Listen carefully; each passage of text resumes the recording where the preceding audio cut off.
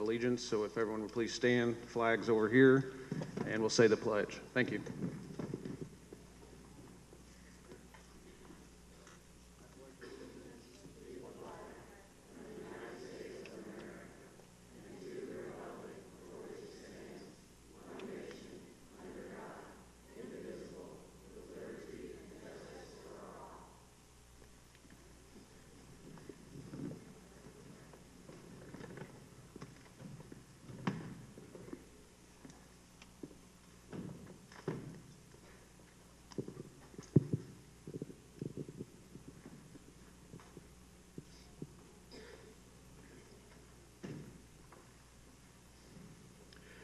Good morning, ladies and gentlemen. My name is Michael McDorman. I am the counsel for the Camdenton R3 School District's Board of Education. I've been employed by them to assist them in this hearing today with respect to an amended statement of charges that have been brought or preferred against Sean Kirksey by the school district's administration. The administration is represented here today by Dr. Tim Hatfield. If you'd stand, please, Dr. Hatfield. And by the administration's attorney, Mr. Tom Mickus and Miss Betsy Helfrich. Mr. Sean Kirksey, would you stand, please, sir? Is present here today, and he's represented by his attorney, Jay Kirksey. This is a hearing today in which the administration and Mr. Kirksey will be entitled to present evidence to the Board of Education with respect to 3 counts of the amended statement of charges. The 3 charges that the Board of Education will consider today by agreement of the parties are as follows.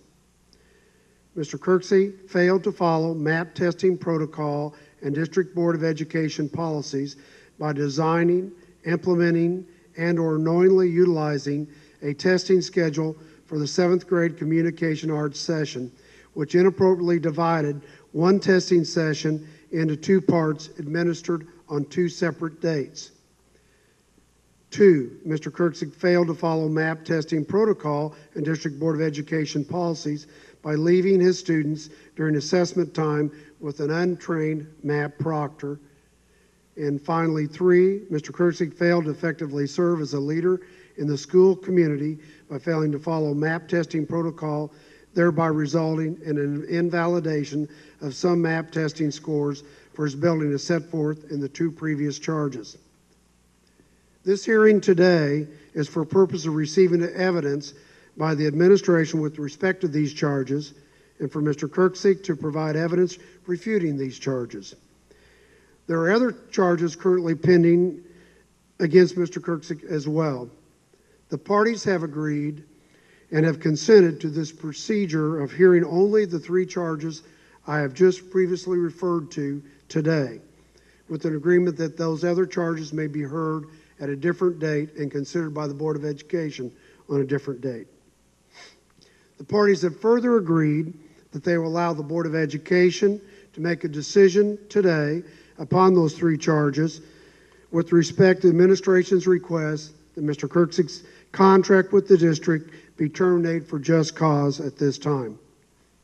The parties have agreed that if the board does not vote to terminate Mr. Kirksey's contract and his position with the district and his position with the district, the administration will have the right to proceed forward, as I've indicated, at a later date. I've been retained by the board to assist them in the administration of this proceeding and for such other matters as they may request. In that respect, I will rule on behalf of the board today as to any objections that may be presented by either side with respect to the evidence that is being presented. At the conclusion of the hearing, the Board of Education will adjourn the open meeting and reconvene in closed session to consider the evidence presented today as to all 3 charges, and to make a decision as to what, if any, disciplinary action should be taken by the board against Sean Kirksey, including termination of his contract with the district. This hearing today is for those purposes only. Unless, as an individual, you as an individual are called as a witness in this matter, you will not be allowed to speak. This is not an open forum. This is a legal proceeding. While this is a public meeting, open to everyone, all persons must act in an appropriate manner. All persons present at this hearing will be expected to conduct themselves the same as they would be required to act if this matter was being held in the Circuit Court of Camden County. Anyone who fails to act in an appropriate manner will be asked to leave the proceeding and will not be allowed to return. Pursuant to the law governing this proceeding, the decision of the Board of Education will first be reported to Mr. Sean Kirksey and his attorney. Thereafter, the decision of the Board of Education will be released to the general public.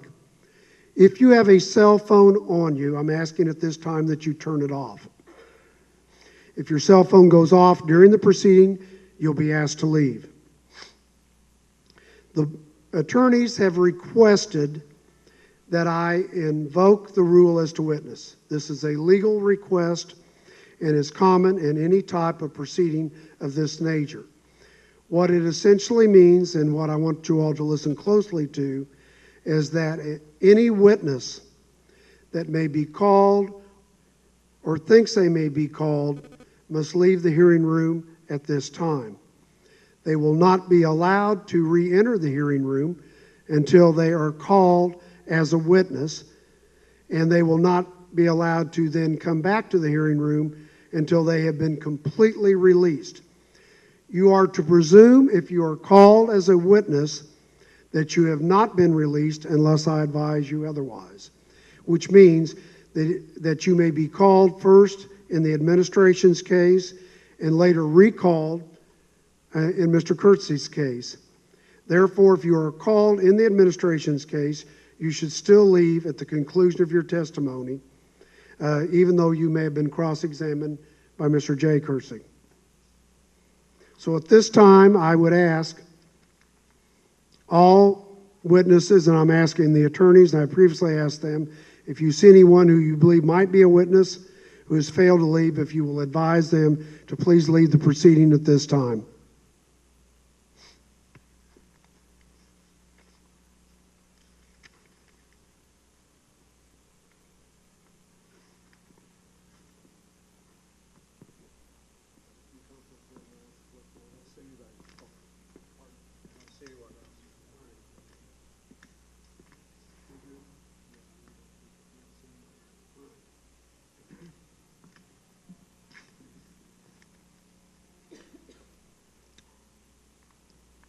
Mr. McElroy, and board members, there are two notebooks in front of you. This is the one I'm holding in my hand is the administration. That is Exhibit A with Roman numerals 1 through 32. That exhibit is being admitted for your consideration. And there's no objection, is that right, Mr. J? Yes, no objection. All right. And so we do not have confusion in the proceeding, and not intending to show any disrespect to Jay Kirksey. I'm going to refer to him as Jay because he and Sean obviously have the same last name. Also, you have in front of you a black notebook, which is titled Camdenton School Board Hearing. That is Exhibit 1, and that is being admitted on behalf of Sean Kirksey. Is that correct, Jay? Yes. And no objection as well. Is that correct, Tom? Right. So both of these exhibits have been admitted. At the time that you deliberate, you may consider all of the contents that are contained within those exhibits. I'm sure that the attorneys will refer the board to the pertinent parts that they consider important in this, but as I've explained to the board, you may consider any and all parts of any of those exhibits that they've been admitted without any qualification whatsoever. At this time, Mr. Mickus, are you ready to proceed? I didn't ask. Did either one care to make an opening statement? I think we'll be here long enough without that. That was my understanding. All right. I'll turn that over back to Mr. McElroy. And Mr. Mickus, you may call your first witness.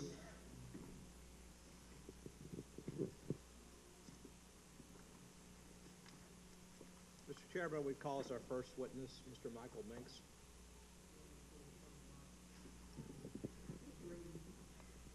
Yeah, I would.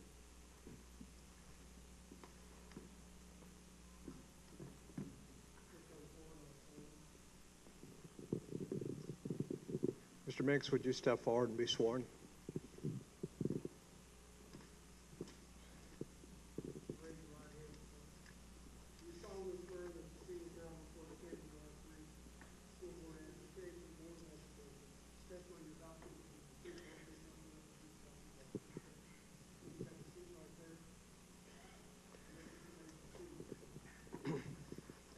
Thank you. Mr. Minks, would you state your full name for the record? Michael Joseph Minks. And Mr. Minks, are you presently employed by the Department of Elementary and Secondary Education? Yes, And what particular position do you hold with the department? I'm coordinator of coordinator of assessment. And do you have responsibility for administration of the MAP test statewide? Yes, Okay, what exactly, in general terms, is your responsibility? the implementation of the Missouri Assessment Program. And could you explain to the board what the MAP test is? The grade level assessments and the end-of-course exams and the English language proficiency assessments are used to comply with both state statute and federal regulation for the accreditation and accountability of school districts. And one of the charges that the department has is to ensure that the MAP test is given in a fair and secure manner. Yes, we are charged with making sure we use a standard implementation. And what grade levels are tested in the MAP? The grade level assessments are grades 3 through 8, English language arts and mathematics, grades 5 and 8, science, and then we have end-of-course exams in for courses Algebra 1, Geometry, Algebra 2, English 1, English 2, American History, Government, and Biology, and Personal Finance.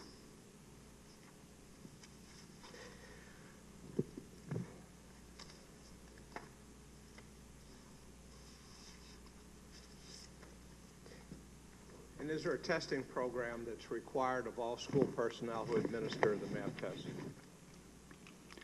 We require all school district personnel that will be administering any of the assessments to receive training. Okay.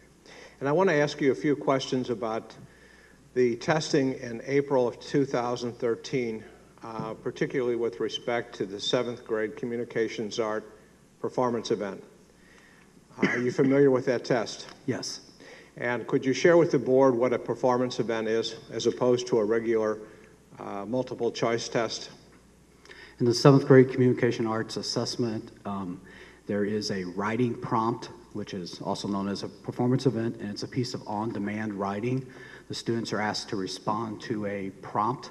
They're given, we recommend 90 minutes, although they can have as much time in one setting as needed to complete the writing prompt. When you say how much they would have as much time to complete the writing prompt, would that continue over a 2-day period? Not unless the student was a special ed student, and that was an accommodation for that student due to some disability. Okay. A student with special needs might be allotted variance from the requirements of the testing protocol? Yes. And are you familiar with the Missouri Assessment Program? We've marked it as Exhibit A7.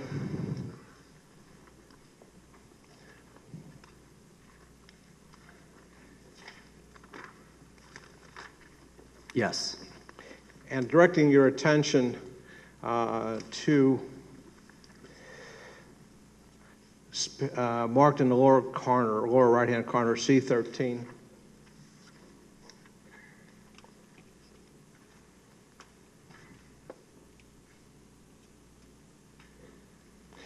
And how much time is allotted for that test? For session 2, the writing prompt, our recommended response time was between 60 and 90 minutes. Okay. And that would allow for variations among the students? Yes. If students were making good progress, they could have more, but And most is there, students are done. is there any requirement that Desi imposes about how many sessions that performance event be conducted in? It should be completed in one sitting, and if you look to the upper right of the exhibit, you'll see a reminder that each session should be completed in one setting. And you're referring to the upper margin on the right-hand side? Yes. And would you read that again for us? Each testing session must be completed in one sitting. Now, right below that margin, there's another indication about students who are making progress to be allowed to finish. Can you read that for us? That's on the same page below the single testing. I don't have my cheaters on. It's would be marked page C13.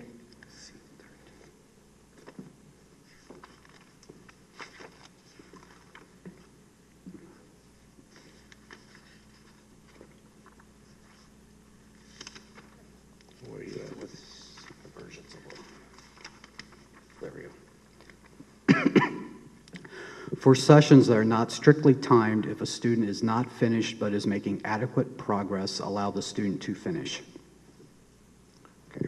And these are students that are finishing up their paper and need a little more time to finish. Is that correct? Correct. In your opinion, would this extend over 24 hours to the next day? No. Unless there was a special accommodation for an IEP student? Yes. Okay. And if you turn the page, there's another admonition in broad print that talks about the number of sessions that the MAP test would be given in. You see that on page C14?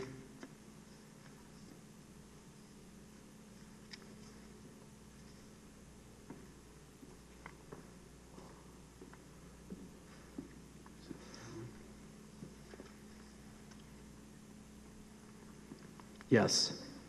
And what does that say? Schedule testing to allow sufficient time to complete a testing session. Each testing session must be completed in one sitting. And that's a clear rule of Desi under MAP protocol. Yes. And if, in your opinion, as a test administrator for Desi, a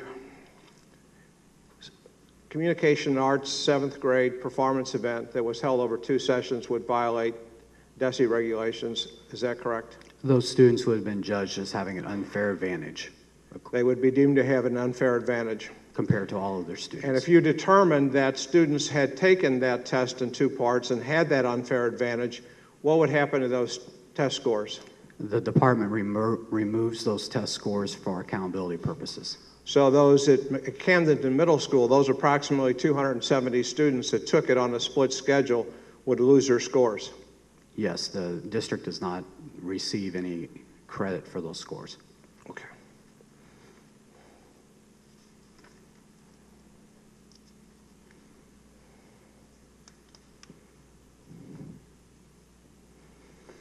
There's been some questions about whether this rule, the rule about single session, is clear or it's ambiguous. And I want to ask your opinion because you feel, as part of your job, you feel questions from administrators and board members and staff members about how the rules apply. Would that be correct? Yes.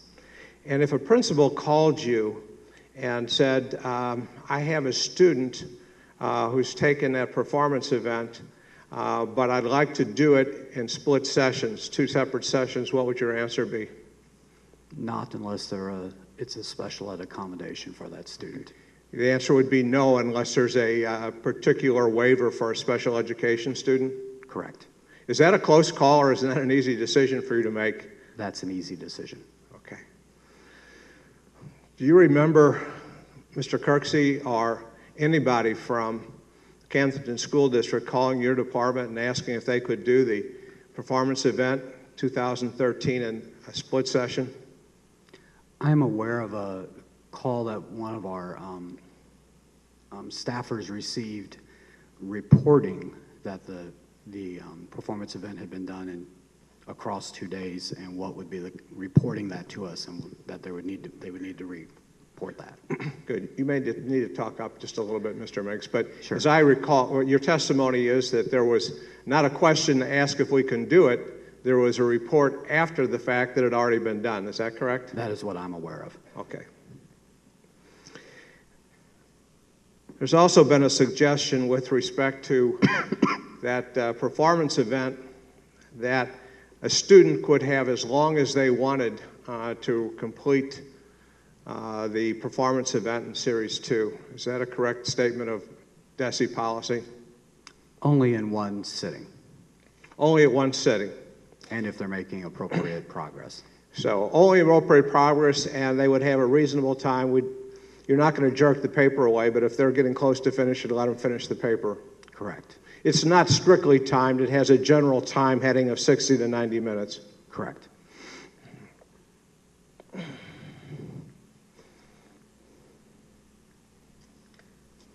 There's also some questions about Desi visits. During the time that Desi is going through the MAP testing period, do representatives from your department go out and visit with the various school districts to monitor testing?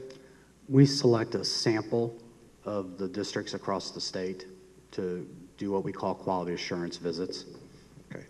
And you have been at Camdenton in prior years when MAP testing was conducted. Is that correct? Yes. Okay. And have you ever been, has your team, a Desi team, ever been at Camdenton when a Series 2 Communication Arts performance event was conducted? The last time would have been 2004. Okay. All right. So you haven't seen a performance event since 2004? Correct. Okay. Did you observe a split session then for Series 2? I was not employed by the department at that time. Okay. If you came on, if you had been here this spring, 2013, and observed the sessions, and if you observed there was the Series 2 exam being given in split sessions, what would you have done? We would have immediately reported to the school test coordinator, the district test coordinator, and the superintendent, and it would have been we would have acted on it as a quality assurance concern and asked them to correct the issue, and we would have gotten the names of all the students and proceeded with reporting it.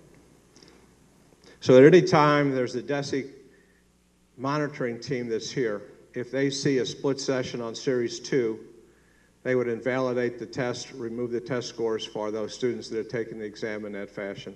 Yes, the same actions that we took would have taken place, regardless of who reported it.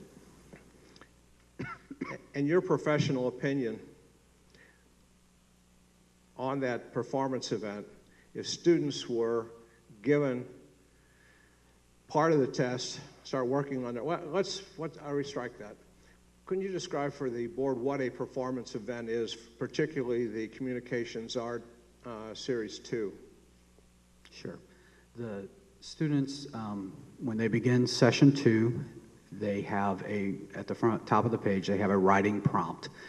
Off to the side, it goes through the common writing process. Make sure you take some time, use scratch paper to organize your ideas and your response.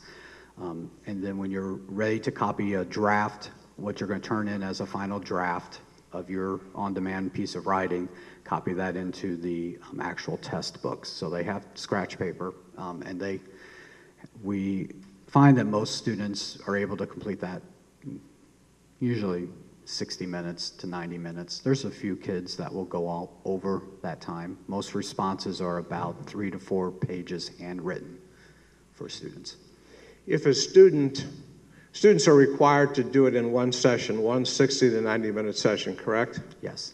If students were allowed to take the test on day 1 and then come back on day 2 and work on the exam again, would that give them an unfair advantage? Yes, they would have had time to have further refined their writing. Okay. So compared to students who took it on one session, Camdenton students taking it on a 2-session would have a distinct advantage. Is that correct? Yes, they would have an advantage. And that is prohibited by Department of Elementary, Secondary Education, and particularly your department. Yes, that'd be considered in your regular administration.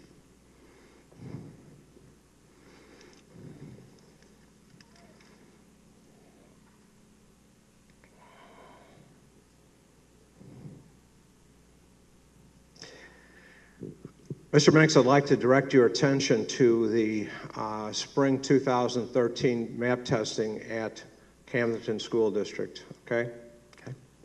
Okay. Did you become aware of an alleged map violation in Camdenton School District during that time period? Yes. And how did you become aware of that? Our assistant director, Bill Gerling, made me aware that there was a potential large-scale testing irregularity that might result in a large number of tests being invalidated. Okay. So Mr. Gerling, the assistant director, said there's allegations of wide-scale test violations in Camdenton School District. Yes. And do you know which school building in the district that those violations occurred at? Yes. And that was Camdenton Middle School? Yes. Were there any alleged violations in any of the other Camdenton school district schools? Not that I'm aware of. Okay. And when you say there were large-scale violations of Desi test protocols, what were those large-scale test violations? Well, it started off with the split session, and then there was some problems with some of the math tests with someone not being trained. So there was a second one. The first one was the split scheduling. The second one was having the test proctored by someone who wasn't trained. Yes, and then there was an additional smaller one that I don't recall off the top of my head. Would that have involved a teacher inappropriately helping or giving answers to students? Yes, I believe so. Okay, and that was at Camdenton Middle School. Yes. And were there concerns about whether students on a strictly timed test were allowed to take the test past the testing period? Yes. Okay. And again, all of these violations were reported to have happened at Camdenton Middle School. Yes. Okay. And what action did you take once you received those reports? Mr. Gerling takes an intake form and which is a description of what the alleged incident is, depending on who's reporting it, and then he sent it directly to the superintendent, asking for the superintendent to investigate and return within 30 days findings to us. And did the district cooperate with you in your investigation? Yes. Okay. And what final action did Desi take with respect to those test violations? We did ask the district to provide us the names of the students impacted by the different situations, and I believe in all cases we ended up invalidating the test scores for accountability. So those 200 some odd test scores were thrown out in spite of the kids' work, and the district would not be available to their MAP scores? Yeah, the district will not get credit for those scores. The students get student reports, but the district has to get credit for those. Test violations of this nature where a large number of students' scores are thrown out. Can that affect a district's accreditation? It can long-term because in MSIP 5, those data hang around for 3 years. So Camdenton will have this lack of data in 7th grade impacting the school district for several years to come. In fact, in your history of working with Desi, have school districts' accreditation been adversely affected by testing violations? Yes. Okay. And that's a decision the state board makes? Yes.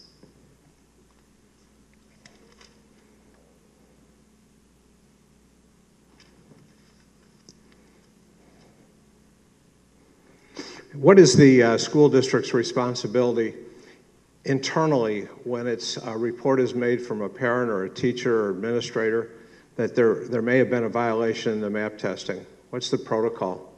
We ask the superintendent or their designee, so we always send our communication to the superintendent, asking them to conduct an investigation and report back to us what has happened.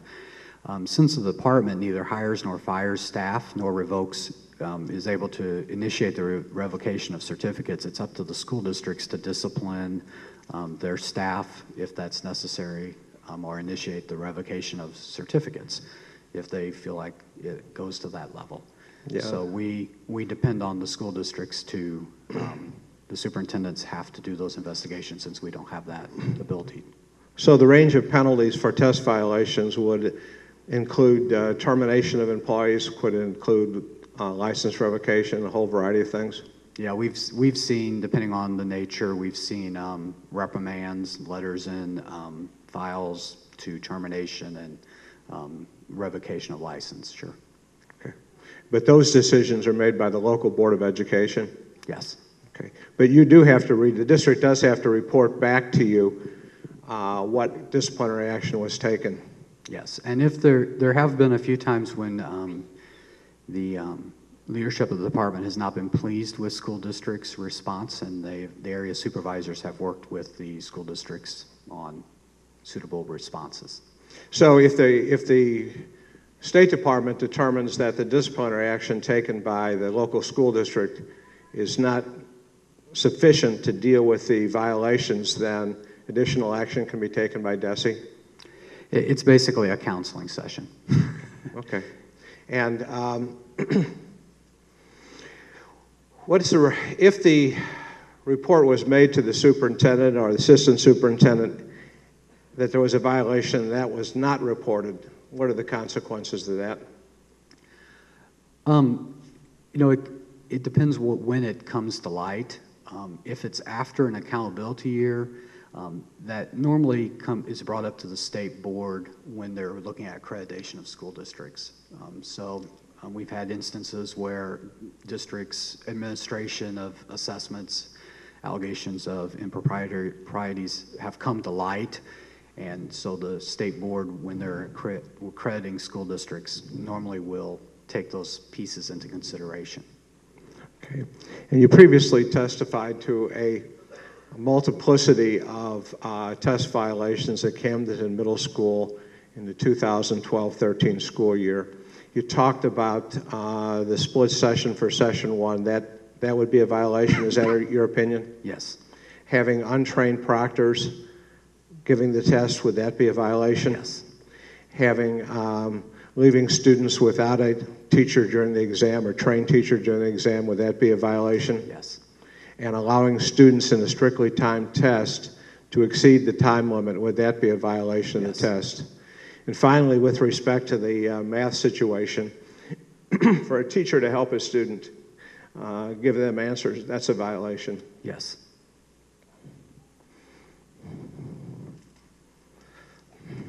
Are you familiar in your work with Desi of the duties of the district test coordinator?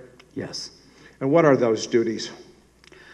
The district test coordinator, as far as we're concerned at the department, they're our #1 contact with the school district for all things MAP testing related.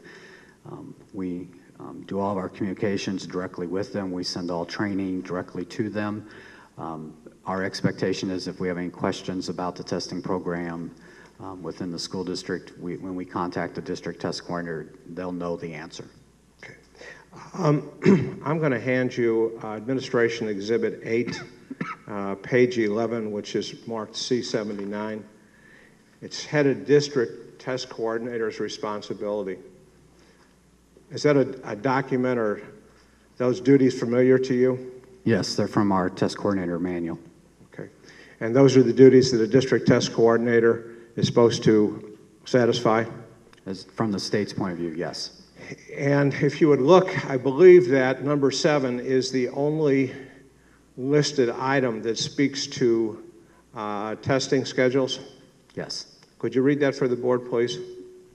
Maintain the district's testing schedule and be prepared to provide it to Desi upon request. If the testing schedule changes in any way, the DTC is responsible for updating this information. Would you agree with me, Mr. Minks, that the district test coordinator's responsibility to Desi on the map testing is to gather those schedules and maintain them in the instance that Desi may request them? Yes. And are those submitted by the district test coordinator every year? We do not collect district test coordinator or district test schedules or school test schedules unless we need them because we're going to be making a visit. And it's my understanding that those schedules are only requested when Desi is going to do an on-site. Is that correct? Correct. Okay. And is there anything in Desi's regulations, the examiner's manual, or any other document that requires the district test coordinator to scrutinize those schedules to make sure nobody's cheating?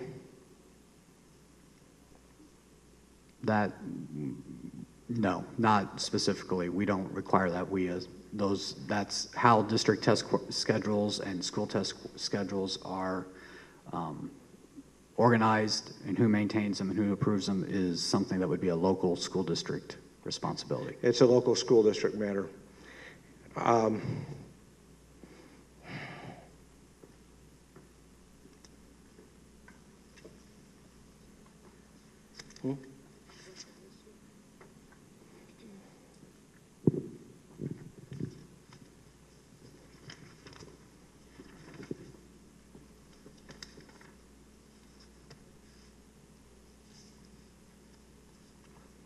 For the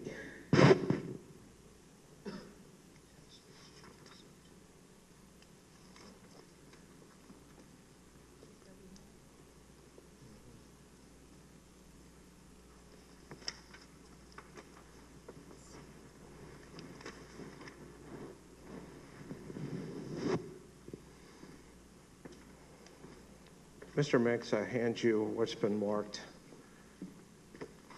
This is Exhibit 31. This is document C-158-159.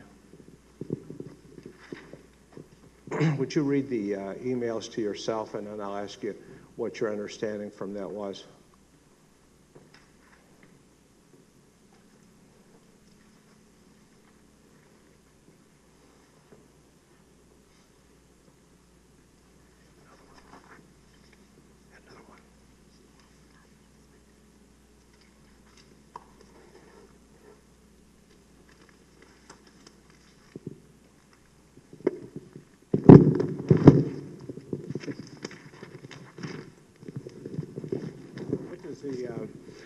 What does the email reflect?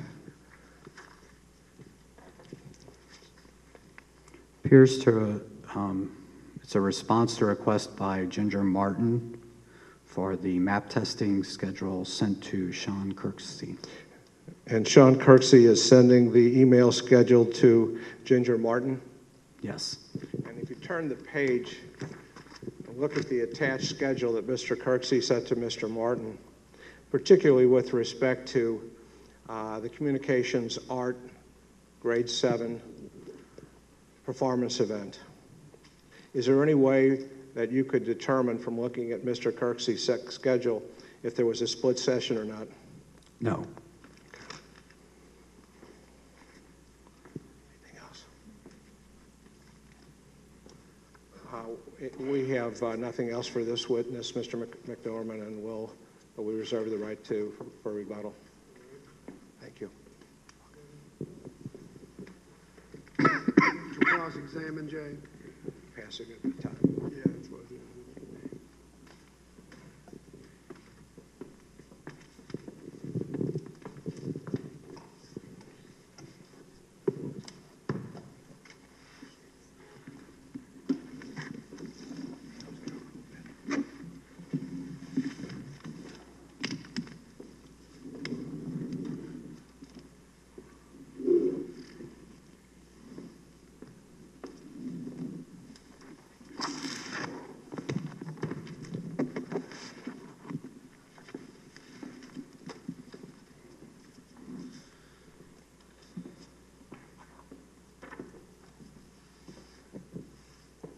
And is it the last name Minks? Yes. No one can say Kirksey either. Kirky, Kirksey, anything in between. Mr. Minks, how long have you been with Desi? Since 2004. Okay. And let's start with, it is known by Desi, and the school districts that there's a hierarchy among the MAP. For instance, there's the district training coordinator, the training coordinator, and the test examiners, correct? Yes. And that would be the hierarchy of responsibilities as outlined in the training that's provided to those different identified persons, the district training coordinator, and test examiner? Yes, so the district test coordinator trains the school test coordinators. Sure. And the school test coordinators train all examiners. Sure, and that hierarchy has a reason because there has to be clarity in the interpretation of the guidelines and clarity as to the responsibility among those three titles: district training coordinator, and test examiners. Yes. So does Desi do some training itself of any of those three? We provide standardized training in the form of a pre-recorded webinar. Okay. And who is that training provided to directly? It is provided to district test coordinators to use with themselves and then to use with their school test coordinators and examiners. Okay. So is the one that signs off as having received that training the district training coordinator? I'm not sure I understand your question. Sure. Isn't it true that Desi provides direct training to the district training coordinator? Yes, we provide the resources to them. And how do you do that? We send them an email that says it's available. And so the district training coordinator is supposed to look at this Desi training on a webinar? Yes. Okay. And it includes specific slides, for instance? Yes. Okay. And does Desi send an email to the training coordinator that the training coordinator looks specifically at a webinar or some form of training? We provide all of our communications to the district test coordinator. Okay. So the only one who receives a direct email and looks at the district training coordinator's webinar is the district training coordinator, correct? That's who we communicate with. And why do you communicate with the district training coordinator and not the test examiners directly? So that we are communicating directly with the district and not individual schools. Sure, you have someone in the hierarchy who has the ultimate responsibility related to the MAP testing, correct? Yes. And that includes the schedules, correct? They coordinate however the local district does their scheduling. Okay. Well, you were asked a question about, and let me get to it. You were looking at the training coordinator's manual, and what is the training coordinator's manual? The test coordinator's manual is the manual that the district test coordinators and the school test coordinators use as their location for all the questions they might have and the general answers to those questions. So they would maintain, as we said, the district test schedules.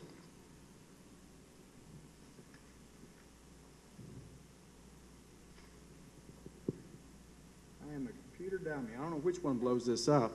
Can you see item number 7? Can you please tell us where at our book that information is found? Yes. Exhibit 1, C79.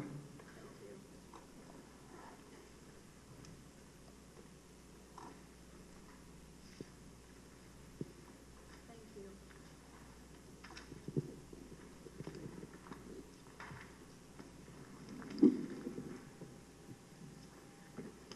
Okay.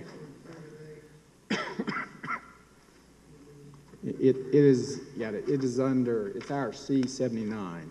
Under general testing, you'll see we tried to make it easy, and you'll see the training coordinator's manual has a little tab, and then C79.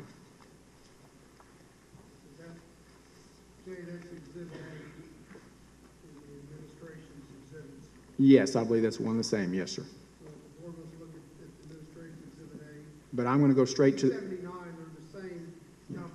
And I'm going to go straight to the next one, though, on C80. Is it right behind on 8.2, Mike? Thank you. All right. So looking at number 7, and this is the one that Tom went through with you, it says maintain my eyesight. It says maintain the district testing schedule and be prepared to provide it to Desi. And would you go ahead and read the rest of that, please? Maintain the district's testing schedule and be prepared to provide it to Desi upon request. If the testing schedule changes in any way, the DTC is responsible for updating this information. Okay. Now, let me turn to what is C80.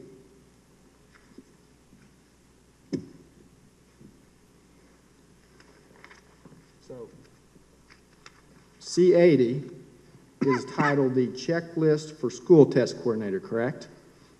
Yes. And that is in the Test Coordinator's Manual as well? Yes. And then the Test Coordinator's Manual, sir, and I can turn to it if I need to, at the very beginning it says, look, this manual is to tell the district training coordinator and the training coordinator basically how to do this test, correct? Yes. Including the scheduling portion. Yes. That training coordinator's manual is not given to test examiners, correct? Correct. The test examiners do not receive the training in the training coordinator's manual, correct? Correct.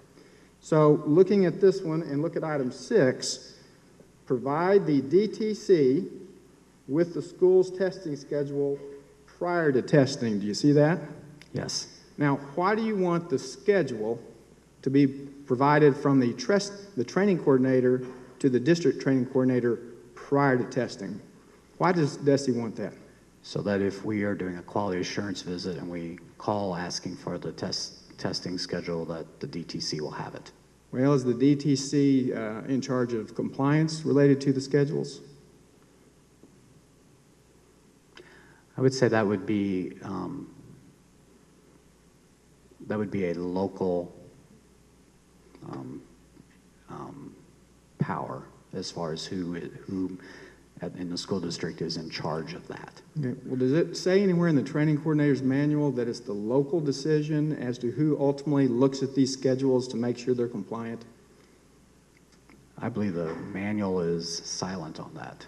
It sure is. Does it say the district training coordinator is supposed to receive these schedules prior to the testing? Yes. Do you kind of have to read something to determine whether it's compliant before you can fulfill your responsibility to ensure compliance? Yes. Okay, how would reading the schedules help if you're the district training coordinator in determining compliance?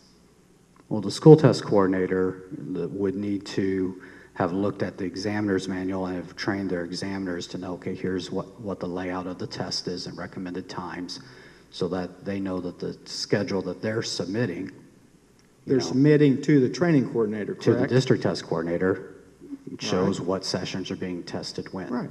And then the district training coordinator receives them prior to read them, review them, and make sure they're compliant, correct?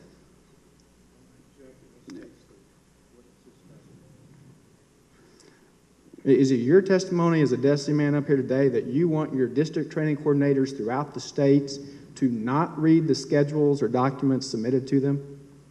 Is that your testimony? Ideally, they should. Okay, and why should they? Because because they're the person we're going to contact, and we're going to be asking about what test. If we're doing a quality assurance visit, we're going to be asking what's going on a certain day, so that Sure. we can schedule our time to come. Sure, you were already stated while Tom was asking questions, you expected the district training coordinator to know the answers, correct? Yes. Including whether their schedules had split sessions or not, correct? Well, we would assume they wouldn't. You have would had- hope they'd know that because they received the schedules prior to the testing, correct? If they received a schedule that showed the detail, then they would have known that there were Sure. split schedules. And I'll get to that. We have that one, but we'll get to it later. But talking about this mechanism, this procedure, prior to testing, they receive it. Ideally, they read it for the obvious reasons. And if they see split sessions, then they address it, correct? Yes. Okay. And then it goes on in the next sentence in 6, if the testing schedule changes in any way, the STC is responsible for updating the DTC. Now, that's before the test is given, correct? Or even during the testing. Pardon? Anytime during the testing window for the district, if their testing schedule is changing for any reason, they need to tell the DTC. Sure, because we need to make sure they're in compliance, correct? Correct. And the DTC has ultimate responsibility, true? Well, the district needs to be aware of what's going on in their schools with If their you'd be so testing kind as to schedules. answer my question, it is true the DTC has the ultimate responsibility. Yes. Now, what you were not shown that I now want to show you, in addition to the training coordinator's manual, does Desi put on this webinar that has slides? Yes. Okay. Now, Roma France, you're aware that she's the district training coordinator? Yes. How long, to your knowledge, was she the district training coordinator? I have no idea. Regardless, the two things we've looked at so far, C79, which outlines the district training coordinator's responsibility, and C80, the training coordinators, have those been in the training coordinator's manual for how many years? At least since the spring 2006 administration. Okay, so at least since the spring of 2006. In addition, you provide this webinar with specific slides, correct? Yes. And let me show you. It is, folks, it's in your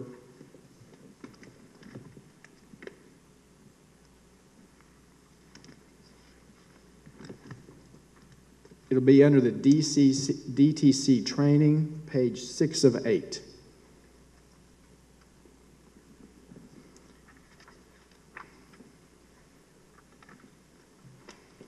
Now, earlier you were just shown and asked to read that one question about the DTC maintaining. Jay, give them a chance to turn to it, please. Oh, The sure. board.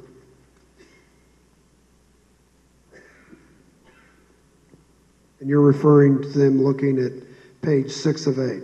Yes, sir. And And specifically, slide 27. yes, sir. Thank you. Has everyone found that?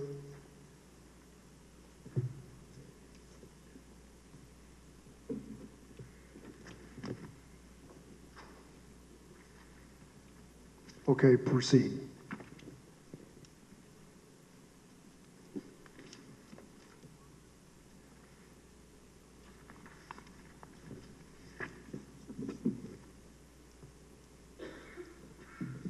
Okay. So we started off where, when you were asked direct questions, you were just shown the one item. We've now gone to the training coordinators showing, providing the schedules to the DTC prior to testing, correct? Yes. Let's talk about this one, slide 27. Does Desi author that slide? Yes. And Roma France, she attended the training session or signed off on it? We would have sent it to her. Yeah, and I have her sign off on that, so I'll go through with her that indeed she saw this slide and so on and so forth. Slide 27, DTC responsibilities prior to testing. Do you see that? Yes. It doesn't say these are the responsibilities of the training coordinator, correct? Correct. It doesn't say these are the responsibilities of the test examiner, correct? Correct. Goes on, it says, I will now review some of the DTC's responsibilities prior to testing. Why are these responsibilities prior to testing, by the way? Because in order, all the training, everything, it takes a bit to get everything organized. Well, let's be in the more school succinct. district. They are responsibilities prior to testing to make sure this test is compliant in part, correct? Correct. So it says each DTC should review.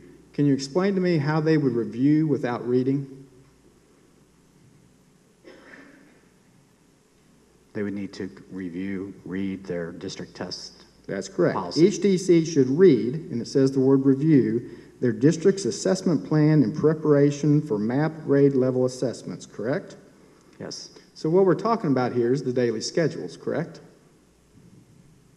We're talking about the schedule of the test. That is- Actually, it's the district's assessment plan, which Right. may include how they're going to test kids, but it also includes all the local regulations that the school board may have established connected to assessment in the district. Sure, and I apologize. I was trying to jump to what we're here about today. It in part includes the scheduling. That assessment plan should say who does what in the school district, yes. And would in part include the scheduling and whether it's a split session or not, true? It should include that, correct?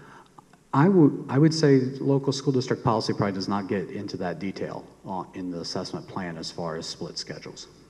Okay, well, is a scheduling in preparation of the MAP grade level assessment, is it something that occurs? Do you have to schedule the tests? Yes, the scheduling part would occur coming next. And the scheduling is a part of the overall assessment plan, correct?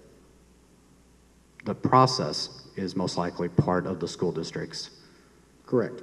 And it goes on, the timing of the assessments has changed due to the return of performance events. Do you see that? Yes. Please keep this in mind as you are scheduling testing. Who is the you being referred to there? District test coordinator. Does you refer to the training coordinator? No. Does you refer to the test examiner? No. In this circumstance, did you understand that Sean Kirksey is being charged as a test examiner?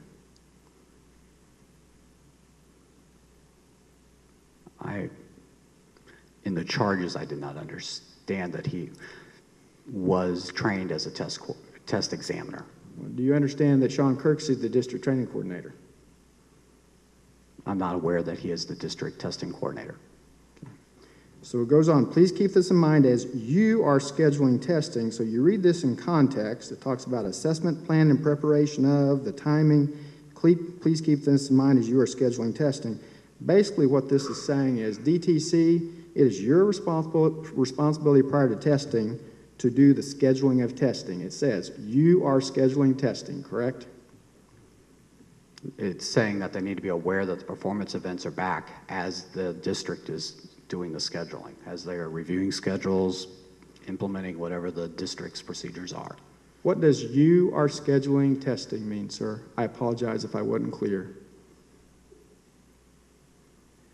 That as they are going through the scheduling process within the district for the assessments, implementing their assessment plan, that they're keeping in mind that the performance events are back. Okay. Where does it say they? I thought we had already established that you was the district training coordinator. Well, that they, meaning the district test coordinator, is keeping this in mind as they're implementing the assessment plan of the district. So to go on to another subject, it is true, this is telling Roma France that it is her responsibility as a DC that she is scheduling testing, correct? You can read it that way, yes. Well, can you tell me another way to read that? I think you means you, doesn't it? It does mean you, but... Okay, now, in Yes. addition, we've already talked about how it's set up perfectly. I mean, you have to have a system that assures compliance. You have the training coordinator prior to testing saying, here's the schedules. You have the district training coordinator, as you said, ideally reads it, and then maintains it for Desi at a later time, correct? They would implement, yeah, they're implementing their assessment plan, and as the district test coordinator is implementing that assessment plan and scheduling the testing, you can say you then means the district test coordinator. They need to be aware that the performance events are back. Now, as far as Desi's expectations, it's right here, you are scheduling. But let's say the district training coordinator chooses to ignore that responsibility, which, by the way, can they ignore that responsibility? The you are scheduling testing, is that to be ignored? Is that your training of them? Is that your training of them? They are to ignore. They should be overseeing the scheduling, yes. Yeah, so they're not supposed to ignore it. Correct. Okay, now, let's say they choose to ignore it and they receive the schedules and they don't read it. Would it be kind of nice to tell someone below them, oh, by the way, even though I have slide 27 and I have a training coordinator's manual and I receive specific training, would it be kind of nice to tell someone below, hey, I'm not going to read it for compliance. Compliance isn't my responsibility as it schedules. That's yours, test examiner.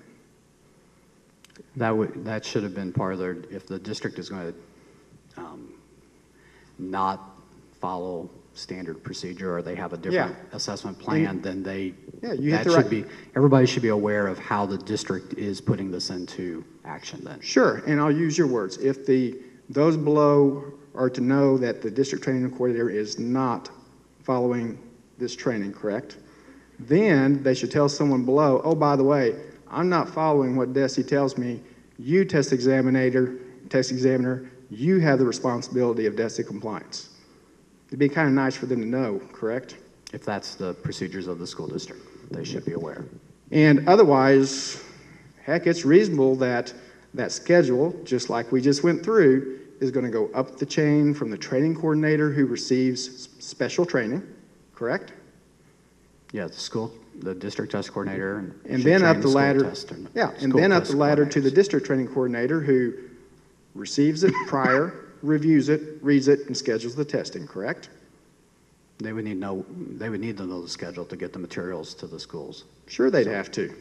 Sure.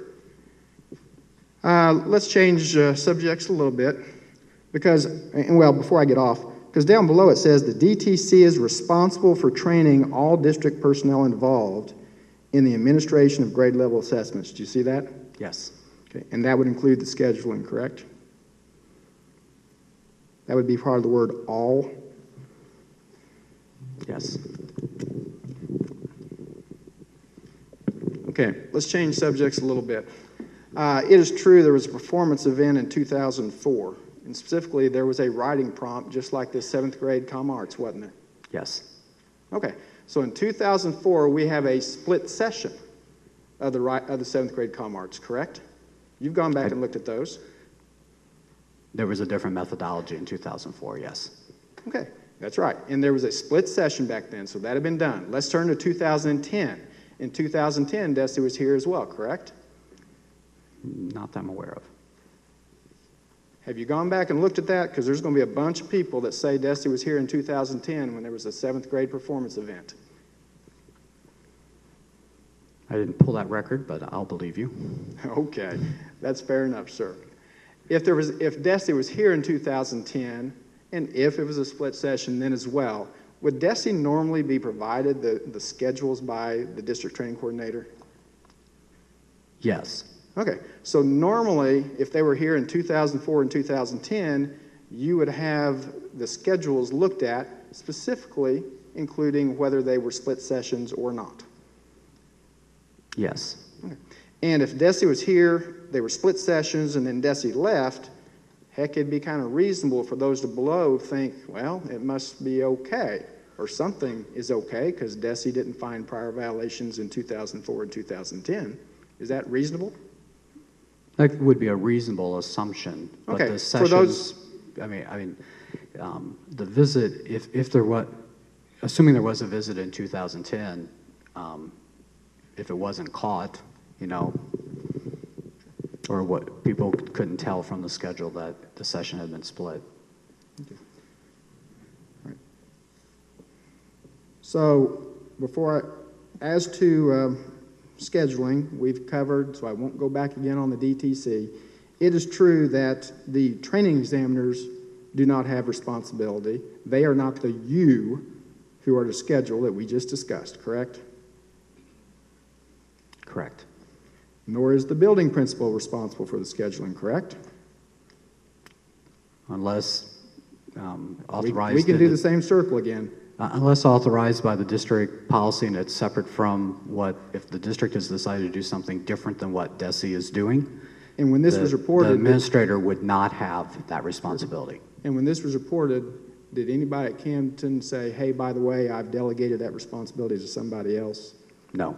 Okay.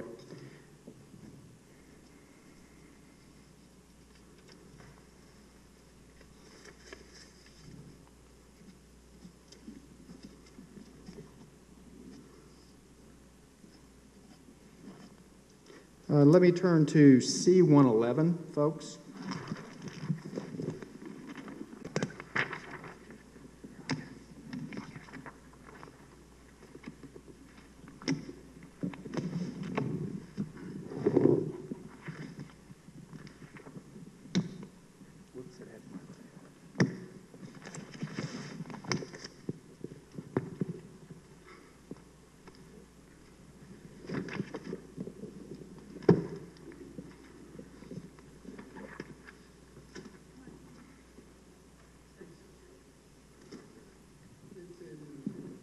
C-111, folks, I apologize. It's in the training coordinator's manual portion, and it'll be under the general exhibits in my book.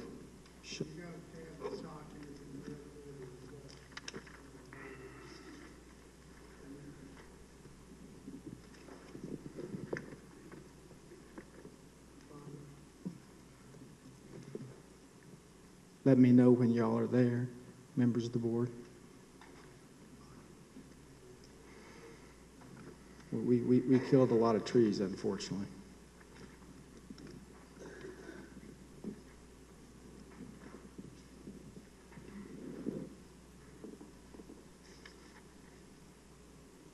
Okay, everybody ready? All right. Sir, I put that up there, and heck, I wish I knew how to make it bigger and smaller, but I'm a Elmo dummy. This is the glossary of the training coordinator's manual, correct? Yes. And it has certain definitions. Yes. And one of the definitions is the district training coordinator, and it says the district training coordinator receives, checks, distributes, collects, assembles, and ships district testing materials. Do you see that? Yes. Okay, so part of what they're supposed to do, even in the glossary, is to check, right? Read it and check it. Check testing materials, yes. Sure, and testing materials, I mean, part of the overall testing materials, I mean, would include the scheduling of the test, true? I would disagree. Okay. Is there anything that you're aware of that would define to somebody what a district testing material is? Is there a definition for that in here? There's not, by the way. No. All right. And it says the DTC is responsible for ensuring that all test examiners are trained annually in the test administration. When it says test administration, what is that speaking of, sir? How to give the test. And does that include or not include the acts of scheduling which are taken prior to the test administration? Since we're referring here to the test examiners, it would be on, for the test examiners, how to give the test. Okay, so it would not... how the district is going to approach giving session 1, session 2, session 3, et cetera. But it would not include the prior to testing scheduling, correct? Correct, because we're just talking about test examiners in this sentence. And we've gone through that with slide 27 and C79 and C80. Going on, and then it says other responsibilities are outlined in this manual, and that would be some of those we've already discussed related to scheduling, correct? If you'll turn the page, sir. And actually, if you go to 114, please, sir.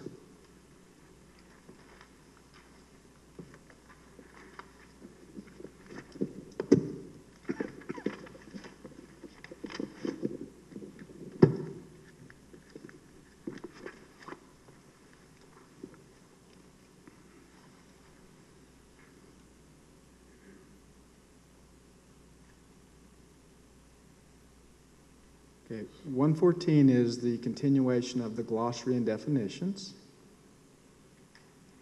Yes? Yes. All right.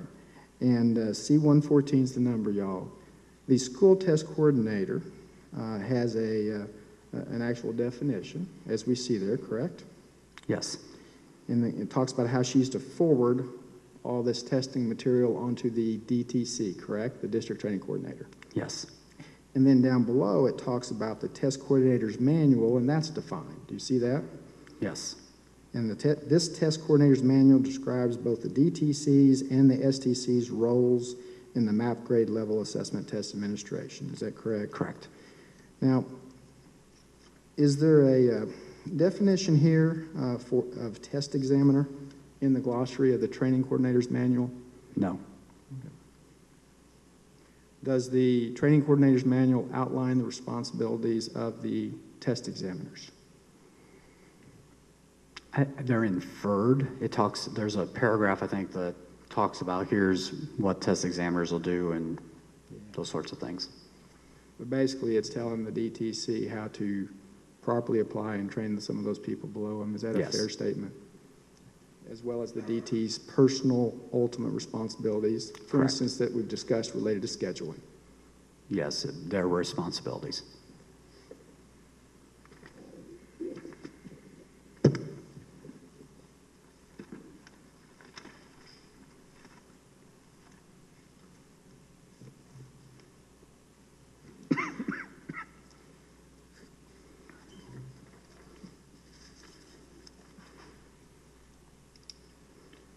I want to change subjects a little bit, if I may, please, sir. You had some discussion about different violations, and violations are never good. Is that a fair statement? Yes. Okay. But there are also differing degrees as far as ramifications to a district? Yes. Okay. And you were kind enough with Mr. Mickus to go through those differing degrees of potential ramifications one way or the other. Is that a fair statement? Yes. Now, you have received back the test scores for the middle school, correct? Yes. And I can tell it to you, but do you remember what that was for the middle school?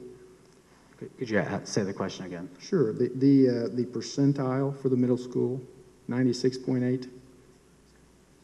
That's the district MSEP.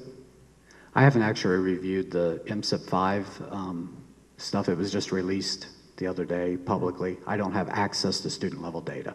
And in all fairness, sir, do you expect any negative ramifications to the district as a result of the split session issue being thrown out?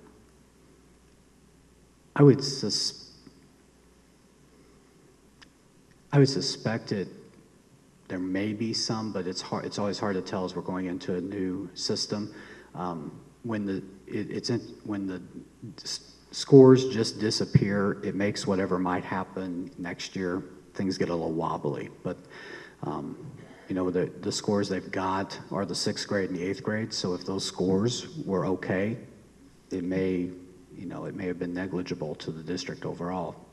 I'm not familiar with their MSIP 5 report, so I really don't feel qualified to comment on it unless I have it in front of me. How about a general concept? If they have a high enough, and I don't know the exact word, what is it, Sean? Is it go up to like 100% on a range of something? MSIP 5 is now being done on a percentage, so it's giving school buildings percentage ratings and districts ratings. So, you know, it's going to look different.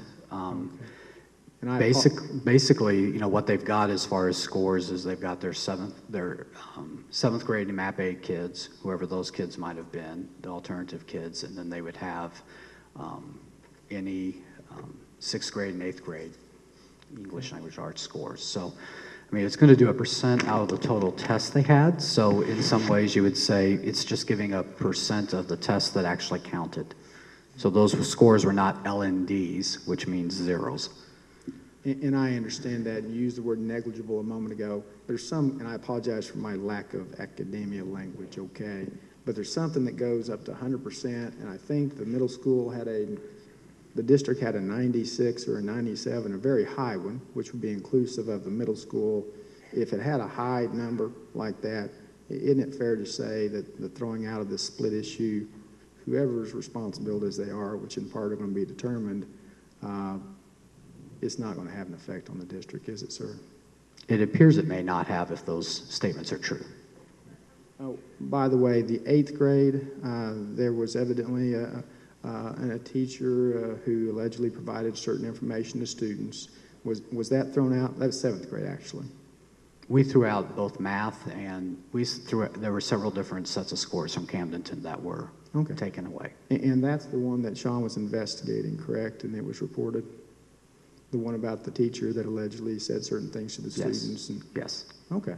And by the way, when the district training coordinator, that's the one, Roma Francis, the one that contacted your entity, correct, to report the violation? Yes. She contacted the department. Did she report whether she had read or not read and complied with slide 27 that we've gone through here today? No.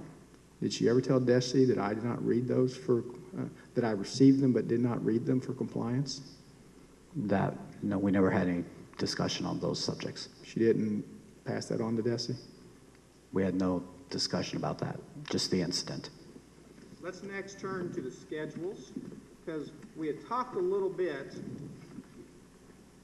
and during Mr. Mickus's exam of you, he, well, I take that back. I'm going to go backwards a little. Before I change subjects, let me show you, this is in the Sean Kirksey's letters board. It'll be the second letter. What tab do you have? It's under under Kirksey letter. It's kind of strange to see your own name on that. Is dated June 14, 2013, Mr. McDormand.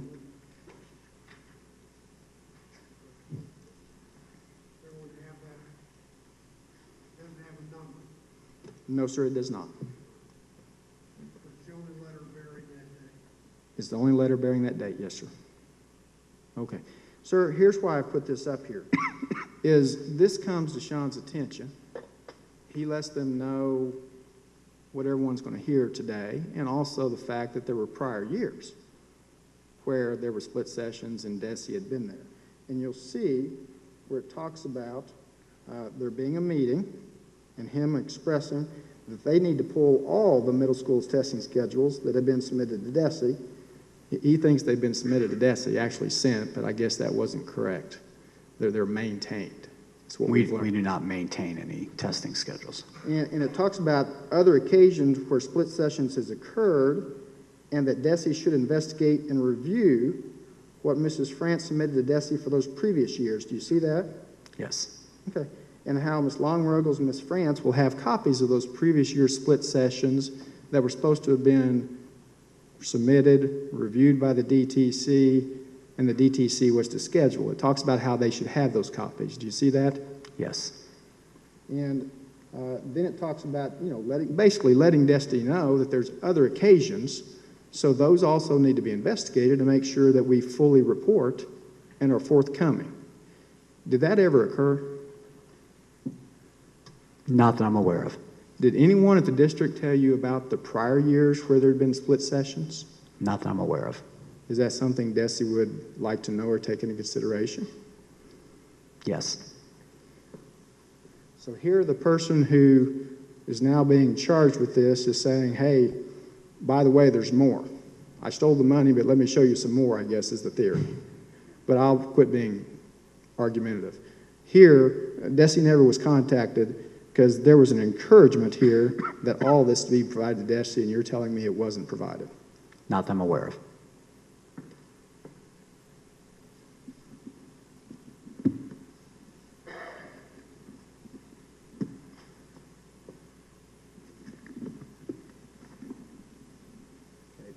Next, there was discussion by Mr. Mickus about what was their Exhibit 31, but to make this a little bit easier, if I may, if we could turn to, it'll be 154, folks, in mind, because we'll be going real close to those, 154.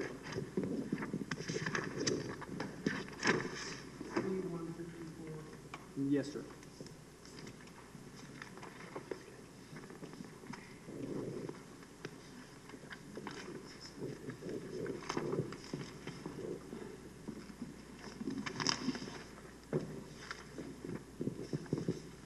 I don't want to misspeak, so let me double check and make sure these are one and the same.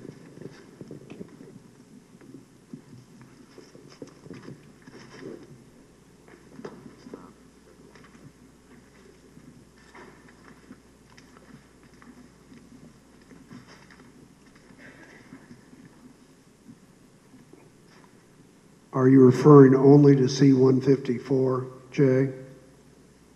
Yes, sir, and I had the wrong number. It's C-158 because it's actually below the Exhibit 31 sticker.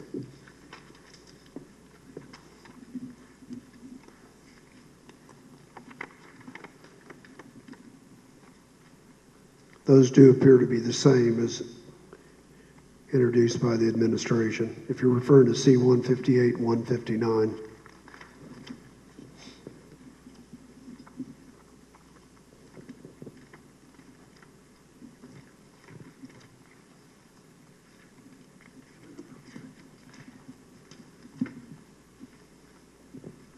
That was in their Exhibit 31 previously, if you're trying to match it up. Okay. Now, I'm going back to this for a moment, sir, because I want to make clear, in this exhibit, you have Ginger Martin, who is Roma France, the district training coordinator's assistant, emailing, and she doesn't just email Sean, correct? She emails who else? Are we on C-158? Yes, sir. Okay. It says Becky Long Puggles. Yeah, Becky Long Pat Ruggles. McWhorter. Jay, he's not looking at the right exhibit. He's looking at the administration. Turn to Exhibit 31 if you want to look at that.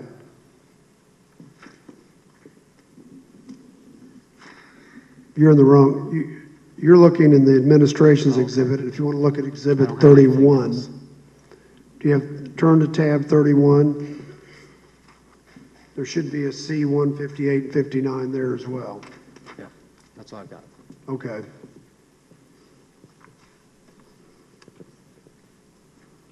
Are you there, sir, Mr. Manx? I have no idea, but I think I'm on. May I approach What I He have has, says, he has the right one. says 158, so. You got it, partner.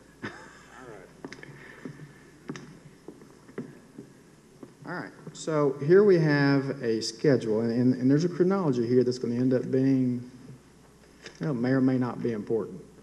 But here we have an email from the district training coordinator's office, Ginger Martin, okay? And it's sent to Becky Long Ruggles, who you may or may not know, that's the training coordinator. Okay? And it's sent to Sean and a Pat McWhorter. Mr. McWhorter, I think, is a counselor, and Sean would be the principal at the school of which Becky Long Ruggles is the school training coordinator. Does that help a little bit in context? Thank you. All right. And it says, I need your map testing schedule ASAP, and then you've got a response. And then you were asked some questions, and if you'll turn to the next page, C-159, you were asked some questions about whether you could tell from this alone whether this did or didn't, was or was not inclusive of a split session. Do you remember those questions? Yes. All right. Now, first off, if daily schedules, and I'm going to get to it because it occurred, if daily schedules that showed the split session in black and white were sent to the district training coordinator before C-159, this form, it would be kind of reasonable to take it that a person would have the daily schedule that they'd received before that in black and white showed the split session, and then look at this building test schedule to see if they match. Does that sound reasonable? Yes. Okay. And when you look at this, if your events, if all your events, and I think they're called assessments, is that right? Yes. I'm learning.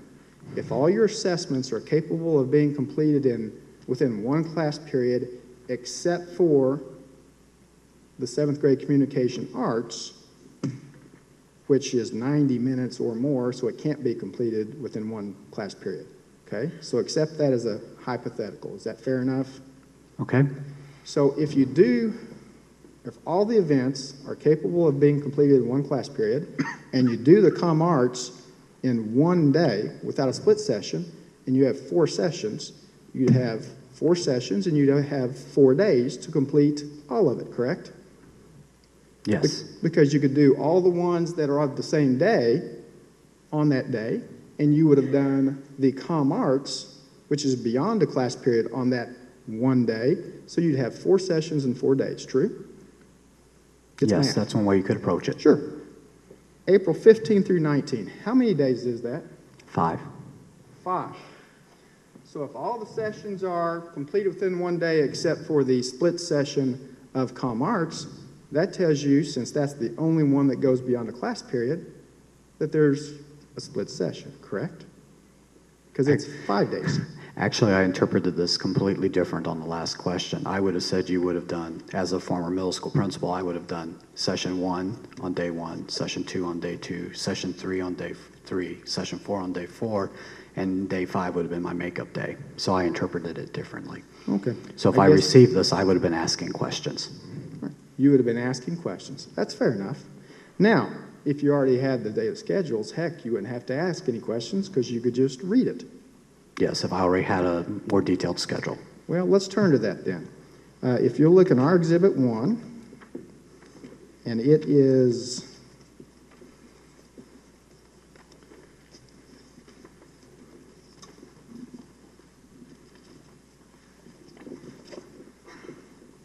starts with C-156.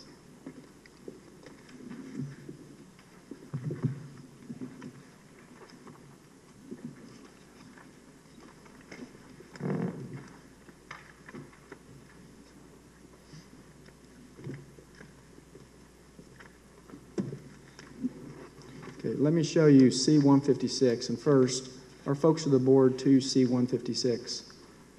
All right. Do you have C-156 in yours, sir? I have no idea. Let's look at it over the screen. How's that?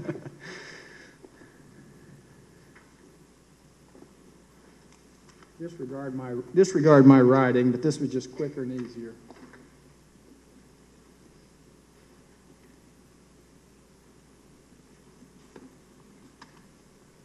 Okay, we have an email string here, and I'm going to walk through it. Starting at the bottom. On April 3, 2013, at 3:28 p.m., the District Training Coordinator's Office sends an email to Becky Longrogels, the Training Coordinator, Pat McWhirter, and Sean Kirksey. Do you see that? Yes. And it says schedule. And it says, I need your map testing schedule ASAP. Thanks. Correct? Yes. Then we go to the next morning, April 4. If you'll just go one up, sir. The District Training Court, well, one up is from Becky Longrogels, who's the Training Coordinator. Thursday, April 4 at 7:48 a.m. She was at work early. To Ginger Martin, in other words, the District Training Coordinator's office. Do you see that? Yes. And it says, Ginger, what fax number comes right to your office? Thanks, Becky. Do you see that? Yes. Going back up, Ginger then replies at 7:55, I don't have one, but you can email it to me. Do you see that? Yes. And then going back up one more at 9:01 a.m. Whoops, I'm sorry. Thanks, Tom. Going up one more at 9:01 a.m. on April 4th. Did you get my fax? Do you see that? Yes. And then at the very, very top, you have the District Training Coordinator's office saying, yes, thanks. Very polite. Do you see that? Yes. Now,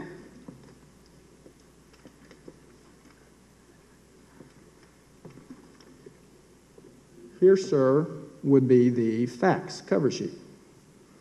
And you see where it's to Ginger, in other words, the District Training Coordinator from the Training Coordinators, Becky Longrogels, 14 pages, 4/14/13. Do you see that? Yes. And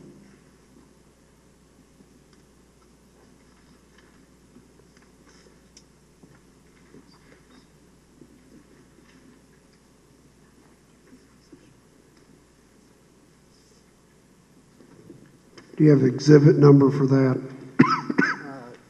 yes, sir, that is C-295.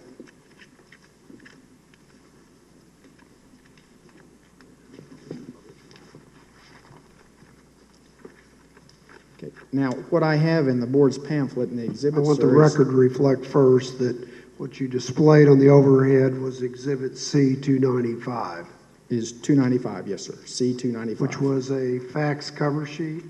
Yes, sir, of April 4, 2013. Hold on a minute, you don't have that in your book.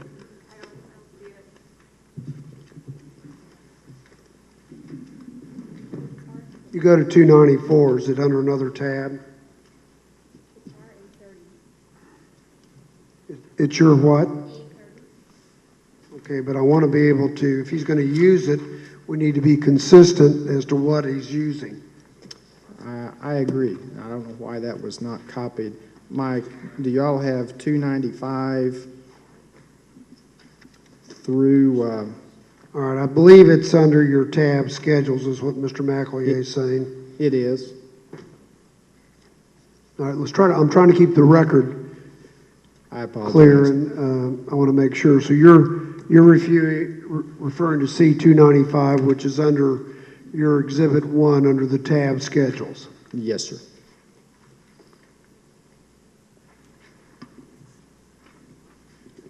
So, is everybody there? I apologize. I don't mean to skip around. Everybody there? So we have a fax of April 4, and then what I've done, sir, is I included all 14 pages in the boards, but the only ones I need to turn to are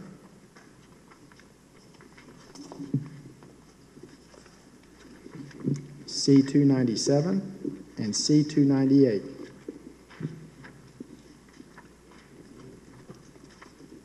May I approach the witness, sir? Yes, but before you do, I want to clarify something. And maybe you're going to lay the foundation later, but it looks like that the time indicated on the fax transmissions is not consistent with the time on the emails. Is that because it was off? Are we agreeing that this is? I don't. Are we agreeing that this is the same fax? Is there any dispute as that, gentlemen? It's the only fax that when I did a Sunshine Act request that was provided to me. I understand that, but I don't know that it's the fax. That's what I'm trying to find out. The sequence is, according to our records, that the one that Mr. Kirksey has now, C-97, C-98, was the first to arrive. Mr. Kirksey's arrived within an hour of that. That was C-159.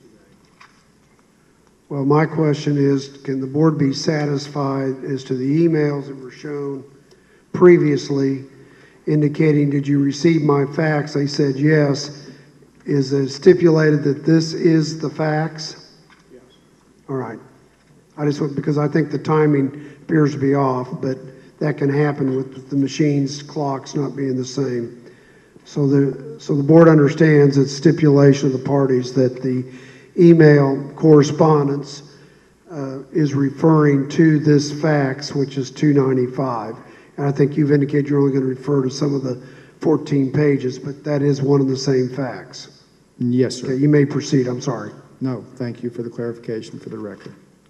So, sir, where I'm headed is let me show this to you.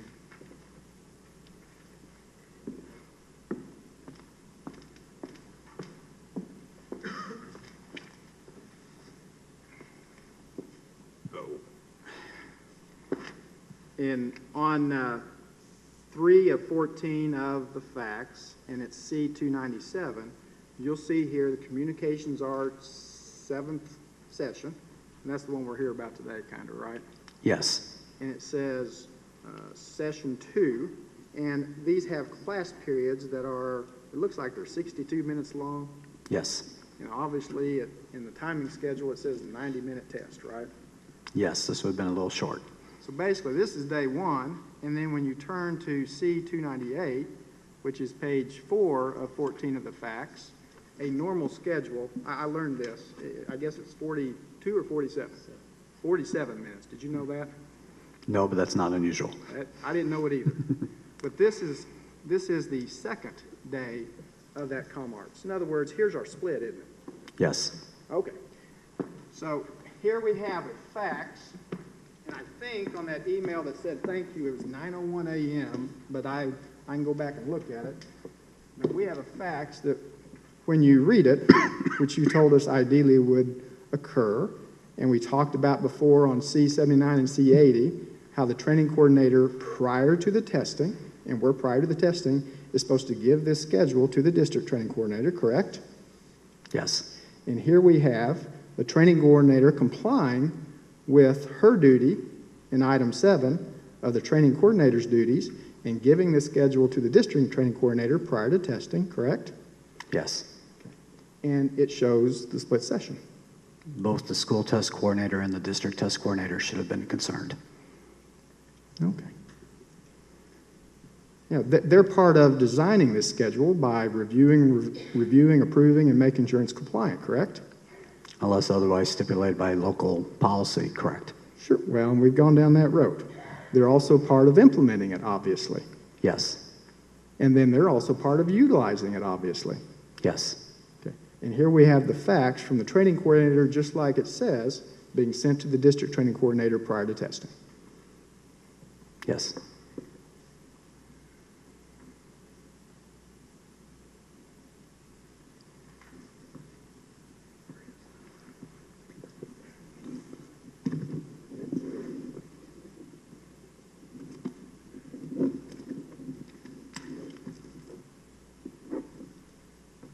Okay, and then just for the record to make it clean, and then I'll go on. And then we already looked at 31, which is April 4, 213 at 11:18 a.m. saying this is attached. So we had the schedules there before, the daily schedules through that fax with the district training coordinator's office, before the Desi form of that we see, oh heck, I guess it's called the Desi testing schedule form. Yes.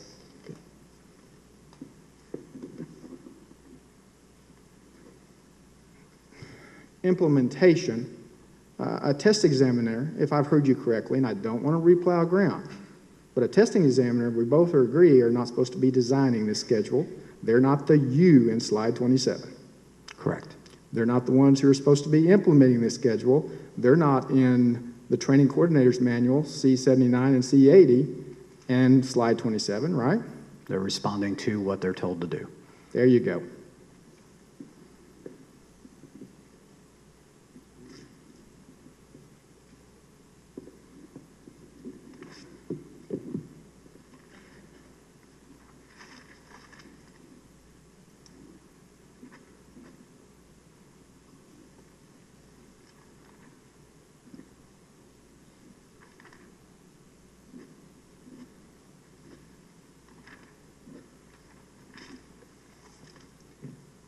Do you want to be invited back for another one of these, Mr. Minks?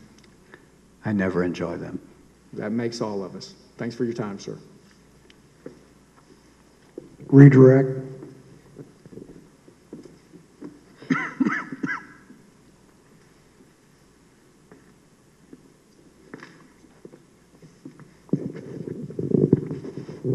Mr. Minks, I previously showed you Exhibit 159. Yes.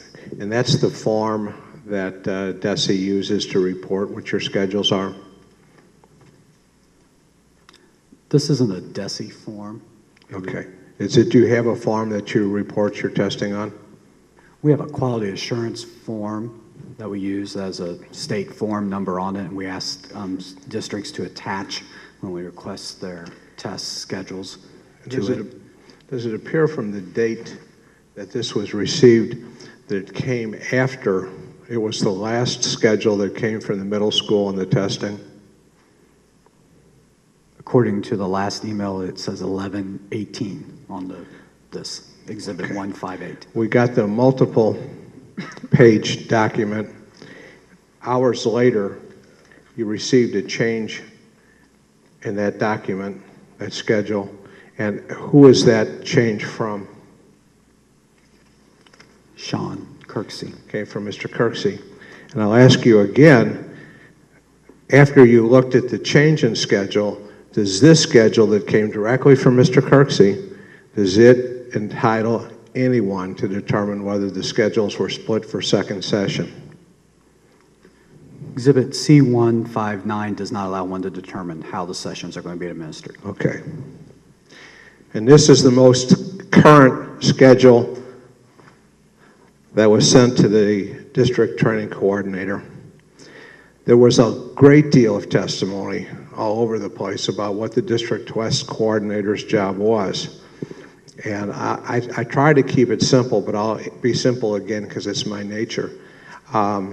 Is there anything in the district or in Desi's regulations that requires the district test coordinator to personally review every document sent to her to determine that someone's not cheating? Objection, relevance. We've gone through slide 27. If there's a specific question as to scheduling, then I will throw my objection. We've gone through slide 27. So I'm not sure what the... The objection will be overruled. You want me to restate that? Yes, please. Okay. Is there anything that you know of from Desi's regulations for testing that requires the district test coordinator to review every document that is sent to her desk to ensure that somebody out in the district is not cheating? Not in regulation. Okay. That would be something that the district would maintain?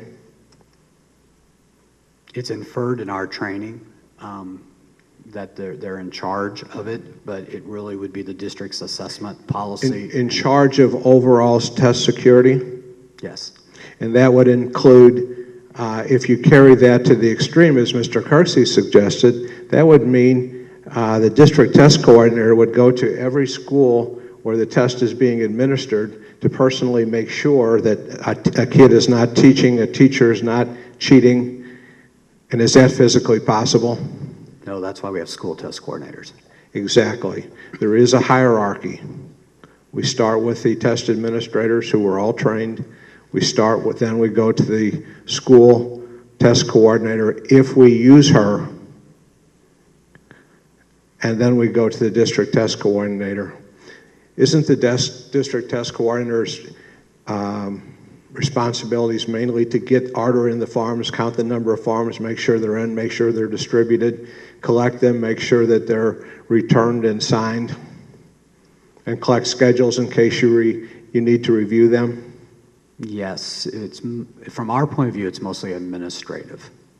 It's the job of DTC, from your perspective, is an administrative job. Yes, it's making sure, doing the training themselves, making sure the school test coordinators are trained, making sure that they know that they need to train the test examiners. And from conducting Desi's investigation, does it appear to you that the district training coordinator carried out these administrative functions in a proper manner? Objection, lack of foundation. Well, there is foundation. This guy's been testifying. He says he's a Desi test coordinator. The question may not be comfortable, but it's a question that's valid. It was opened up on your cross, so I think he's entitled to inquire. So objection's overruled. Could you restate the question, please? But you're taxing my old memory. From you're conducting your investigation, does it appear to you as Desi's representatives that the district's test coordinator satisfied these administrative functions that are required of her by Desi regulations?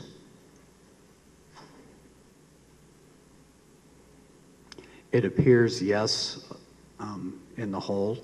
Okay.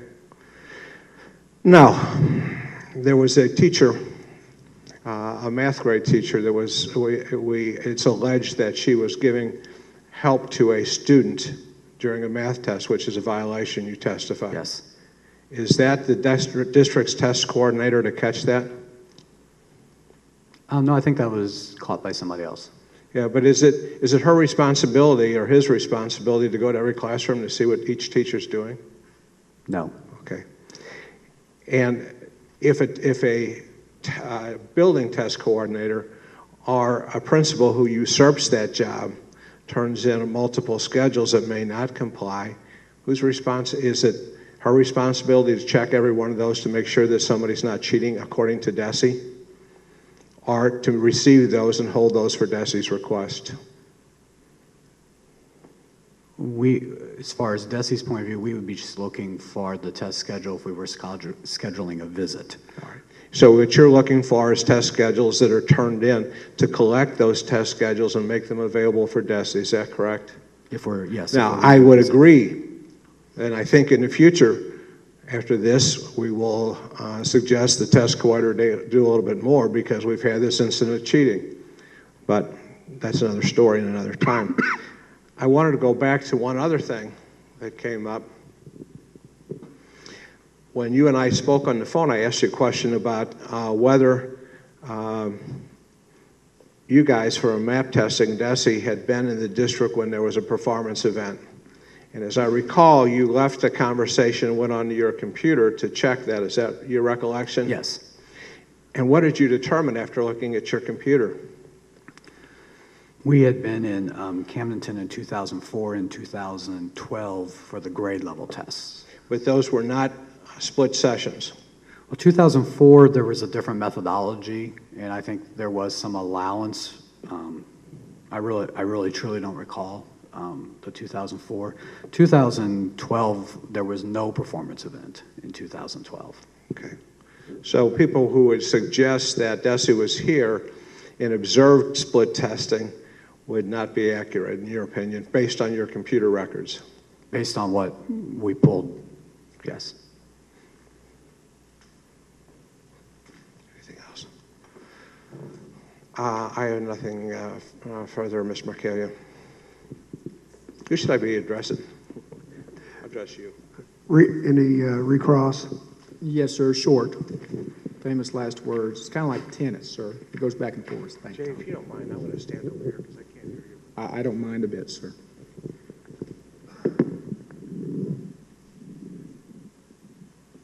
To cover these points real quickly, and I'd rather not have to show them again because it'll save us some time, but we talked about the schedule that was faxed on 4/4 and shown as received with a thank you, right?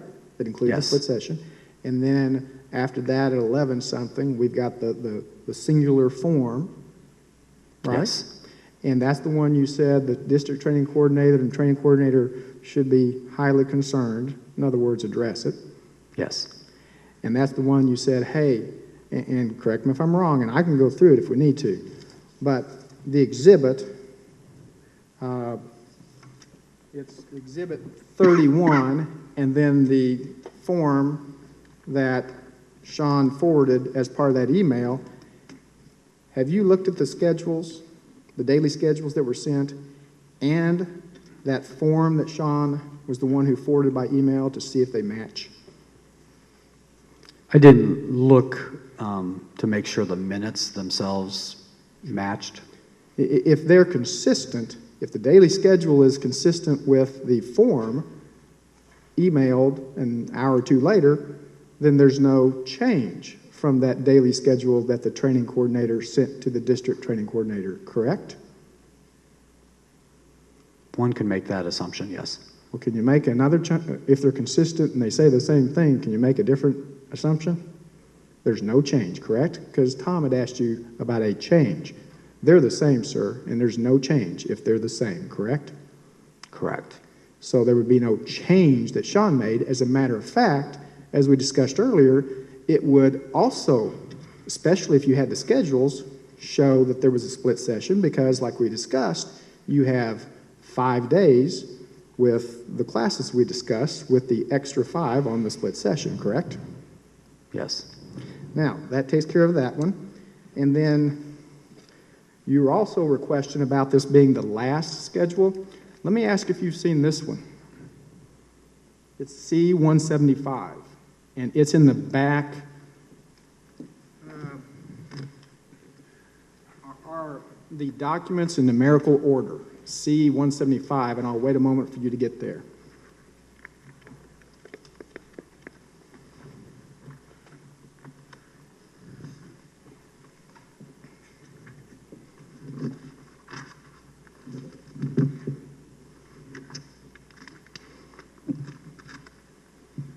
Let me know when y'all are there.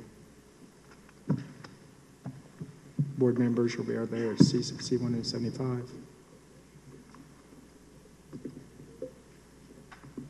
Okay. Sir, there was also a question about it being the last. Did anybody provide you or C-175? Because here on C-175, you know, the other one talked about 4 sessions over 5 days. This is a different form, isn't it? Yes, this is different. It represents, it's the 2013 building testing schedule, doesn't it? That's what it says, yes. Yeah, and it talks about there only being 3 sessions. Is that what you'd interpret from that? Yes. Yeah, and were there just 3 sessions? There were 4, weren't there? There were 4. Yeah. And speaking of last, did anyone at the district inform you who it was that drafted this form and provided it to Desi?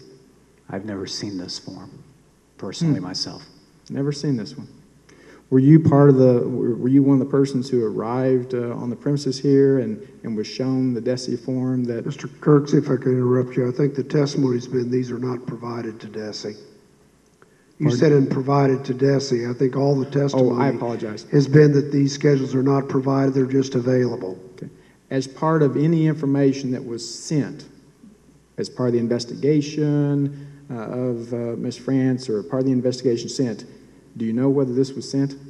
I'm not aware of us receiving this document. Did Desi come on site? No, not this year. Okay.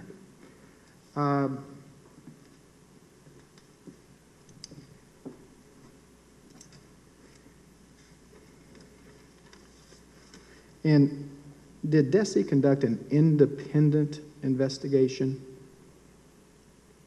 In other words, someone from Desi conducted an investigation independently? Not of this issue. No. They received an alleged investigation from the district training coordinator, correct? We received a response from the superintendent. Okay. And did you understand that the district training coordinator is the one who conducted this alleged investigation? Yes, the documents did say that. And that would be the same district coordinator who in slide 27 is supposed to, and as we've already discussed, is responsible for the schedules? Yes, those are the responsibilities. And I think you've told us that no information came to your attention that the district training coordinator failed in her responsibilities prior to testing as shown in slide 27, correct? I don't recall if any of the reports said anything, but nothing that I remember in those reports from the superintendent.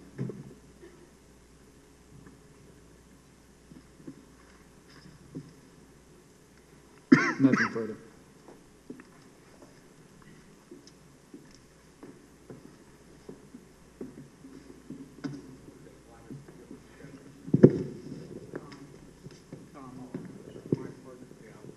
Thank you. You've looked at a number of different schedules and shown a lot of things that I ask you to read and make some assumptions. I think there's some things, I just want to function on some facts. The splitting the session 2 communication arts performance event was a violation. Yes. Okay. And the violation falls to the district, Yes. and it falls to the individual who prepared the schedule. Whatever the results of the district's investigation, but yes, whoever implemented that schedule. Okay. And if that person, before they prepare that schedule, receives comments from their staff, you can't do this, and you send it anyway, does that bother you? Yes, that would have indicated awareness. Do you have any idea why every single violation of the test rules that happened at Camdenton Middle School? It's unusual to have them happen that many in one spot. Okay. Are you aware that Mr. Kirksey was involved in developing the schedule that had the split schedule for session 2? That was indicated in the documents we received from the superintendent's investigation. Was it indicated to you that Mr. Kirksey left students unproctored? We did have that in the documentation. Okay. And Mr. Kirksey left a time session without a beginning or ending time? Yes, we had that report also. And it was one of Mr. Kirksey's teachers who was cheating on the math test?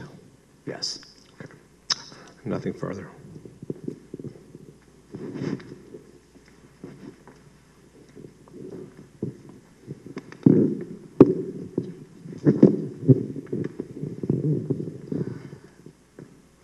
Point and counterpoint, partial, who knows?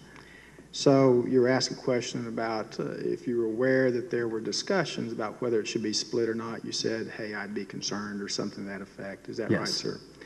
Well, what if Pat McWhorter, Susan Grady, Jane Seifert, Nancy Groves, and there's going to be others, talked about how there had been split sessions before, or this was a common practice, and this is just the way it was because, I mean, heck, these documents have been sent to the district training coordinator before, and that's who's responsible. In other words, it kind of sounds ambiguous, doesn't it? Well, it would be a concern if that's the common practice, yes. Yeah, and the district training coordinator. By the way, I guess from these comments from these different people, it's in a statement here, that I guess the training coordinator was convinced from the comments from all these different people, including Mr. Kirksey, that this was being read and reviewed by the DTC. Of course, that's what's supposed to be happening, as we've discussed, correct? Yes. Okay. Nothing further. Any questions by a board member? Could you repeat that last question, please? Mr. Kirksey? Wait a minute, let's do them one at a time. Did you have a question? I asked if you could repeat Hold that on, let's question. get the microphone to you. I'm just curious if you could repeat that question to the witness, and the witness would repeat his answer, please. Sure.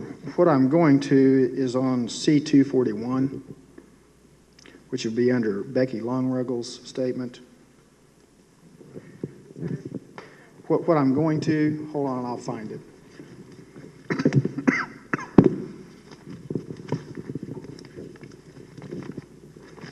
If you look at the Becky Longruggle's number 1 statement, 257.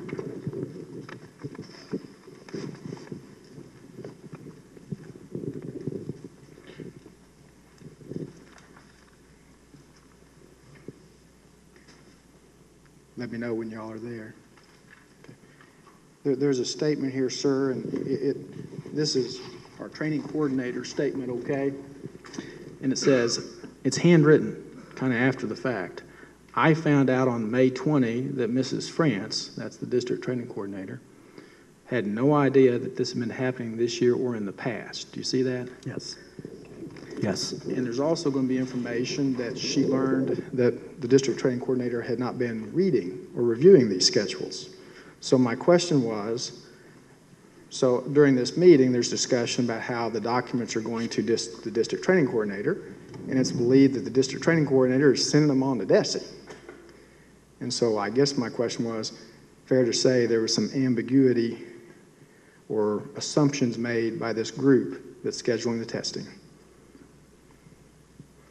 It appear, well, I'll withdraw the question. Do you understand the question's now been withdrawn? Did you have any other questions? Anyone from this end? I'm Laura Martin, a school board member. Try to keep it brief. Could you tell me, just, and I'm trying to learn, what the word compliance means?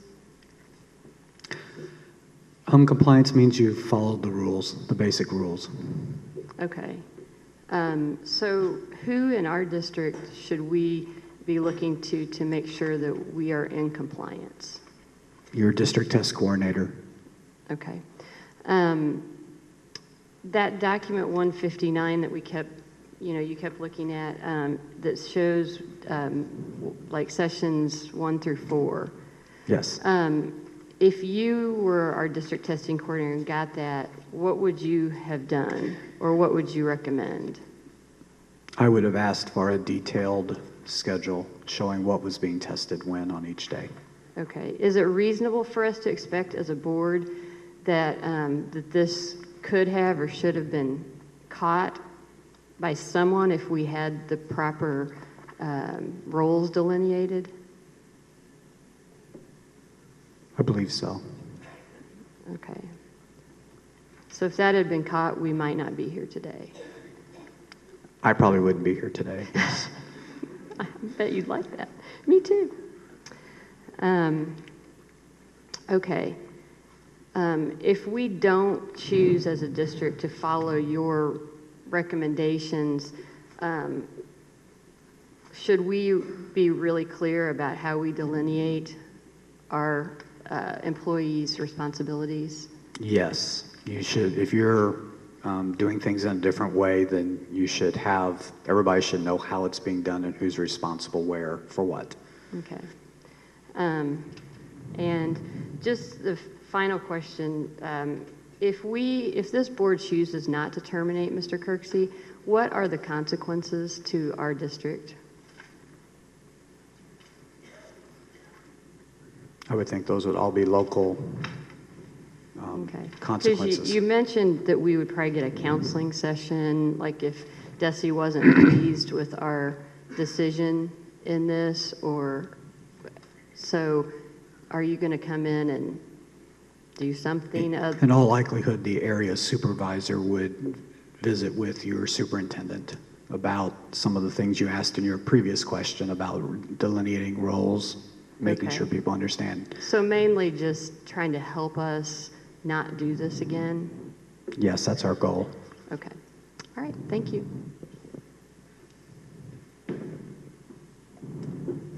Any other board member? Tom Williams, board member. I'm looking at C-175 under the DTC, oh, wait a minute, I'm sorry, let me get the tab right, TC responsibilities. C-175, will there be testimony that'll give us dates and timing on this test schedule? Because I think it was your exhibit, Mr. Kirksey.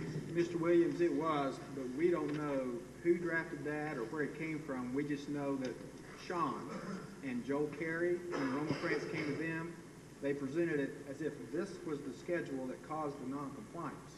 We don't know where it came from. It was provided to me, but we don't know who drafted it. I assume that's Roma France. C-175? Yes. Yeah. Yeah, and so will we be given understanding of timing of when that kind of came into play? Yes. Okay. See that in the motion.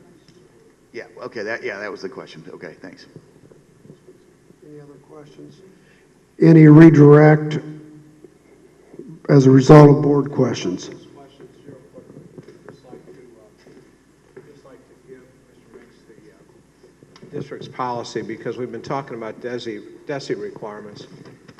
And ask you if you would, policy ILAC is a board approved policy. It is A6.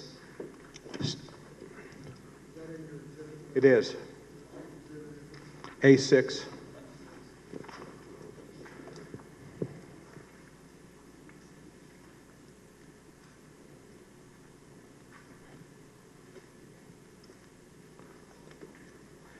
Does that policy, Mr. Minks, deal with the security issues that we've been talking about this morning?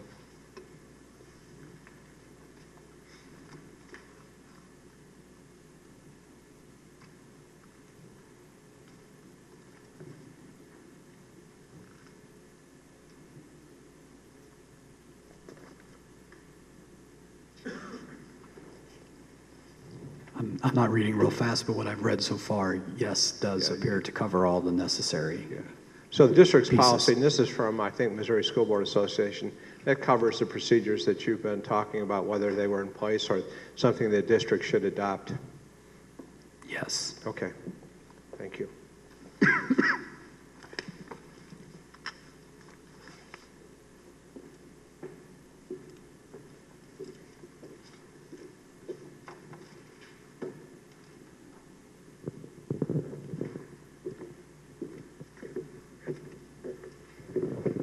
And we can go through that, sir, but it is true that slide number 27, the UR scheduling district training coordinator prior to testing responsibilities, C79 and C80, the training coordinator's manual that had the little checklist about the schedules, Yes. that is inclusive within that document, correct? A6? It appears that the way the board policy is established, that it says to implement using the Desi materials, et cetera. So slide 27, C79 and C80 are inclusive within that board policy, true? That would be my working assumption, yes.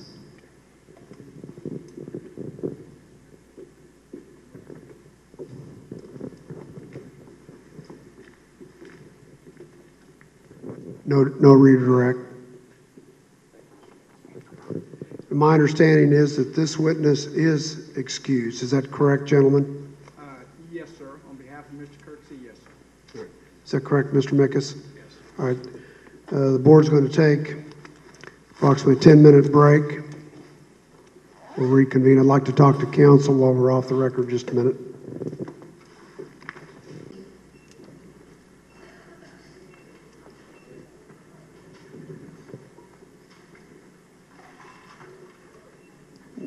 Mr. Mickus, call your next witness.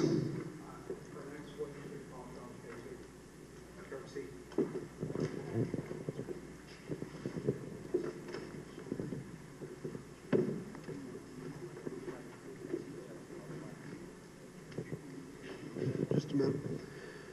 Raise your right hand. Do you solemnly swear in the proceeding before the Camden R3 School District the testimony you're about to give will be the truth, the whole truth, nothing but the truth, so help you God? All right. Please be seated and state your name for the record. Sean Michael Kirksey. Mr. Kirksey, I'm going to ask you some questions about the spring 2013 map testing, okay? Can you tell the board who made the decision for the April 2013 arts performance event to be held over 2 days? The communication arts, Yeah, the second session, the performance event. the schedule was determined through a collaborative process that involved the district or the building leadership team, myself, the school testing coordinator, and through that process, we developed the schedule. And did, during that discussion of arriving at that schedule, well, first, I strike that. Remember interviewing with Roma France as part of the investigation? Yes, sir. Okay, do you remember making the statement that you were the one that developed the schedule? Would it refresh your memory if I showed it to you? Yes, it would.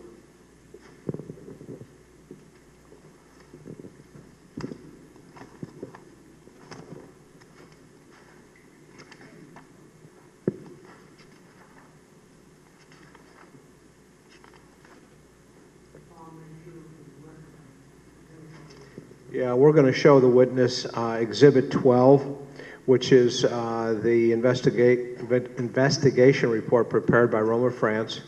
These are individual interviews she did with a variety of people from Camdenton Middle School. I'm looking particularly at C209.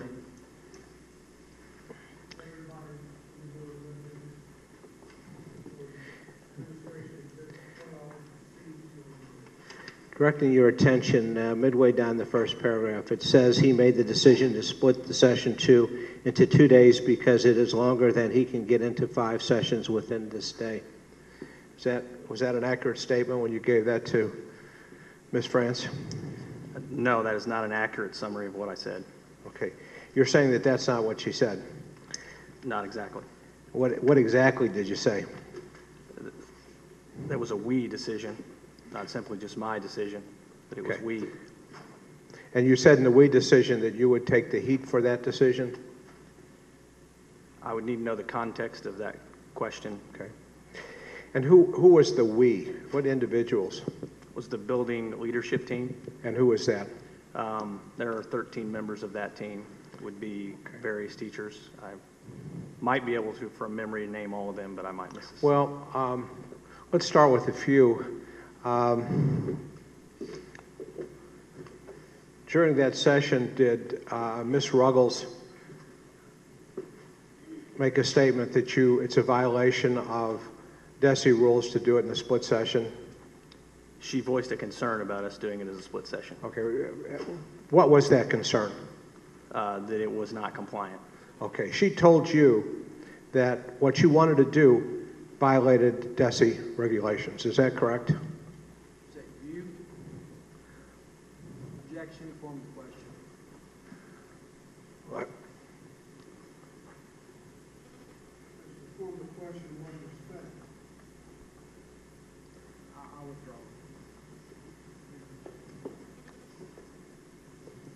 She had concerns about the schedule that we were discussing. All right, and I want to get into the meat of what those concerns were. Her concerns were what splitting the session 2 into 2 sessions violated MAP rules. Isn't that what her concern was? Yes, sir. Okay. And Ms. Ruggles was the building test coordinator. Yes, sir.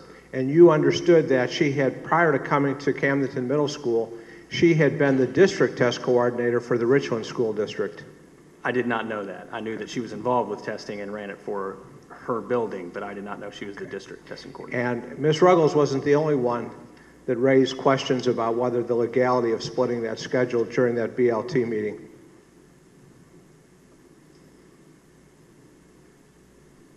Was she? No.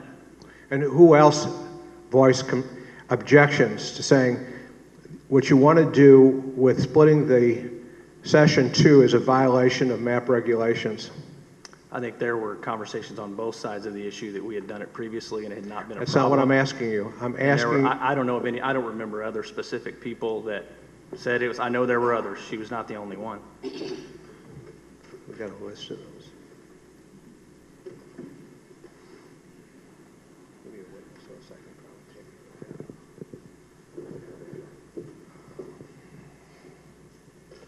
She's spelling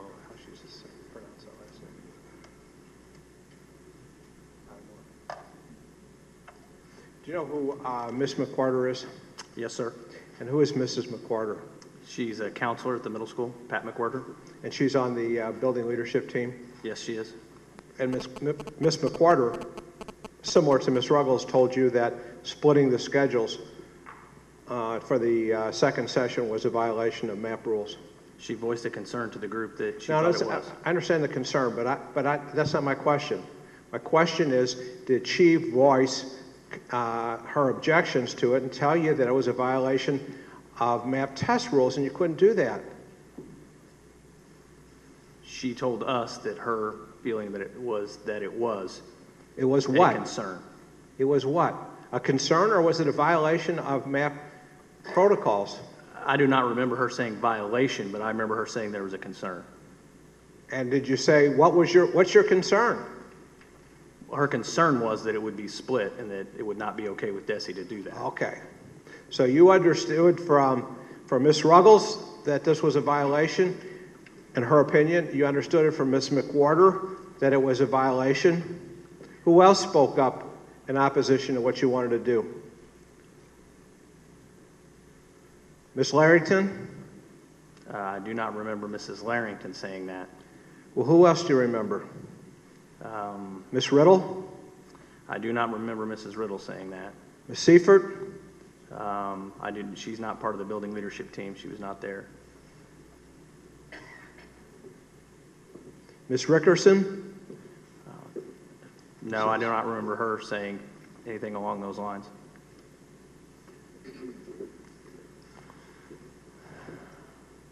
So you had both of your counselors telling you that this was they believed it was a violation of test rules, both your counselors, and one of those counselors was also the school test coordinator. They said it's a violation, yes? They voiced a concern, yes. And they weren't the only ones that spoke up about it.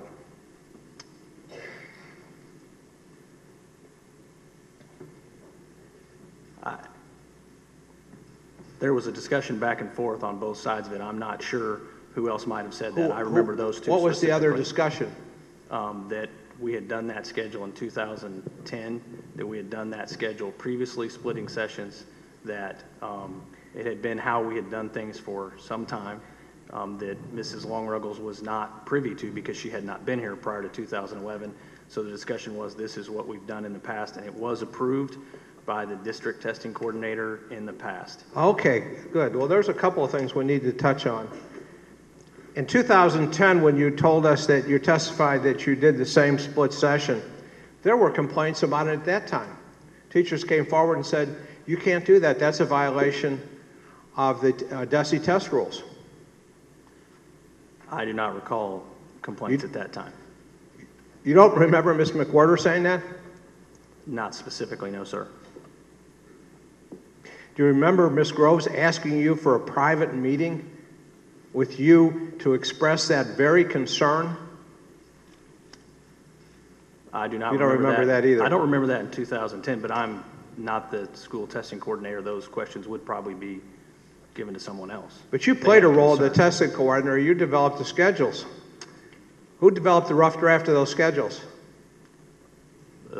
I brought a rough draft from the 2010 schedule to the meeting that was collaboratively developed in 2010 as well. So I did bring that to the meeting. You got the ball rolling. And then the ball rolling in the rough draft each year that you've done this, you had a split schedule for session 2.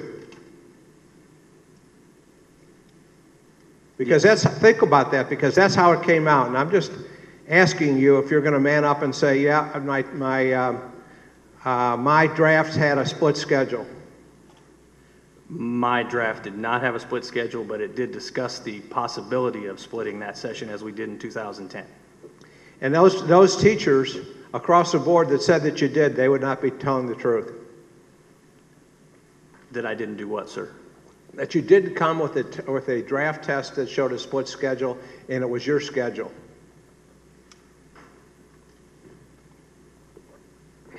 They would be accurate from the standpoint that it did mention the possibility in the notes on the second page, but the preliminary schedule that was brought to the meeting didn't include testing days for any of the sessions except the first session The first testing session of each subject area.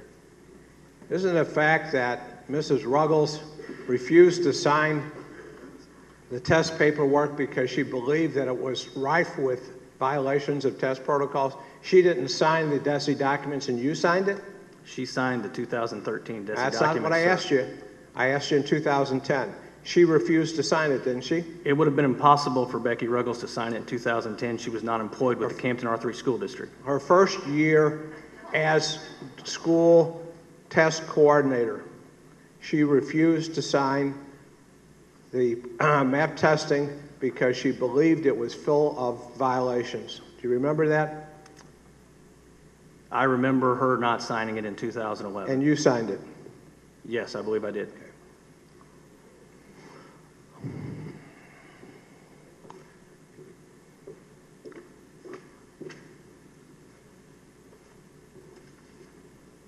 Do you know a Dennis Heiner? Yes, sir, I do. And how do you know Dennis Heiner? He was a middle school guidance counselor. And did he also have responsibility as district test coordinator? No, he did not. So, if he told you that he had that responsibility from 2008 to 2009, he would not be telling the truth. He would not be telling the truth because he was a school testing coordinator. You asked me if he was a district testing coordinator. Oh, I'm sorry, I withdraw. That's school testing coordinator. Yes, he was. Okay. And he had the responsibility for map tests at the middle school while you were principal. Yes, that was his responsibility. Do you recall telling Mr. Heiner that you wanted a split schedule? This is for 2007, 2008, 2008, 2009? In either of those years? I do not recall asking for that, no. You remember Mr. Heiner telling you that this did not follow map test protocols? No, I do not.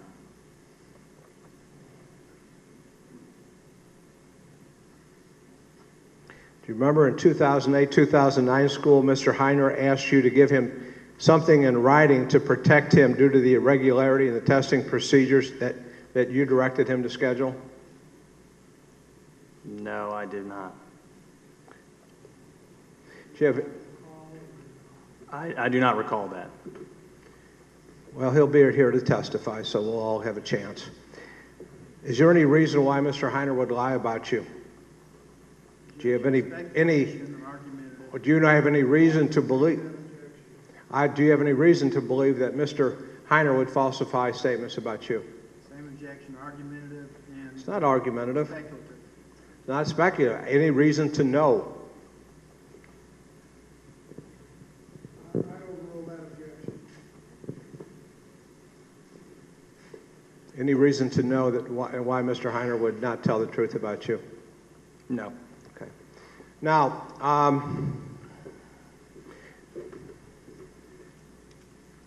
issues were raised by your staff members.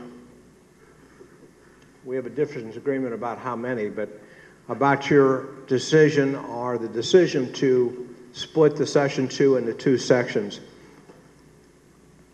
You would agree with that? There was a discussion, yes, sir. Did it give you any concern that we should check this out before we go forward? I felt like we were doing that, sir. It was going to be submitted to my direct superiors for their And when approval. you submitted it to your direct superior, did you say, would you check this to make sure that I haven't violated the protocols because we split this session? When we submitted that, I do not believe we did that, no. Okay. Who's the building principal? I am. You have the ultimate decision for these kinds of matters? No, sir. Now, isn't it that you receive input, but the decision's yours? No, sir. It's not. No, sir. The decisions that made at the middle school are shared by every faculty member there. Some are and some are not. Yeah. And the ones that get you in trouble are not. Is that correct? Is that what you're telling the board? No, sir. Okay, and the question is, did you direct any member of your staff to contact Mrs. Roma to ask whether this was a problem or not? No, sir. Did you ever do that? And let's go back to 2010. You had a split schedule? Yes, sir. Did you go to, and you had some concerns raised by your staff about the legality? Did you contact Mrs. Roma? No, sir. That would have been the responsibility of a school testing coordinator, not the principal. My question was, did you? No, sir. Did you direct the building test coordinator or the custodian or anybody to check with Mrs. Roma to see if these concerns raised by your trained guidance counselors had any merit? No, sir. And you slipped it through. And if nobody caught it, then you were okay. No, sir. You turned it in. You didn't tell anybody that there was a question raised, did you? I've only turned in one schedule in my career. Which one was that? Schedule. The 2013 as requested by Ginger Martin. Okay. Did you raise a question about 213? Did you call anybody? Yes, sir, I did. Who'd you call?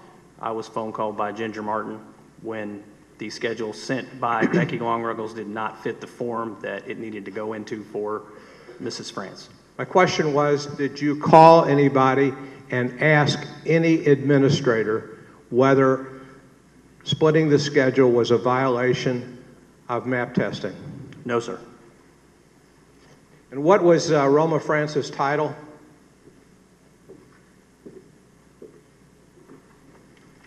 She's an assistant superintendent. And she was district test coordinator. Yes, district testing coordinator, yes. She was the top person, I guess, that there was a hierarchy of people that were involved in the map testing program? Yes, sir. And it didn't occur to you that you had this question raised by your staff and you didn't take the time to call her or write her an email and say, I got a couple of counselors that are pretty worked up about this. Is this a problem? You didn't do that. Yes, no, no? sir. I felt that more the responsibility of a school testing coordinator who had meetings with her. I didn't ask whose responsibility it is. I'm sorry if I misled you. I asked you if you did it. You're the principal. No, sir, I did not. And the district, your school testing coordinator told you that she thought it was a violation. She voiced concerns, yes. And you ignored that, didn't check with Mrs. Roma. I think that's a yes or a no. The schedule was not my direct responsibility, so no, sir, I did not. You don't feel any responsibility for the scheduling for map tests? That would be a stretch. I was part of the team who made that decision, yes, sir. And your statement to Roma France that you made the schedule, that wasn't what you said? Not exactly. Okay. And exactly is what you said, everybody in the BL team's decision. I'm not responsible. It was a collaborative decision. Did you ever tell any of your staff members during these BLT decisions that I'll take the hit if there's a problem for this? I don't know that I used those exact words. What words did you use? I don't recall, but that has been a common theme during my time as an administrator at Camdenton in support of my teachers. When we make decisions as a group that may receive some backlash from central office possibly, that I have said that I will go to bat for my teachers. And yes, I did say that. Okay. And that's what you did. You're taking the heat right now by laying everything off on collaborations of people. No, I'm being honest right now. I'm taking the heat because I'm the only one staff member who's here today for a hearing. That's how I'm taking the heat, sir. Okay. And let me ask you,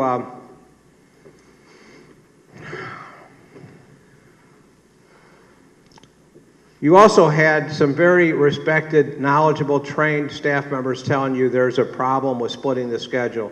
Did you call Desi and ask them, can we do this? No, sir. Didn't you suggest to some of your staff members during these meetings that you had talked to Desi and they were ambiguous about what their answer was, so you thought it was okay? I discussed it in a slightly different issue, which was the amount of time we were given for kids to finish tests. And I did call Desi about that and have a conversation with them. I did not write down the person's name, but I also called Diane Franklin, state representative, to visit with her last year about how much time we had. I felt like when I had that discussion with Desi, they did not understand the time constraints placed on students for MAP testing, and that's what I was voicing, and that's what came up in the building leadership team. It was not about a specific split session. It was about the amount of time kids have to do the The test. question that was raised among your staff members was questions about whether you could split the schedule. Isn't that true? Yes, sir. And that question, you didn't ask any district administrator, you didn't ask Desi whether that was appropriate, you just sent it in. I assumed it was appropriate because we had done it previously, and there were no consequences, no feedback, no email, no letter, no conversation, nothing back to us, any of us, including the school testing coordinators, that there was any problem with what we had previously done. Help me with this, because I'm trying to determine whether anybody at Camdenton Middle School assumes responsibility for anything. But let's go back. You say you didn't do anything because we did it before, and I think you said it was in 2010? That would be one of the years, yes, sir. Okay, in 2010, I think you testified that you had other experienced staff members who will testify today that they challenged you and said, you cannot do the split testing. It is a violation. That's true, right? Yes, sir. We had experienced, knowledgeable staff on both sides of almost every issue at the middle school who would have said that, and there would have been others that said it's what we've always done. It hasn't been a problem in the past. So, yes, there would be sides of that, and they told us, not just me specifically, in a building leadership team, they're not directing every comment at me. They are directing comments at each other as we try to determine what is the best avenue for kids. So, yes, there were both sides of this issue discussed by experienced, knowledgeable staff members. So I understand what both sides are. Was there another side of the faculty saying, hey, it's okay to split test? Yes, based on previous schedules and the fact that it had not been an issue with our district testing coordinator ever before, there were people that made that same assumption, including Becky Longruggles made that assumption. Who did?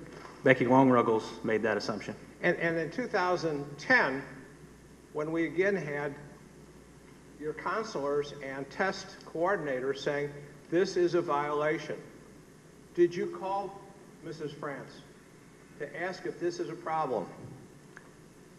No, I assumed she would be reviewing the schedule. If it were a problem, she would notice it then. But don't you think at some point when this problem comes up and up and up, that a phone call would be in order? It doesn't occur to you? It occurs to me that if someone had been looking at the schedules all those years and had a problem with it, that a phone call should have come up to the school testing coordinator who was sending the schedules to them. Yes, I think that probably should have come up. And you accept no responsibility whatsoever for not making a call to Mrs. France? You're not responsible? I am not taking any responsibility for not making that phone call when all information that we were told to give them was given to them. Did you call Desi? I previously answered yes, I did call Desi about a different issue. About the split issue. Did you do that in 2010? No, sir. Okay. So what was the prior time you did a split session? I understand 2007, 2008? Was that what you did the split session before that when you moved to the new building? It could have been. That's quite some time ago, and it was a kind of an accepted practice all along that when kids needed more time and additional time to finish, that they were given that time per the manual. And as you were discussing the testing, split testing for that year, did you receive objections from Mrs. Grove, from Mrs. McWhirter, from Mr. Heiner questioning whether this was a violation of Desi's rules? I do not remember those discussions. That would be too long ago for me to answer honestly. I don't remember those. Were there questions raised about the legality of splitting that test schedule? I do not recall any about splitting the test schedule at that time. Is it safe to say that you have never called any administrator at Camdenton School District to determine if the split schedule was a violation or not? As a test examiner, a trained test examiner? That's not my question. I don't believe that is my responsibility, Please. so no, sir, I have not. Okay. And you've never called anybody from Desi to find out whether that was a violation? No, sir.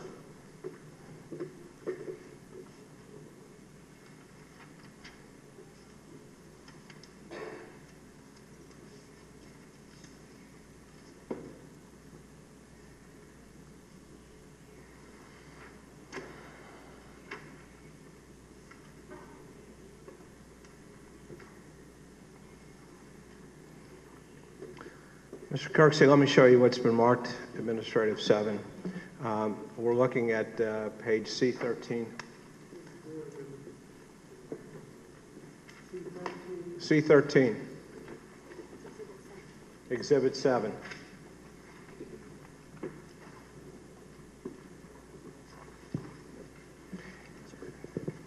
And that is the part of the test examiner's booklet that talks about the administration of the 7th grade communications arts second session performance event. Is that correct? Yes, sir. Okay. And does that document from Desi tell you, as a test examiner, does it tell you how many sessions the communications art test performance event would be given in? It is session 2. And what, how many sessions is it to be given in? It says session 2. Well, let me point my finger so I can read this to you, and you can tell me if I'm right. Okay. Each training session must be completed in one sitting. Do you see that? Yes, sir. Okay. And that's the section with section 2, the performance event? Yes, sir. Okay. And then it tells you the schedule, 60 to 90 minutes. Is that correct? Yes, sir. One session. And turning the page to C14, there's some underscored, highlighted language in Desi's manual. What does that say? With respect to the scheduled testing right there? Yeah. Each testing session must be completed in one sitting. Okay. And what does that mean to you? Must be completed in one sitting. That it should be completed in one sitting if you consider that in isolation. If you consider it in isolation, that's the only thing you're going to read in the manual, yes, one would. What else would you read in the manual that would modify one session? I would read the next boldface part right underneath that says, for sessions that are not strictly timed, which includes session 2, if a student is not finished but is making adequate progress, allow the student to finish. That's an interesting point. Let me read to you how you paraphrase that sentence to the board. You said, I'm reading from Mr. Kirksey's June 13th, 2013 letter to the board, second page. It's their exhibit. It's their exhibit. It's their exhibit. Is it the third? It's their exhibits, it's tabbed letter to the board. Is that dated June 13th? June 13th. We're on the second page. Right. Give the board a minute. Give to that. Begins with the paragraph, I understand.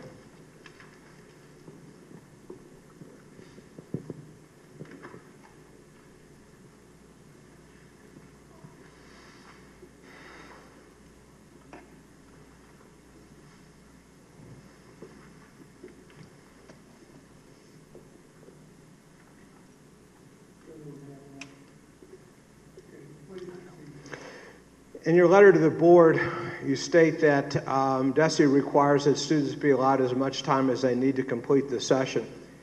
As you read that, do you interpret that to give them a 24-hour break and come back and do that? I think that's the way that has been interpreted at the middle school since before I was employed at the middle school. But yes, so sir. You think taking in a single session and the other admonition from C13 that for sessions that are not strictly timed, if a student is not finished but is making progress, he be allowed to finish in that one session? Yes, that's the way it was interpreted. So again, I ask Mr. Kirksey,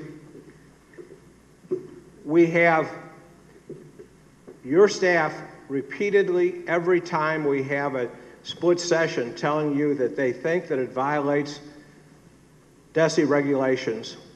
You make no phone calls to the person that you're kind of tagging for this, Miss France. I'll withdraw that statement. You don't make any phone calls to Miss France. You don't make any calls to Desi. You have this book, you read this book before the testing, didn't you? Exhibit 7? Yes, sir. And you saw that the testing would only be done in one session. Yes, sir. I saw both those statements. Okay. And yet, you allowed the testing to be conducted over a 2-day period.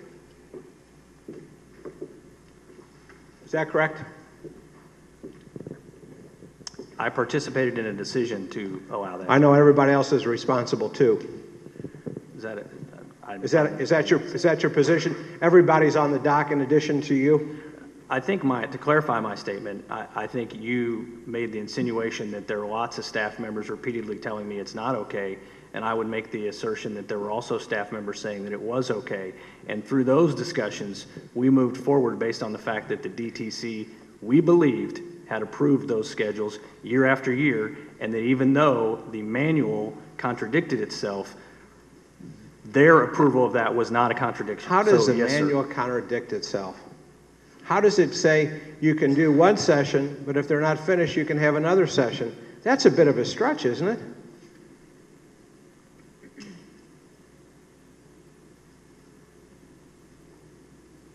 They're making reasonable progress and let them finish. It doesn't mean let them finish 24 hours later. Do you really think that? Yes, we did. Okay, stay with that position. But now we have multiple staff members, and they're going to testify all afternoon about their complaints to you about the schedule. And yet, you made no phone calls to district administrators. You made no phone calls to Desi. You read it in the book. It has to be a single session. And you still sent a schedule over with a split session. Correct? Objection, compound as well as repetitive. We've plowed this ground about 10 different times. Well, we've gotten 10 different answers. I'd like one. We've got one answer that it was collaborative, that there was discussion both ways, and Sure. We'll just take it one by one because we're not quite done yet. We'll start with 2013.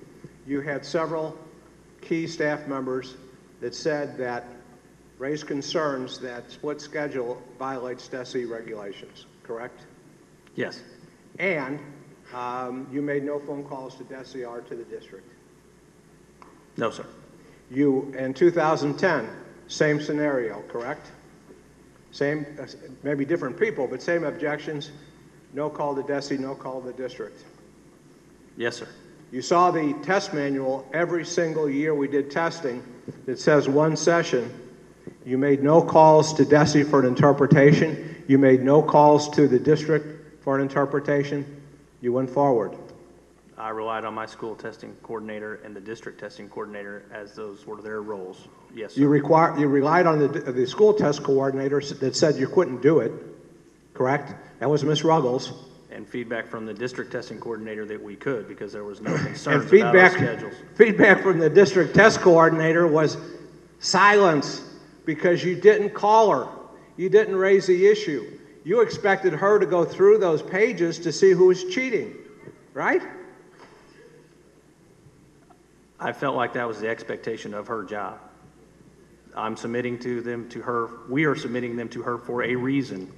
If it's not to review, I don't know what her job would be, sir. Can you find any statement in the Desi manuals that suggests that the district test coordinator is required to examine every test schedule that's submitted? No, sir, but our schedules for all of our district would be 6 pages, put in the forms that Mrs. France requires us to put them in. It would be reviewing 6 pages of paper. I didn't ask you how many pages. I asked you if there was anything that you could point the board to in any of these thick manuals that talk about the district coordinator that says that she is supposed to check for cheating, to check each schedule to make sure that we aren't doing things that are in clear violation of the testing protocols. I think that would be C79, C80, and script slide 27. C79, C80.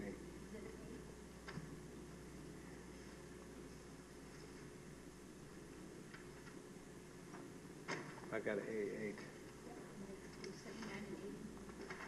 Here's A9. I got A7.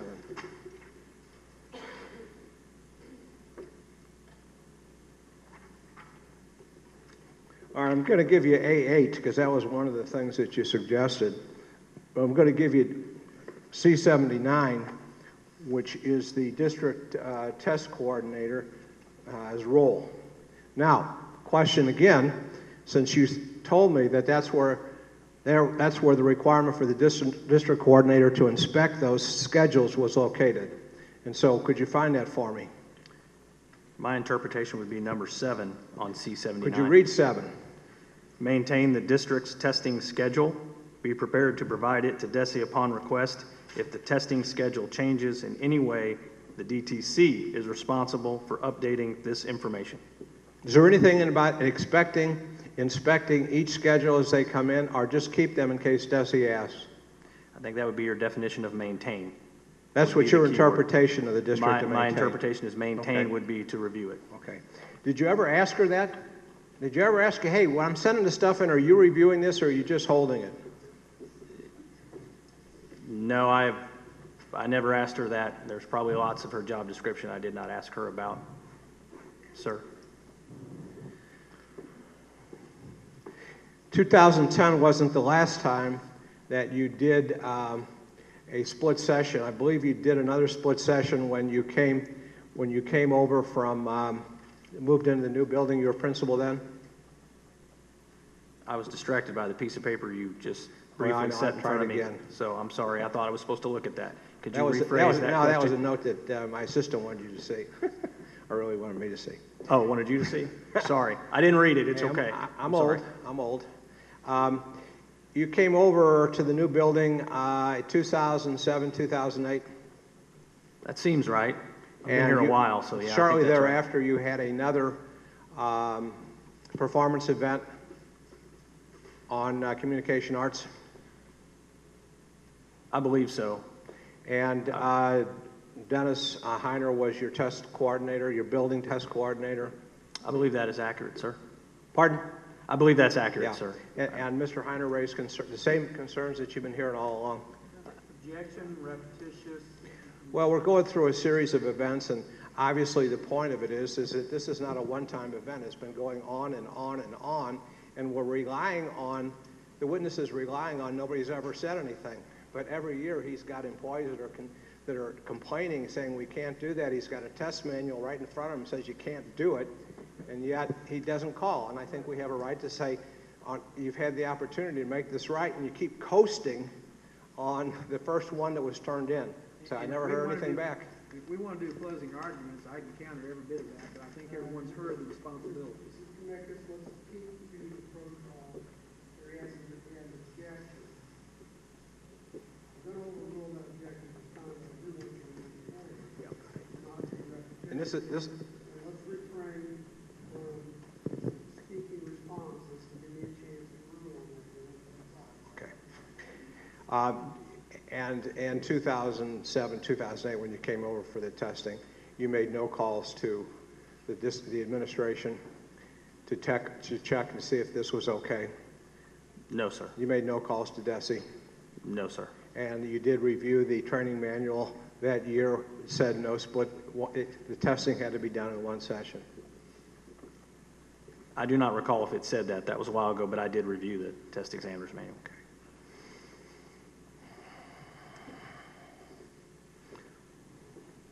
So, is it your opinion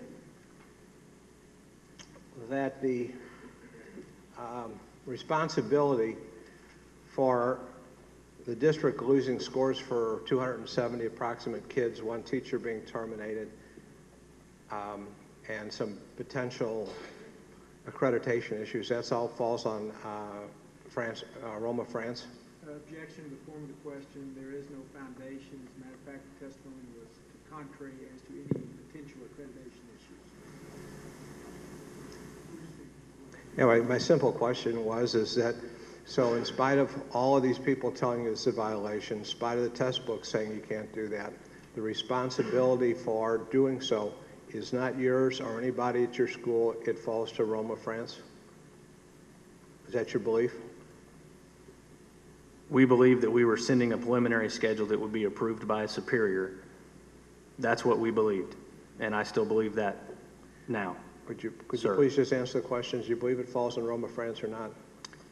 I believe she should take her part in the responsibility, as I believe outlined in the manuals. It was her responsibility assigned by Desi to review those schedules to make sure that they were compliant.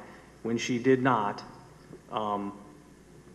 my responsibility would be making the assumption that my superior did what she was assigned to do. You used the word review, but you read that section to me. The word review is not in that Desi book that you showed me. The word is maintain, and you're using you're interspersing, taking out maintain and replacing with review. Correct? With all due respect, sir, you're taking one statement out of the context of all the instructions, where earlier on the same page it says they will review all testing materials.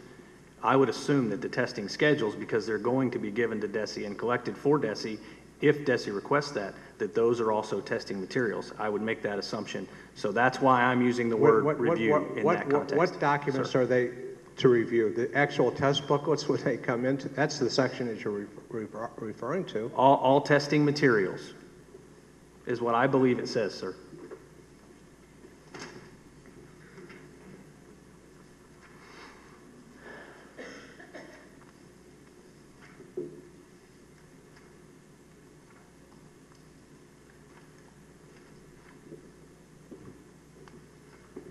There's a list of 19.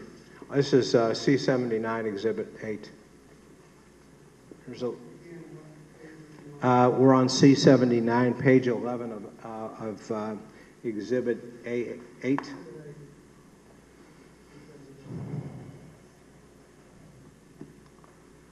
Where in there does it say that Ms. France, the district test coordinator, is supposed to review the schedules?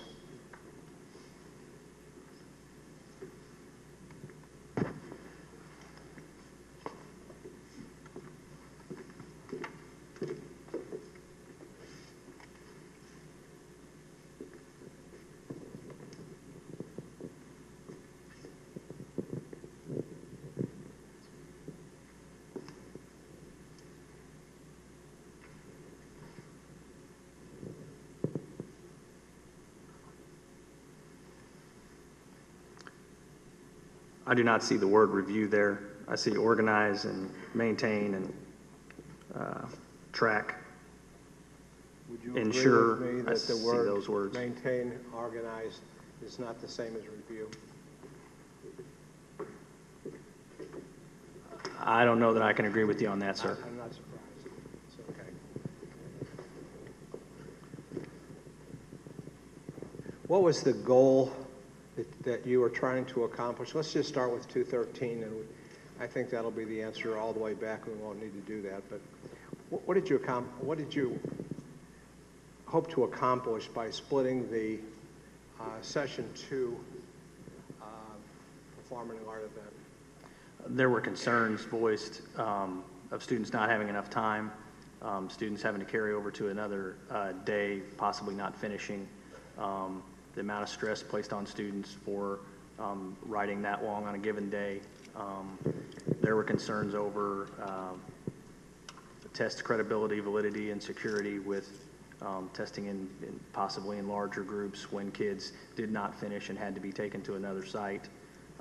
Those were all the concerns we were thinking about, mostly about the credibility, validity of the test, and then trying to do what was best for our students in a stressful situation. Those were the concerns. Now, am I correct in saying that you had the students had 60 to 90 minutes to complete the test?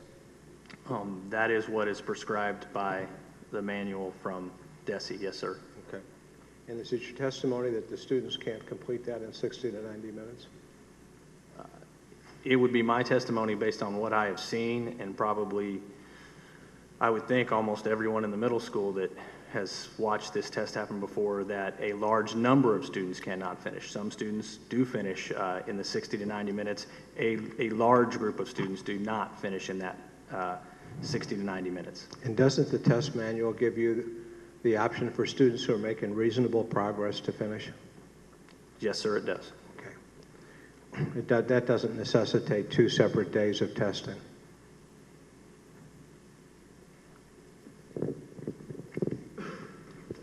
Depends on where the student is in the day when they are not What do you think? Are you done. suggesting that it might take a student 24 hours to write an essay? Because that's No, what sir, you but we did. don't keep them at school 24 hours. But that's what you did. You delayed the testing for another day. I think at some point they would want to go home, sir. Let me ask you this. Do you think that students who take the MAP test as provided in the manual, 60 to 90 minutes, one session, do you think the students get it in 2 sessions, have an advantage? They do better when they do it in 2 sessions rather than 1? I think it might be better for students. I'm not sure that scores would change, but I think it might be less stressful for the kids. It might be an advantage to those kids. I did not say that, sir. You No, said that. I'm asking you. Do you think it might be an advantage to some of these kids to take it in 2 sessions? I think it could be a disadvantage for some too, sir. So How could it be a disadvantage? I think when they've started and they've done a rough draft, their thoughts might be clearer to proceed on. So that could be an advantage of testing altogether. But doesn't that mitigate to doing the 60 to 90 minutes in 1 session? I'm not understanding how that mitigates. Well, you said that I think you said some students would do better when it was fresh in their mind, just to keep going and get it finished rather than take the time away. Yes, I think for some students that's and true. I'm suggesting to you, doesn't the test management's guidelines provide for those students and say 60 to 90, if you're making reasonable progress, let them finish. Yes, sir. So they Yes. do have that opportunity on a 1 session. Yes, sir, they would.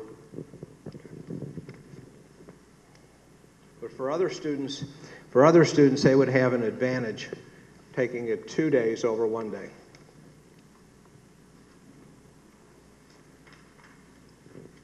I can see how someone could make that argument, yes, sir. Okay.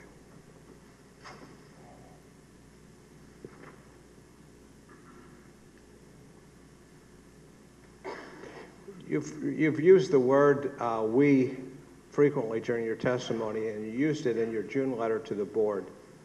When it came down to looking at things that are being questioned, you seem to use the word "we" and not the word "I." Who's the "we"? I think that's the building leadership team. Well, tell me who the "we" identify those members of the school leadership team that agree with you that we should split the session in violation of Desi rules. I think it would be very difficult to find someone now who's willing to say that after we know what we know now. But at the time, there were members that voiced that is what we had always done, and it had been approved. And they were in that meeting.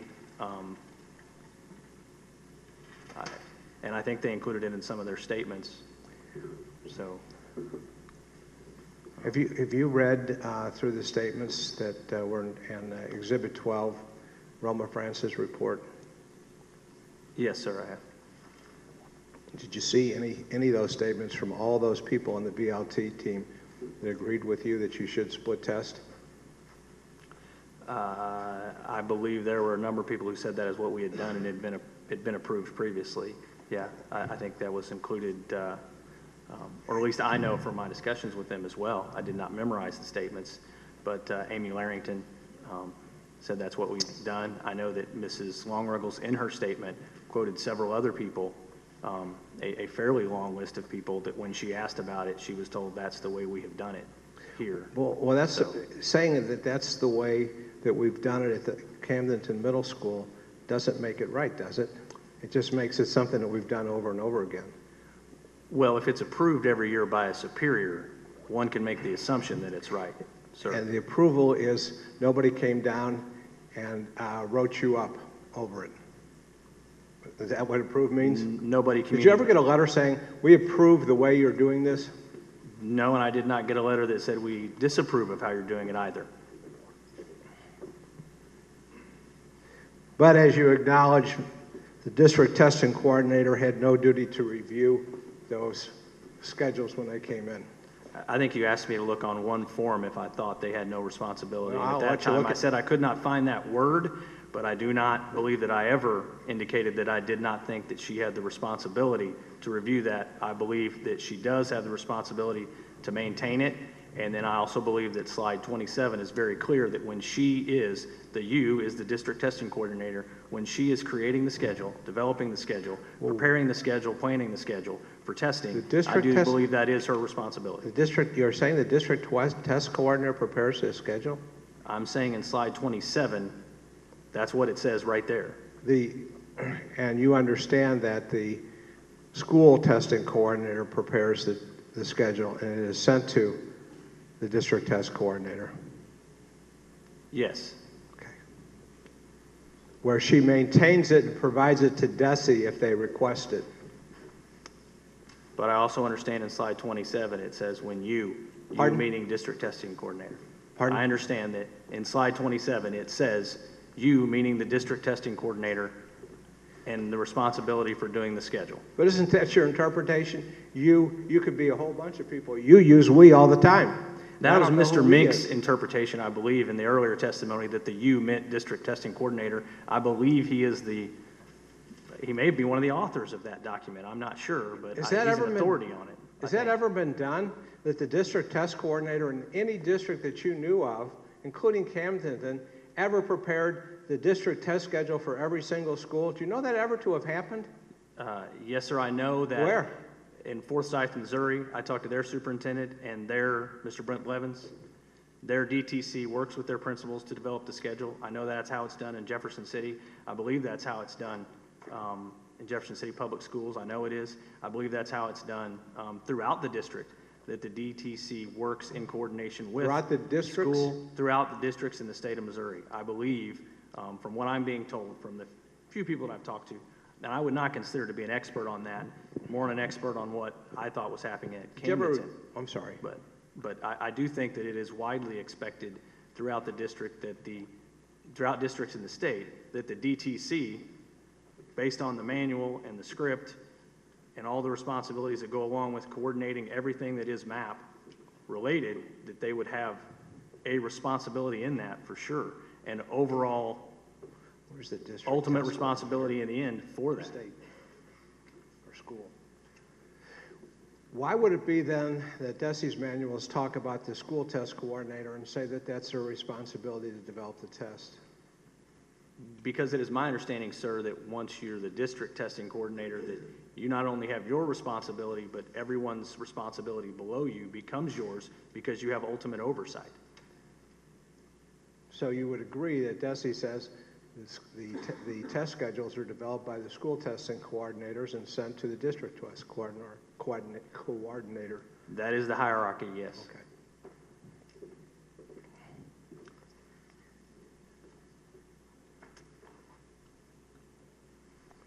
My damn notes.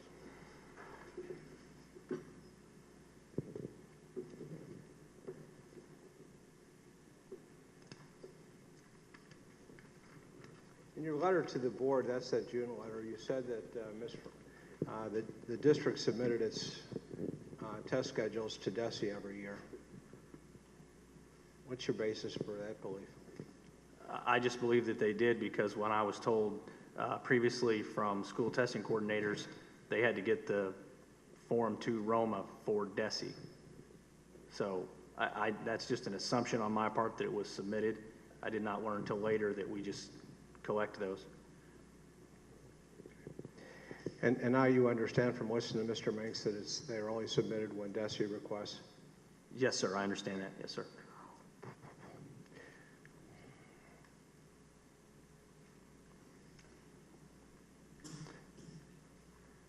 At that 2013 meeting, Ms. Groves relates that you said that you were the administrator who made the schedule and you take the heat. Does that ring any bells with you? I do not remember those exact words. I do remember attempting to alleviate the fears of my staff about potential backlash from the central office if the form was not, if the schedule was not okay, that if there was backlash from the central office for that, that I would go to bat for my teachers. I do remember saying that, sir. You understand that Amy Larrington, Sherry Rickerson, and Jan Riddle and Sean Machino will say that objections were raised about what your plan to do this as a split schedule? I think they will say that we discussed both sides of the issue and there were concerns on either side.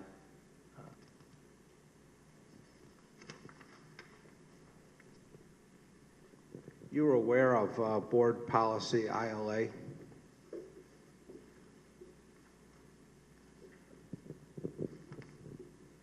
May I hand you exhibit A6? Yes, sir. A6? A6. Are you familiar with that policy? Yes, sir.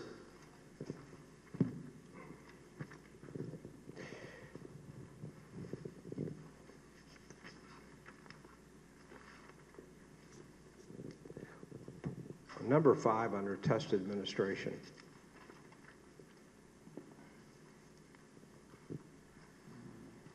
Another page, I think.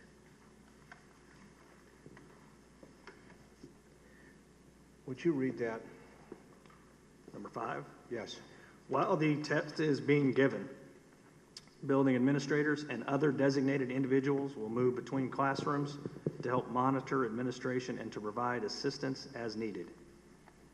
During the time the test was being administered, you proctored your own class on and off?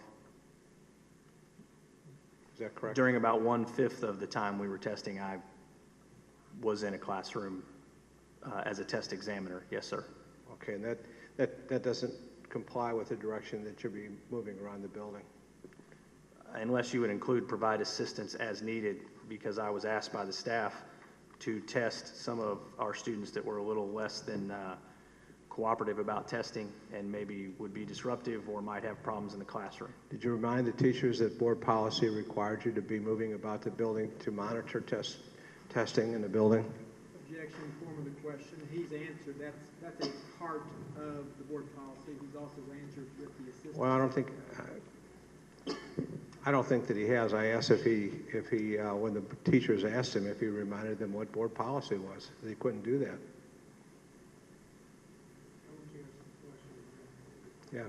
You mentioned that some teachers asked you to take a class, to proctor a class, and my question was, did you tell them that you couldn't do that according to board policy? I would not interpret the board policy that way. If it says other way, I'm supposed to help.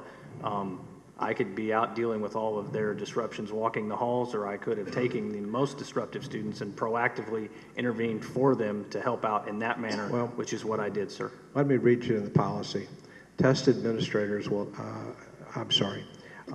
while the test is being given, building administrators and other designated individuals will move between classrooms to help monitor administration and to provide assistance as needed. You know, when you're in a classroom, it's hard to monitor what's going on in the rest of the building. Unless that classroom is the very assistance that you were asked to provide. Yes, sir. Were there times, Mr. Kirksey, when you were proctoring tests that were going on that you left the room? Yes. And the person who took your place was not trained? Yes. Okay. And you're aware that board policy says that all individuals administering tests will strictly follow the procedures outlined in the test administration manual. Test administrators, you will not leave the testing room for the entire time the test is being given. But you did leave the room that you were monitoring? Yes, sir. Okay.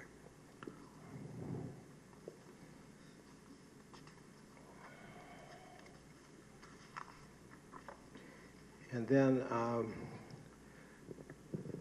with respect to C4 of policy ILA, number 6 at the very end carrying over to C5.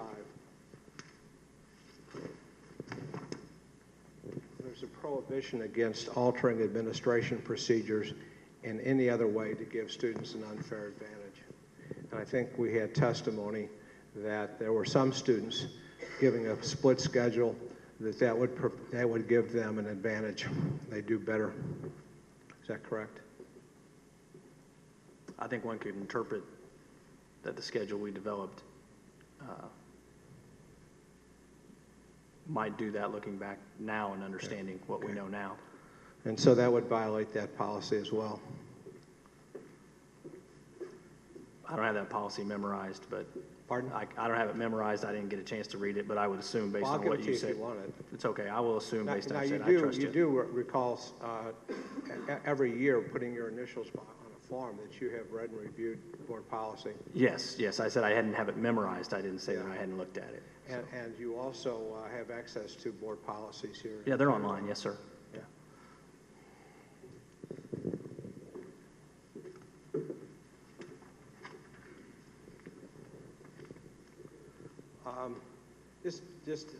Just a few background questions, Mr. Kirksey, and I'll be done. When did you first come to the Camdenton School District? I think it's 2000. And your first position here? Assistant principal Assistant principal. at Camdenton Middle School.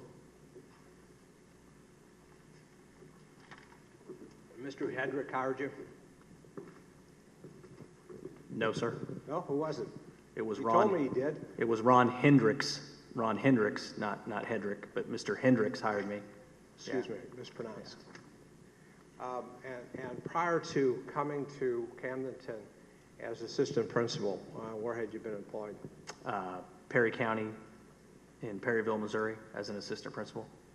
And how long did you work at Perry County as assistant principal? 1 year. 1 year. And prior to that, where were you employed? Dallas County R1 School District And what, in Buffalo, Missouri. and what capacity? I was a teacher and a basketball coach and a cross-country coach and a golf coach. And how long did you teach at Dallas County? 3 years. Okay. And prior to that, Lamar, Missouri. and Lamar? Lamar, Missouri. And you were there for? 2 years. Okay. At any of those stops along the way, did you gather tenure as a teacher? No, sir, I did not. Okay.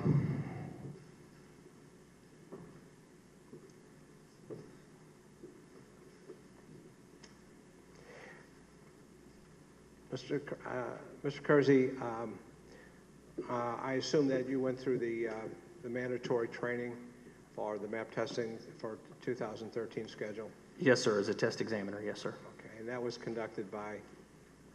Mrs. Longruggles. Okay, and you read the manuals? Yes, sir.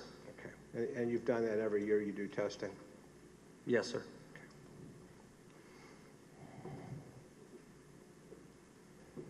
Anything else? We'll rest at this time. We have a short break. Sure, Mike, just 5 minutes.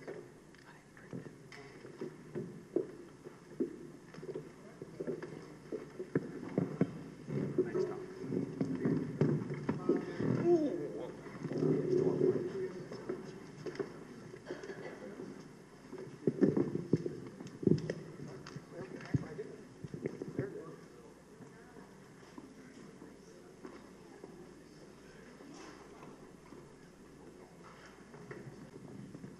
Before we start up again, I want to remind all of you that this is a legal proceeding, and my admonishment at the beginning is that we're not to have remarks or comments made from the audience. This hearing is for the Board of Education. He has elected to make this an open session, but that doesn't mean it's audience participation. So we would ask that you respect this proceeding as to all witnesses that are called. Thank you.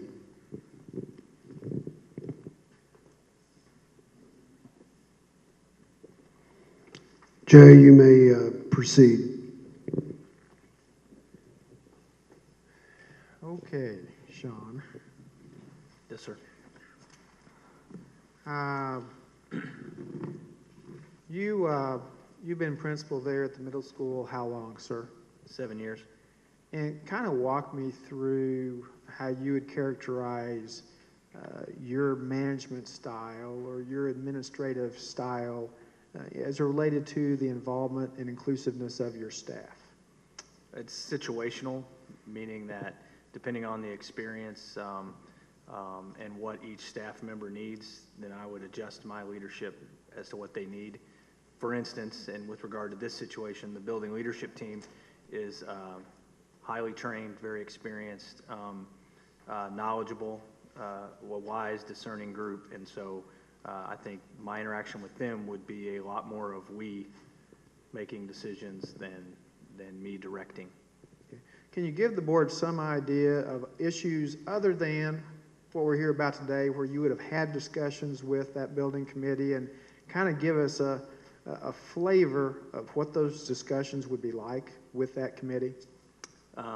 With regard to other assessment, with common formative assessments and assessment plans for the building, we would discuss, how the central office might want that testing done, and then the practical aspects of how we would implement that at the middle school, changes that we would like to see for the benefit of kids. We do that with professional development, input into that. We do that with, peer observations and what that looks like. We do that with the building review. They are participants in the annual building review that the central office comes to review our building. They take the lead in that, basically, for the most part, and speak in it, and speak as to what we're accomplishing in our building and what we're doing for kids. Now, why are you present during those meetings? I am a member of the building leadership team. Well, are you the chairman, or are you the one in charge, or how does that work? We don't really have a chairperson. Sometimes one of the teachers may develop the agenda. Other times I might develop the agenda. Sometimes a teacher would take the lead, or other times I might take the lead in the meeting, depending on if it's something I'm communicating from the central office to the staff. I would typically take the lead in that. If it's something coming the other way that the staff is communicating to me about what we need to do, then I would not have the lead role in that. We do not have a chairperson per se. But in all fairness, I mean, you are the principal. Yes, and the majority of decisions are going to be made by me with the advisement of the building leadership team. Okay, kind of a combination type thing. Can you give me an example of a circumstance in the past where you've kind of had both sides of the fence, so to speak, discussed during this committee meeting related to a specific issue? I would say that with the both sides, with our common formative assessments through the years, it has been more of a central office directive that we would do quarterly common assessments, and my staff felt like part of my staff was in line with that and wanted to be compliant, so they're on that side. There's another part of my staff that said we don't really use that data for anything, so we would like to pre-test and then progress and then post to track kids' growth. And I was put in the middle of that, and so we did pre-progress and post. We went with that.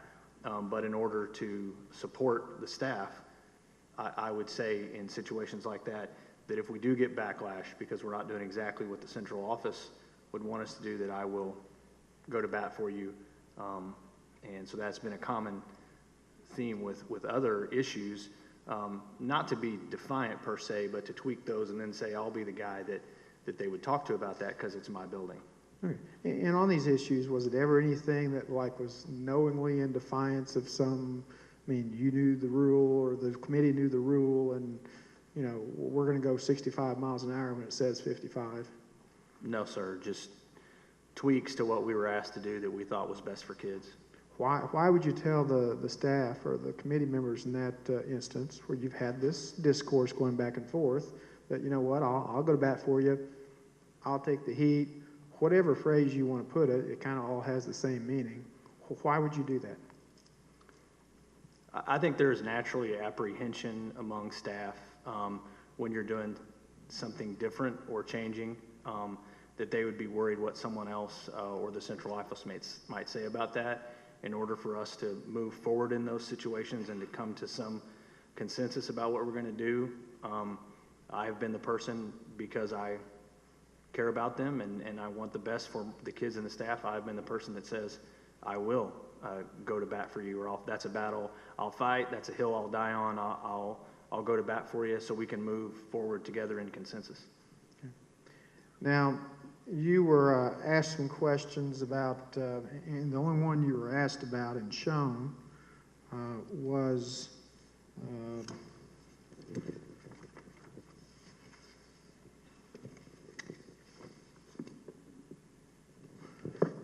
Number 80. And number 80, and we're not going to go through it since you already went through it with Mr. Mickus, but you and he talked about, oops, I'm sorry, I had the wrong one. I think it's 79. It's 79. That's the one I was shown. Yeah, you guys talked about number 7. Yes. The one that said maintain the district's testing schedule, and it's under the checklist for district test coordinator. And it says, in addition to other responsibilities, the DTC must perform the following procedures, and it has a long list, including 7. Yes, sir. I want to go through quickly and not belabor a point. If we don't have it by now, we ain't going to get it.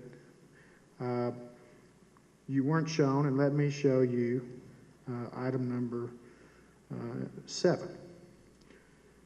So, I'm sorry, C80, which is the checklist for the school test coordinator that we've already talked about. Yes. And so on that one, I mean, you have item 6. You need to slide it down if you want folks to Oh, see sure, it. I'm sorry. One more there. There we go. Did I get it low enough? Because I'm having problems with my contacts. Yes, sir. All right. So item 6. In addition to other responsibilities, the STC must perform the following procedure.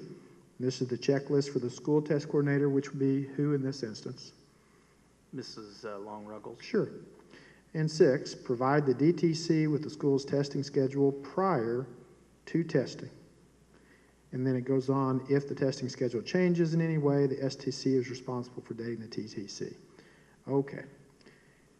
And then lastly, you had mentioned it in answer to a question, but you weren't shown it. You talked ad infinitum about the word review. And slide 27, I seem to remember you referenced slide 27. Yes, sir. And heck, it says what it says. DTC responsibilities prior to testing.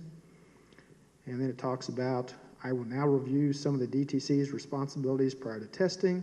Each DT should review. And do you see that word? Review. Yes. And then it talks about the district's assessment plan, and it's talking in part about the schedules. And then it goes on, the timing of the assessments, the link, and then finally it says, please keep this in mind as you are scheduling the testing. And of course, Mr. Mix was kind enough to go through, and we talked about slide 27. Yes, sir. So let's turn then to kind of the beginning. And so in 213, what starts the ball rolling related to the schedule? I believe the first thing I recollect about that is an email from Becky Long-Ruggles basically saying that we needed to begin the process towards our schedule and reviewing some of the stuff that notes she had taken from the schedule previously. Okay. So the training coordinator does an email, and do you pull, I think you said it was a prior schedule back to 2000, and that went back to the prior performance event year of 2010? yes, we always pull the previous year in just to begin our preliminary discussion of how we're going to do it.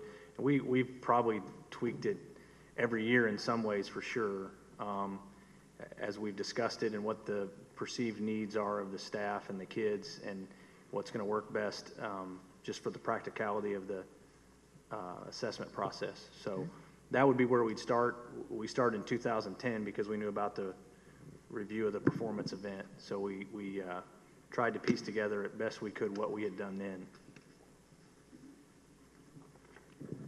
So you received this email, and I'm going to go to that email in a moment. It's going to be C-153 from my memory, but let's talk about, you put together, let me show you, and I'm going to hand it to you first, and then show it on the screen. I've handed him, folks, C-351 through, 355, and it's in tab 1 schedules. Tab 1 schedules, and it's kind of near the back, okay? Let me know when y'all are there, okay, please? 351 through 350, 5, yes, sir.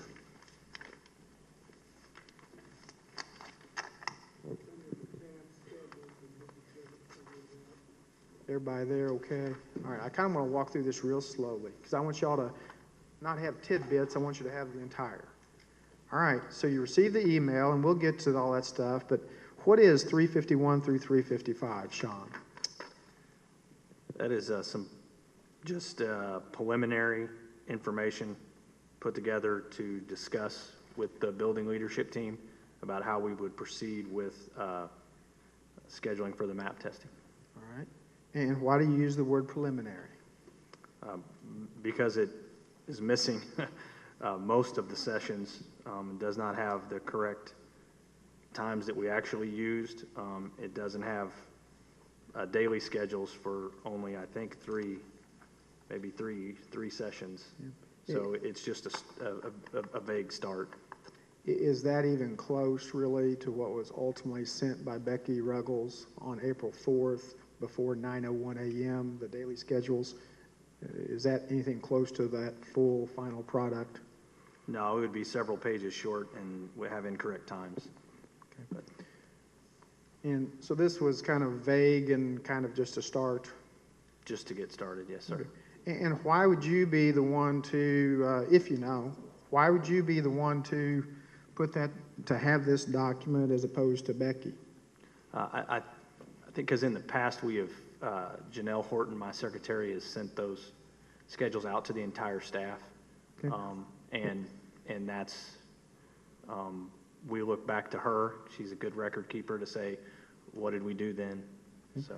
Why would Janelle be the one to send those out to the staff? On directives from me that need the benefit of maybe the authority of the principal saying this, I would send those emails most of the time.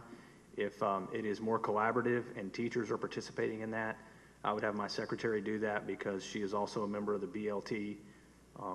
So that communicates that we are more of a team about making this decision. That's not because I knew any of this was going to happen. That is simply because when it involves something as important as this, they deserve input. I mean, their names are on the test, the teachers. They deserve input, so I would want to include them in that. Okay. So I guess what I'm hearing, and I'm summarizing a little bit, if it's a director from you send her. If it's the building committee as a whole, you go through Janelle, basically. Typically, that's how it happens. That's how I like to do that, just to communicate that it is collaborative, not from me. And as far as the forms themselves, do y'all have a network where every person would have access to this form, or would it just be Janelle, basically? Or do you know? I'm an IT dummy. You tell me your circumstance.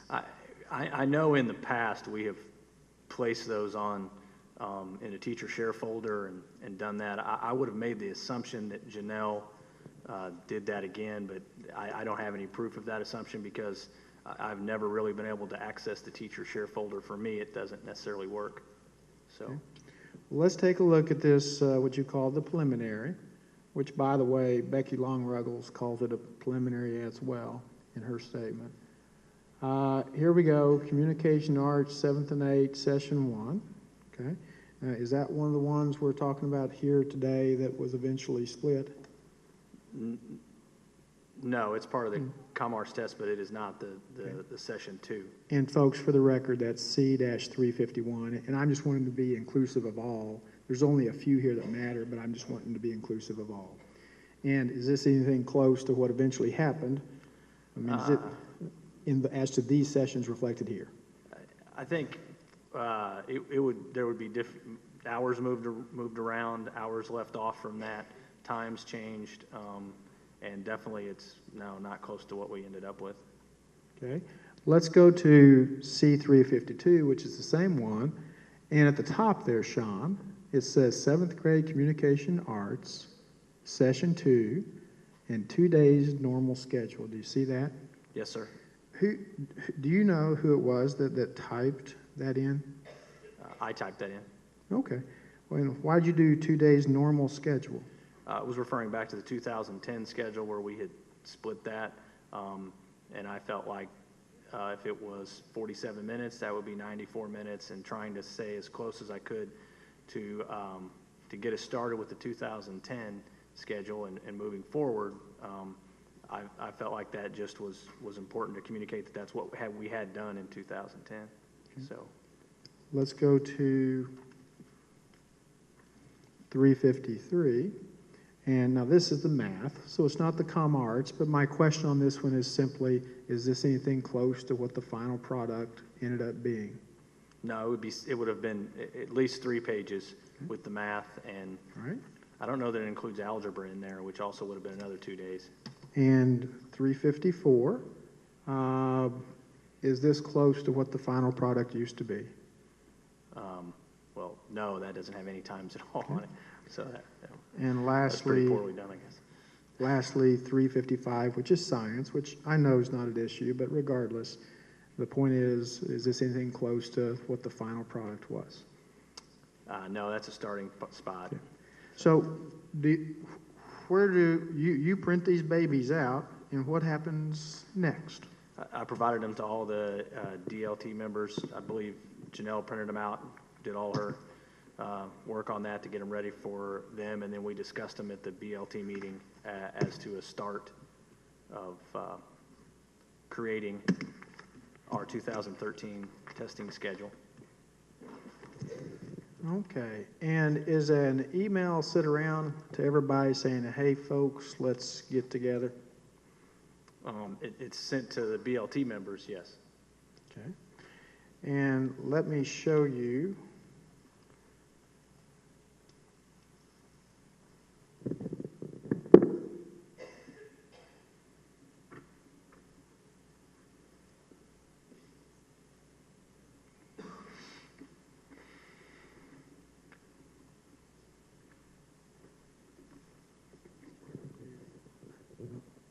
C-133. I think this is it. If it's not, you tell me, okay, Sean? Yes, sir.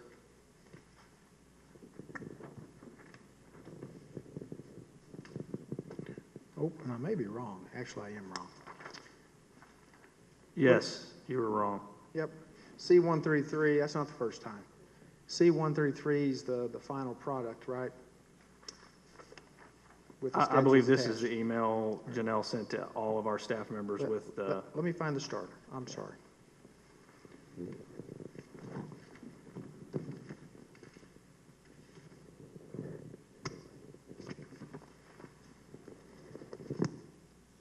you go, boss. You'll be quicker than me. Let's keep it. Okay.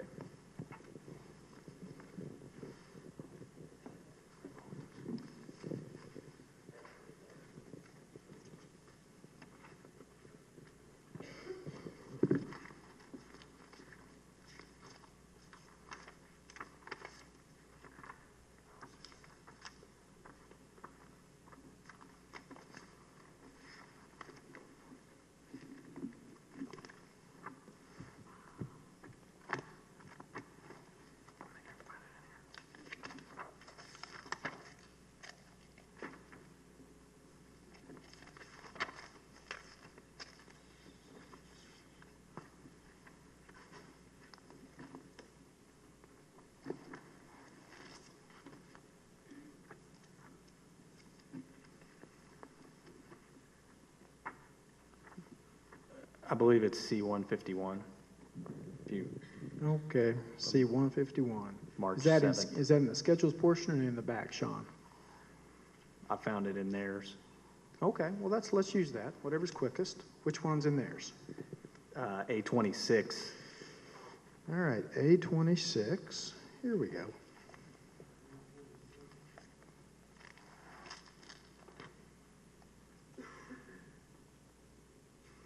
And I'm talking about the email that you sent around saying, Janelle sent that said, hey, let's get together and have the meeting.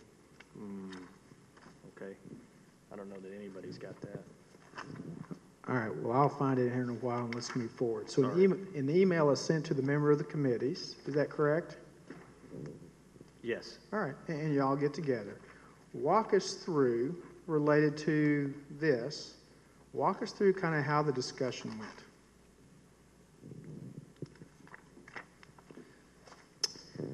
There were notes that Becky had taken from previous years, Mrs. Longruggles, that we discussed. We discussed who would go first. That's always kind of a hot topic. The kids have to take a lot of tests. It takes a long time. And so there's always a little bit of debate over whether comm arts is going to go first or math or science and who gets the kids. Typically, in the past, we have always done comm arts, math, then science. That's typically been how the teachers have, kind of decided that we do it. There was a talk about that and discussion of any number of concerns and things that they also liked about how we had done it. And we just moved closer to, would this be enough time? Would this not be enough time? And I think I found our email maybe, C-152. Take a look at that and tell me if that's the email, Sean. I think I sent the email, but anyway. Yes. Okay. Let me show that one real quickly then. C-152, it'll be in the back portion of just numerical documents, folks. C-152.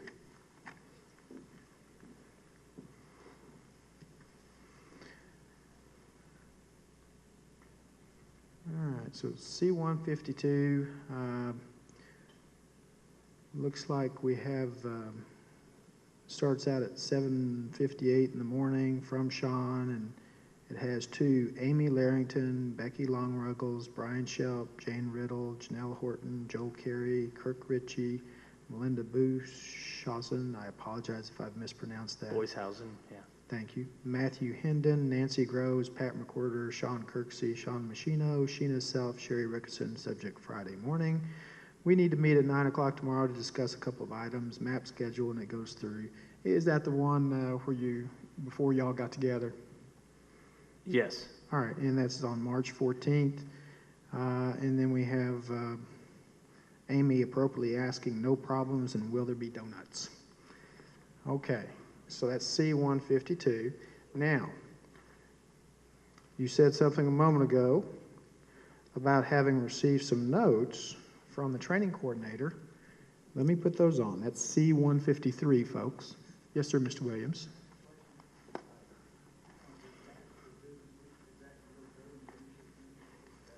Yes, sir. Yes, sir. That's the building leadership team. And I apologize. I didn't make that clear. I apologize. You said something a moment ago, C-153. Is this March 14 at 10:34 a.m., so it's that same day, and the meeting's on the 15th, the next day. At least that's what that prior email talked about. Let's meet the next day. Yes. Yes, sir. From Becky to you, and it has communication arts. Do you see that? Yes, sir. What were these as you understood? Those are items that she planned on discussing at the building leadership team meeting. Okay. Look at moving CA, Session 2, Part 2 to Day 3. So CA Session 2 had a Part 1 and 2, and she's talking about, she says here, Session 2, Part 2 to Day 3. So I guess Part 2 is going to, she's recommending or saying let's move it to Day 3. Yes, I would. In the email? So. Okay. In that email. So you meet, and I kind of interrupted because I found these documents, and I apologize. Were there some folks that said, hey, I've got questions about this split session and whether it's what we're supposed to do and whether it's what Desi says we're supposed to do or not? Yes, sir. Yeah. And is this a conversation where people are yelling and adamant and so on and so forth, or how would you kind of characterize it for the board? It was just a normal discussion. I don't remember any raised voice or people upset or anything like that. It wasn't that kind of issue. And was there more than one person that raised this topic of discussion? Yes, sir. Okay. Was there more than one person who put in their 2 cents and responded to this topic of discussion? Yes, sir. Okay. Can you tell me kind of what the response was? It was on both sides of the issue. There was some voice the concern that what would the central office how would central office feel about it? And then there were others that said it's what we've done previously. So we feel like we can, part of the people felt like we could move forward because it was an issue that had been addressed previously. That schedule had been turned in, a very similar schedule with no concerns, and there were another side that still had those concerns. Was there discussion about whether the schedules went to the district training coordinator? Yes, there was. All right. And was there discussion about what the district training coordinator did with it after the district training coordinator received it? I believe the discussion was just following the hierarchy of who was responsible for what, and we did not really ever verbalize that we're following the hierarchy, but it was that our building is going to send this to the district testing coordinator, and then they send that on to Desi, which after the fact, I think we now know they don't send on, but at the time, we were under that assumption. So at the end of it, it ended up being what we see, and we're going to go through that in a moment. Was there a vote taken? Did one person say, this is the way we're going to do it? How did this finality come to a finality of this topic of discussion? We did not take a vote. I remember that for sure. As you can see from the email that I sent out, there were other items, and actually another item kind of dominated the discussion much more than this item. What was that? It was I mentioned in there a financial opportunity, and that was the SWIFT recognition that we had been nationally recognized for our interventions and how we do inclusion, and they were going to pay our building to be a part of this process. So that anytime you mention teachers, to mention to teachers who are underpaid that their chance to get some more for our district, their ears perk up, and that became a much more lively topic to discuss than the MAP test, because we just referred back to this is what we've done and that's how we'll proceed. And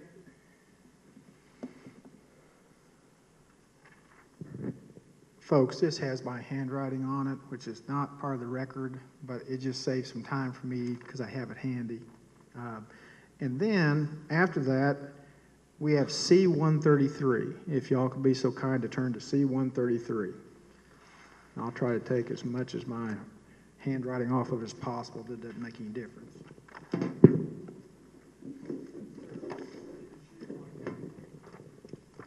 All right, be happy to do so, Mike. Thank you. Yes, sir.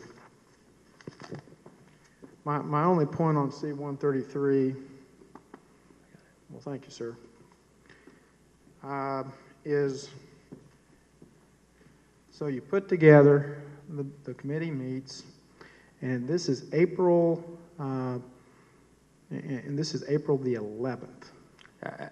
There's two emails and actually, there. if you go below, Yeah, it's April Tuesday, 2nd. April 2nd, 2013. So Yes, April sir. 2nd, 2013, 11:15 a.m. Who are all those people in that April 2nd, 2013, 11:15 a.m. email? As near as I can tell, that is every staff member that works at the middle school. All right. And then, in addition, if you look at the top of that, it's sent out April 11 to Terry Jacob and Tracy Evans, and it has map schedule attachment 12-13 doc. Who's Terry Jacob and Tracy Evans? Terry Jacob is the principal at Oak Ridge Intermediate. Tracy Evans is the assistant principal, because we share some students that come to our building for math, so they need to know the schedule to know when those students should be in our building, when their classes would take place for their accelerated math classes. Yeah. And Becky Longruggle's name was on that, I believe, as well. We counted those up, Sean. There were 85 people, if I remember correctly.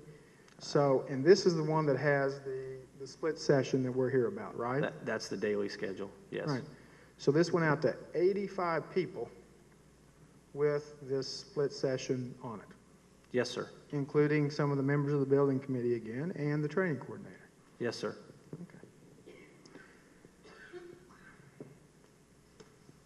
I want to next, at some point, did it come to your attention that Becky France, and she would be the district training coordinator, Roma France? Roma France, yes, sir. I'm sorry. That Roma wanted the schedules? Yes. Okay. How did that first come to your attention, and from whom? An email from Ginger Martin. Okay. And then after you received that email, did you speak with anyone else about those schedules before you sent your schedule? And I say your schedule, it's the form thing, and I'm going to go through it one by one, okay?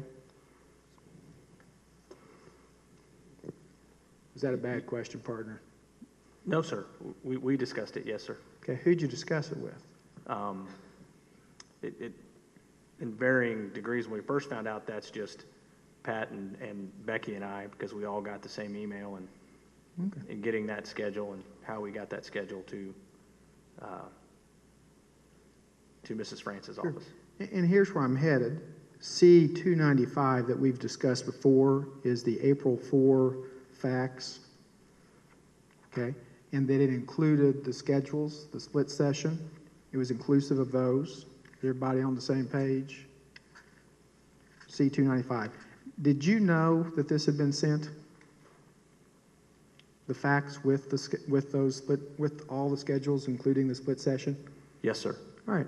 How did you know that had been sent? With a discussion I had with Becky. All right. Long Ruggles. Okay. Now, the discussion you had with Becky as to those being sent, was that before or after the email? And let's I tell you what, I'm going to go ahead and go through it a little bit regardless.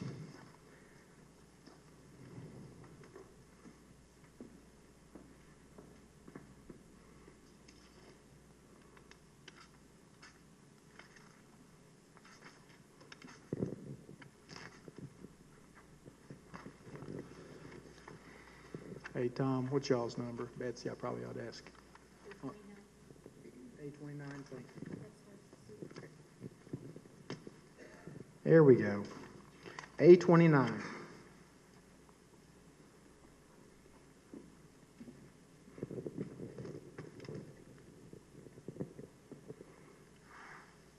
So A29, we start off at April 3rd, 3:28 p.m. at the bottom. And then we go through to April 4, 7:48. Ginger, what fax number? That's Becky to Ginger, in other words, to Roma. And then we have her responding at 7:55. We don't have one right here in the office, speaking of fax, but you can email it. And then we have April 4th, 2:13, 9:01 a.m. Did you get my fax? So evidently that fax, the April 4th fax, C-295, with the following 14 pages, had already been sent by 9:01, April 4th. So did you know that had been sent before? If you would turn to A30, please. Yes, sir. Okay. In A30, Sean, that's the fax.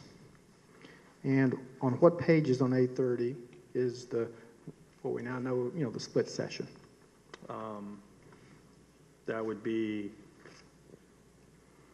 C-297 and C-298. Okay.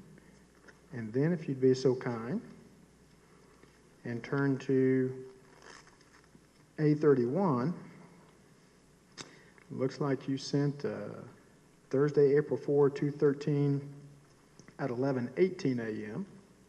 So 2 hours and some odd minutes after the 9:01 time.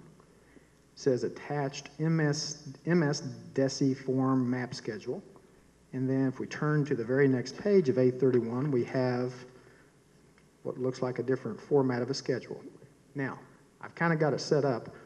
When did you first learn about the fact that Becky had faxed to the training coordinator, just like C80 says, had faxed prior to testing the schedules, C80 item 7, when did you first learn that had occurred? It would have been that morning of the 4th, in between when Mrs. Long-Ruggles faxed it, and before I sent that form, How did you learn about that? I want to do this real open-ended so you can just tell us, Sean. Mrs. Long-Ruggles had voiced that Mrs. Martin needed that Roma needed, Mrs. Martin needed the form filled out, but she had sent her the actual daily schedule of what we really do, and she wanted it to fit this form. Mrs. Long-Ruggles came to me for help because she was concerned how, with 3 slots provided for communication arts, that you would fit 4 sessions, and felt like the form, which we thought to be a Desi form, was inaccurate because it did not contain 4 sessions for 7th grade. And she wanted to know how I could help with being in compliance with what we knew we were doing, but also completing a form that we thought was a Desi form. So did you and she sit down and do this? We had a discussion about it that led to me having a phone conversation with Mrs. Martin. Okay, so you talked to Becky, and then what happens next? Well, Becky had told me she sent the daily schedule, and now it had to fit a form. We were both concerned about the fact that we didn't know how we could put it in the 3 slots and still be true to what we were doing. So then I had a conversation with Mrs. Martin, phone calls back and forth, and in that conversation, it was expressed to me that it had to fit the form, that Roma wanted it in this form. I expressed that it would not fit in the form. 4 sessions don't fit in 3 slots the way it had typically been done. And I was told to put it in the form because that's how they needed it. And I said, you already have the daily schedule that was sent to Roma. What else do you need? And I was told, put it in the form because that's how Roma wants it. Okay, so you tell her you've already got the daily schedule. What else does Roma need? She says Roma wants it in this format. All right? Yes, sir. Okay. Why did you go back to Becky and tell her that and have her fill it out? Becky had already asked me for my help, so. Okay. So was anyone present during that discussion, by the way? It was a phone conversation, and yes. Okay, who else was present? Joel Carey. All right. So who all assisted or participated in filling out C-159? It was taken from the daily schedule that they already have, so I just took what was in the daily schedule and put it into a form that would fulfill what I thought was the conjunction of the two together would be truthful to what we were doing. What do you mean, the daily schedule? The daily schedule that Becky Long-Ruggles had already sent Roma. Okay. Did she bring a copy of her fax with her, or how did you have that? She said she sent the daily schedule, and we'd already sent that out to the entire staff, so I had it and knew what we had developed. Now, there was some statement about this form being the last, and there were some statements to the Desi guy about there being a change. Is there any change between the daily schedules that were sent from the training coordinator to the district training coordinator by fax before 9:01 a.m. on April 4th and this form? No, sir. That was the whole purpose of the conversation, is to be true to what we put in the daily schedule for this form. Okay. And I think on C309, it kind of puts it all together as far as the email and the form on one page, folks. It just kind of makes it, that's the very next page. Just kind of puts it on one page to make it easier. All right. When would have been the next time you heard diddly squat about a split session type thing? It would have been during the investigation, what I consider to be the investigation of map improprieties related to 7th grade math and the performance of a classroom teacher. Okay. And who did you first hear this from? Who was it that first approached you? Mrs. France. Okay. And was anyone else present? I believe Mrs. Long-Ruggles was present. All right. And tell us, let me do it open-ended, just tell us what you and what was discussed. We discussed the schedule, and I was shown a schedule that was not what I was aware that any of us had sent to central office. I was shown a schedule and immediately picked up on the fact that that could not have been a schedule sent by anyone at the middle school because we were not that misinformed about what was actually happening at the middle school. And let me show you C-175, and you'll see this under the numerical order documents. This is the one that I'm hoping later on we'll find out who the author of it was. C-175, what is that? That's the schedule I was shown by Roma France, I believe, on May 22nd. All right, and hold on just one second. I want to make sure everybody's there. A32, if that's quicker or easier, folks, I'm sorry. I just want to make whatever's quickest. A32. All right, everybody there? Y'all there? Okay. So this is shown to you. When it was shown to you, Sean, did Ms. France make some representation related to that schedule? Throughout the investigation and the questioning back and forth. I don't care about throughout the I investigation. mean, Answer my question. Yeah, there was I'm an not getting onto it. insinuation. There was an insinuation that this was the schedule that we had submitted and it was not compliant with Desi. Yeah, and I'm not getting on to you. I apologize. No, You're my cousin. I'll talk to you later. But listen, you're entitled. what'd she say as to whether that was the one that you had drafted and the one that was not Desi compliant? What did she say? She called this the middle school schedule. There you go. That's the one that she was telling you was not Desi compliant. Is that correct? Yes, yes, sir. All right.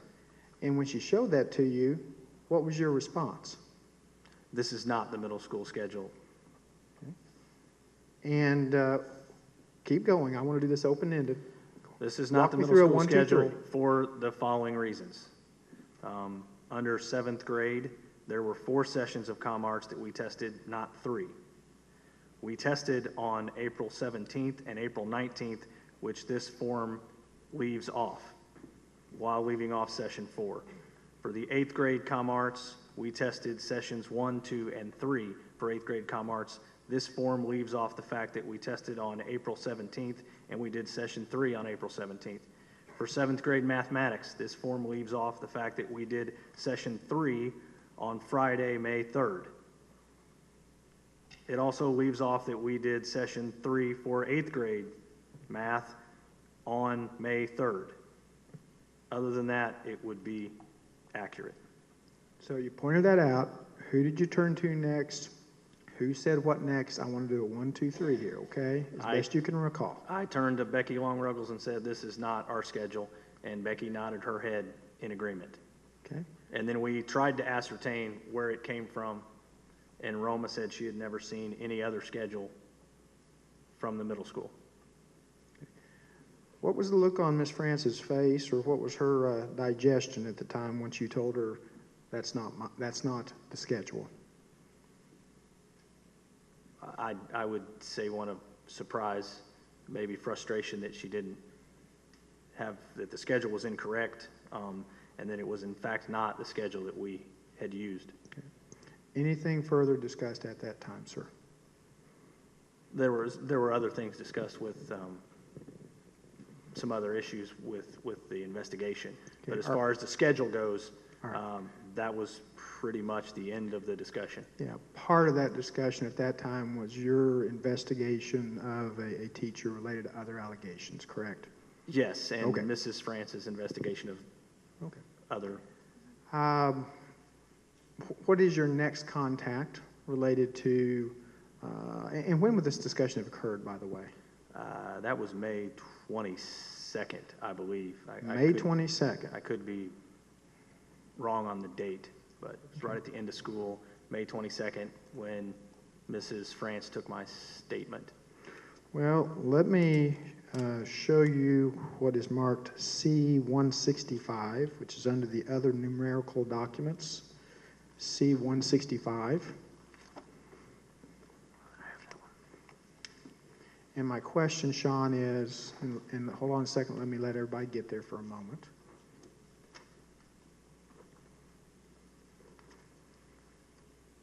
C-165.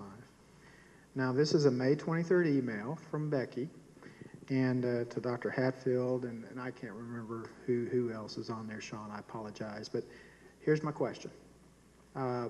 Was your conversation that you just told the board about with Becky and Roma, was that before or after, or the same day, I guess it could be, that email? I believe this email followed, and I may be fuzzy on exact dates, but I believe May 22nd was the day I met with Roma, and that is dated May 23rd. So I did not check the time. I know what time I met with Mrs. France and Mrs. Long-Ruggles, so I could determine if it was later on the 23rd, even if I was on the 23rd, if I could see it. Sure. So I would assume that this was after May 22nd when I was interviewed. And at that time, before the fur starts flying, did Ms. Ruggles make any statement about your veracity or honesty or integrity one way or the other? Yes, I believe so. And she said what? I think it's in the second paragraph. I think that Mr. Kirksey, as a building principal, investigated and found that he had a teacher who was violating MAP testing practices and that he was taking appropriate action in a timely manner to handle this matter. Now, in fairness, I think this email is pretty well about the teacher issue, not the Desi issue. Is that kind of a fair reading of it? Yes, sir. Okay. But my point is, it doesn't say anything in here about you being a dirty dog, at least at that time. But I'll withdraw the question. It doesn't, there's not a question here, because you've had that meeting about the schedule before. There's not a question here about your conduct related to the Desi in this email. No, sir. Okay.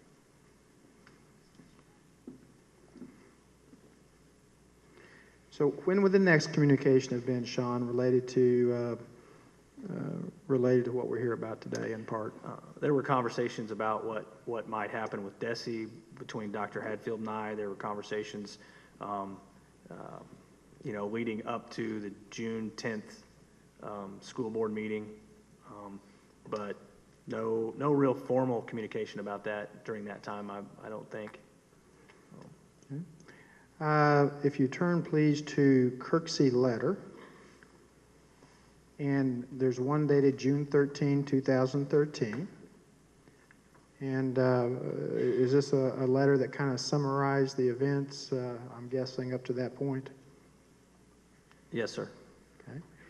And it speaks for itself, so I won't belabor the point. Did you consider the building committee to be a collaborative effort related to the schedules? Yes, the building leadership team is collaborative. And Yes, then, sir. and then was there discussion, and then it went from the building committee to the training coordinators we've seen, who faxed it on 4/4, and then was received by the district training coordinator prior to testing. Yes, sir. Okay. And you were asked some questions about, well, by gosh, you didn't call the district training coordinator, you didn't call administration one time and say, this is a problem. Why would you not make such a phone call, Sean? It was not really within my line of responsibility, and we had done it before, and I was not, at that time, operating under the thought that we were doing anything wrong. So there was not a concern. There had been debate, there had been discussion, but there's discussion about any number of things that have two sides to it in a collaborative discussion, and I do not always call central office, especially when I know that the school testing coordinator and the district testing coordinator go to the same trainings, have the same conversations, and they are in the hierarchy to develop the schedule. So I did not feel like it was my place to intercede in between those two.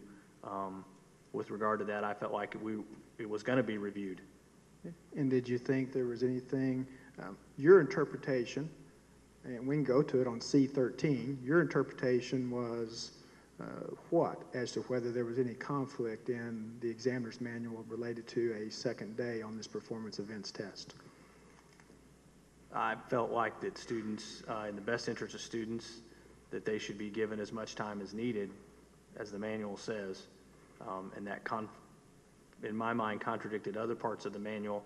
When we have two things like that in contradiction, you would fall back to your preceding experiences with that situation, and all of our preceding experiences were that it had not been a problem. And in the examiner's manual, isn't it true that this is an open-ended test? Yes, it does say that it's open-ended. Okay. And so you've already told us about the expectation or belief you had related to what the training coordinator and district training coordinator would do. So why would you call them? Let me ask, you drive a car? Yes, sir, I do. And when you see people come up to a stop sign and you expect them to do their part and stop, Yes, sir, I do. do you yell at them, every car you see by, and say, "Oh, stop," to make sure they stop? I'm going to object this one leading question after another. I'll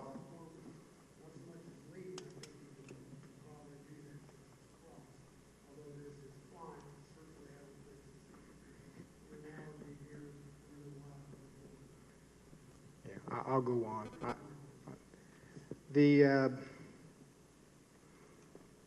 At some point, did Ms. France come to talk to you again about the split session?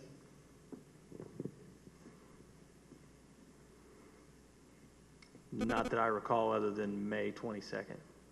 At some point, did you find out that she was conducting, I guess, some kind of inquiry about the split session? On or around May 22nd, I received comments from teachers that that I should be concerned, and the words they used were witch hunt, I believe, to describe the investigation. They had talked about it in a team meeting and had elected one of their teammates to come and forewarn me, so to speak.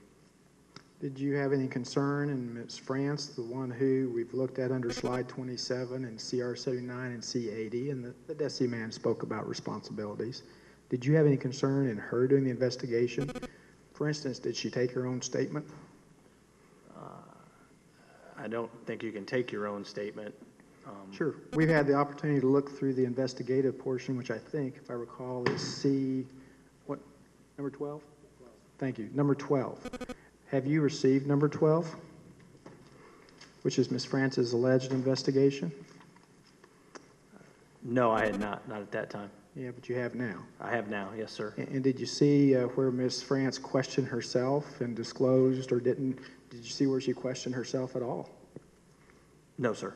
Did you see where she disclosed any of her responsibilities that we've all seen here today in black and white in slide 27 and CR 79 and CR 80? No, sir.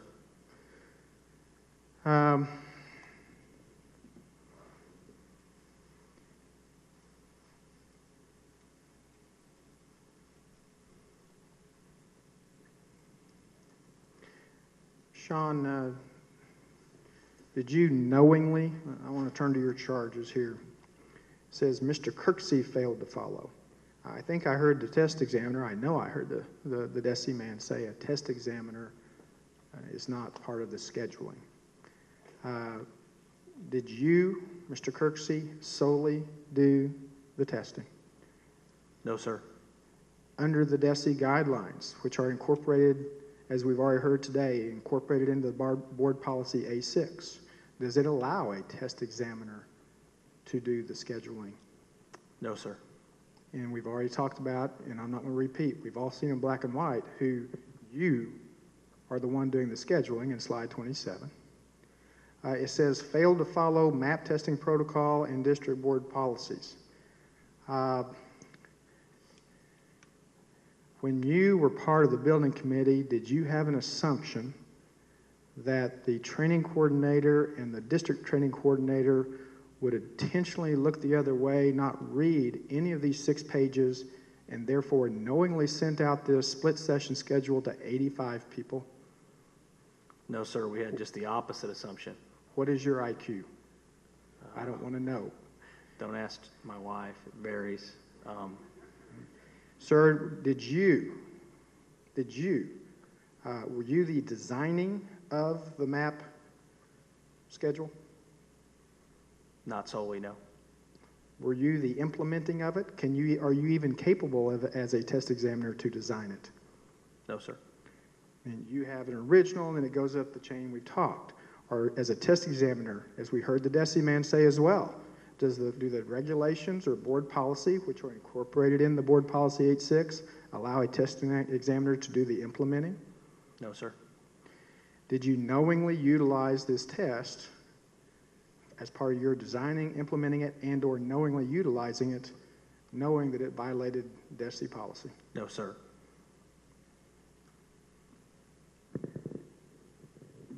I would like to recall Mr. Kirksey, if I may, Mr. McDormand, after additional evidence has been put on.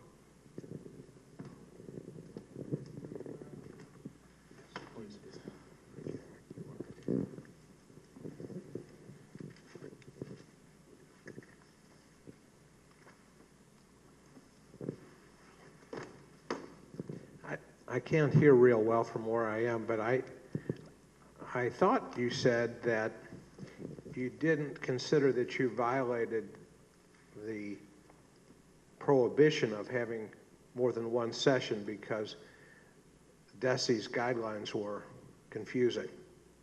Is that what your statement was? At the time, I believe those two statements on the same page of the examiner's manual that we've covered a couple of times contradicted each other in my interpretation at the time.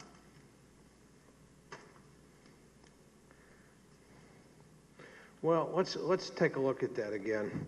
A7, C13.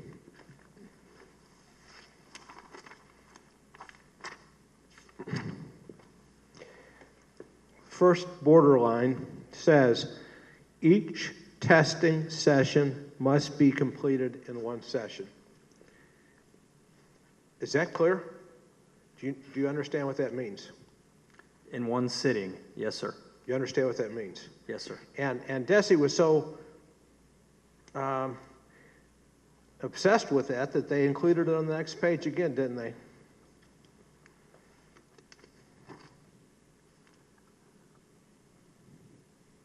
It is included on the next page. And it says, scheduling testing to allow sufficient time to complete a testing session. Each testing session must be completed in one sitting. We asked Mr. Minks, I said, is that clear? Is that ambiguous? He said, it's clear. Anybody that called and said, can we do more than one session? Nope, can't do it. Now, you read a section right below that says, for sessions that are not strictly timed, if a student is not finished but is making adequate progress, allow the student to finish. Now, is your interpretation of that override the one session? Or is the clear, strike that, is the clear direction from those two provisions that if a student in one session is making progress and is finishing, you give them the extra time to finish? Isn't that the normal interpretation? Yes, that you would give them more time. In one session? Session 2, yes. And session 2 is a one session, one sitting. It is, you could interpret by reading that it is in one sitting.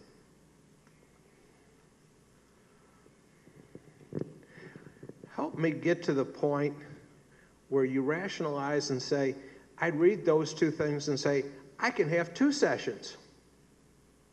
I can have two sittings. How do you get there? I think I answered that Well, before, help me, give me- and I'll answer it again. Please.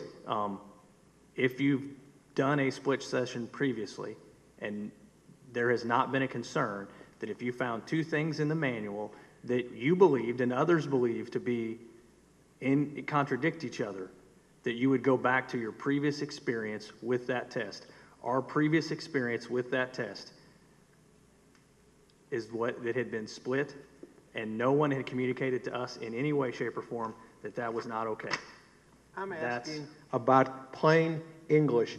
I'm not asking about the history of the world or what you've done in the past 10 years.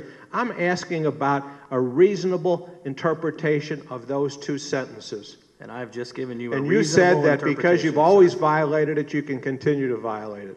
I said that because I did not think it was a violation, I could continue to do the same thing.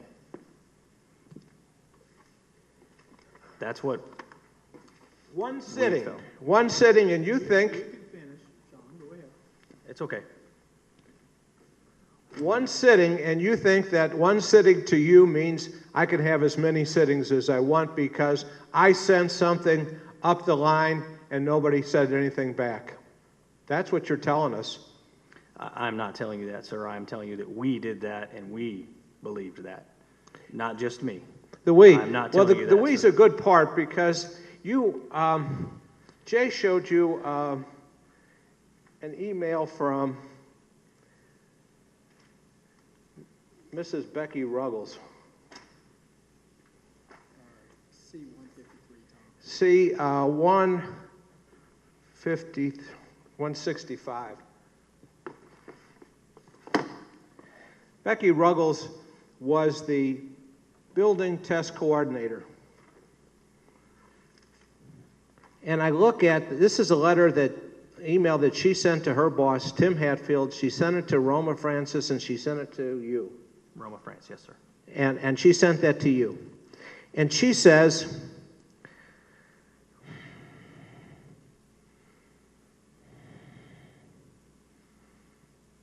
as the middle school building testing coordinator, I feel that I am ultimately responsible for what happened in my building during testing. And although I'm not an administrator, my name is on the paperwork. I don't see Becky Ruggles saying, we. I see her saying, I'll take it. I disagreed with it, and you would acknowledge that Becky Ruggles voiced objection to splitting this. Yes, yes, And sir. she didn't, her requests were not accepted, but she took the hit. She sent a letter to her boss, her bosses, and you, another boss, saying, I'm it. With And all due- I'm having, why With is all it? due respect, sir, I think that has a lot more to do with the investigation of the teacher, as pointed out earlier by myself than in this letter. Well, it's not a letter that you sent. She sir, speaks to what she did, that she was a building test coordinator. And if she's a building test coordinator, she can't be responsible for what every single teacher is doing if they are cheating on the MAP test. Do you think that's what she's saying, or she's thinking this whole systemic violation, my name is on the paper and I accept it. I step up to the plate. I will take the hit. And all I hear is we. Collaborative decision. Here's a lady that said this is crap, and you know it, right? She objected to this. It gets done anyway, and she sends a letter to her boss, I'll take the hit. Think that's courageous? Objection, argumentative, not. I'm just asking if she thinks it's courageous or not. He read the letter. Speculative, argumentative, not relevant.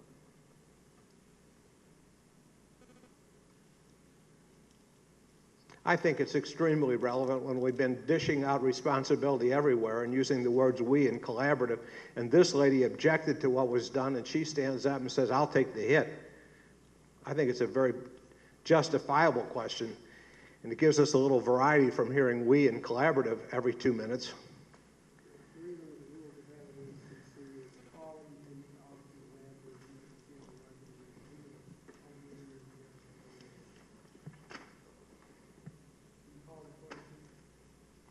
Would you restate the question, sir? Yeah.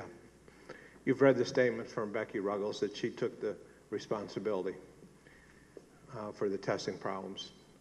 I just simply asked you whether you thought that was a courageous stand. I've read the entirety of her statements, all of them. Can you answer the question, please? I was attempting to. Is it yes or no? Was it courageous or not? I respect her, and I withdraw the question. I'm not interested. If you can't answer a question like that, I'm not interested.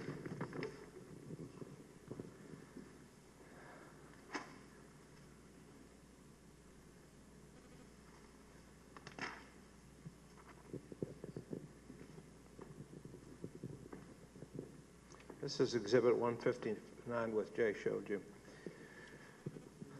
This is 159, C-159. It is Exhibit A31.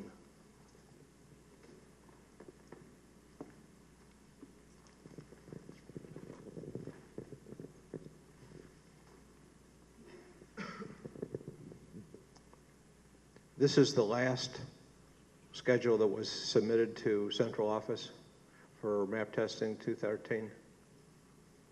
This was a form that was submitted, yes, sir. Okay. And this is a form that you prepared? Yes, sir. And it's a form that you submitted to Ms. France? Or to her Ginger assistant, Martin. Ginger? Yes, sir. And looking at this exhibit, can you tell if you can tell whether that Section 2 Communications Arts 7th is being divided into 2 sessions rather than the one required by Desi?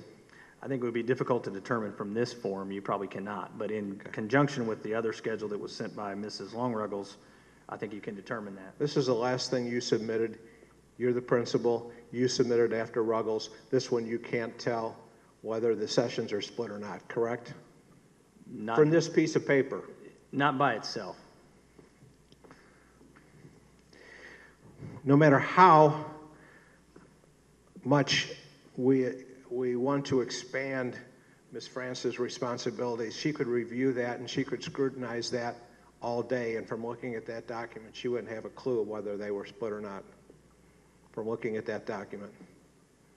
Not without looking what her school testing coordinator sent her. From I think looking would at be that difficult. document, Mr. Kirksey, from looking at that document, She could imply possibly that there's 4 sessions in 5 days, but I don't know that she could confirm that from that document, no, sir. okay, thank you. I have nothing further.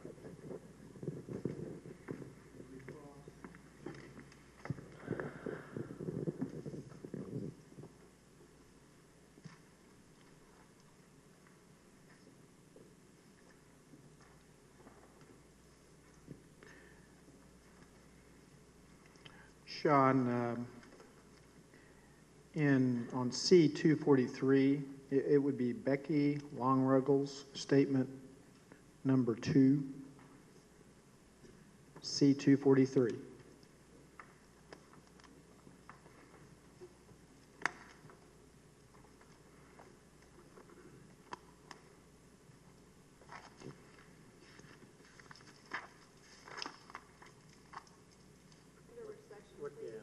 Oh, I apologize. It'll be under a section called Becky Longruggles, number 2, Longruggles, toward the beginning. Number 2, Longruggles. And folks, we'll go through that with Becky, because she will be here, and you'll see several times throughout here where she says others told her it was the way it had been done, common practice, normal practice, not just Sean.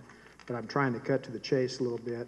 There's a sentence here, Sean, where she says, I will repeat that from day one, I have questioned the texting practices in the CMS building. However, after voicing my concerns to fellow employees, I was convinced that this was the norm for CMS.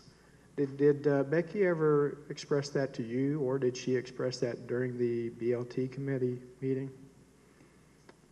She communicated concerns. She did not mention that she talked to other staff members and they had told her that's the way we had done it previously.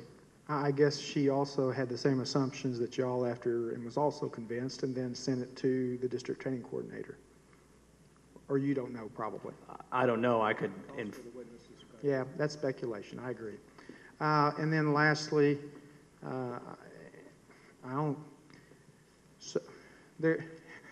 we all know, and you talked about that last thing that you sent where you were helping out the training coordinator.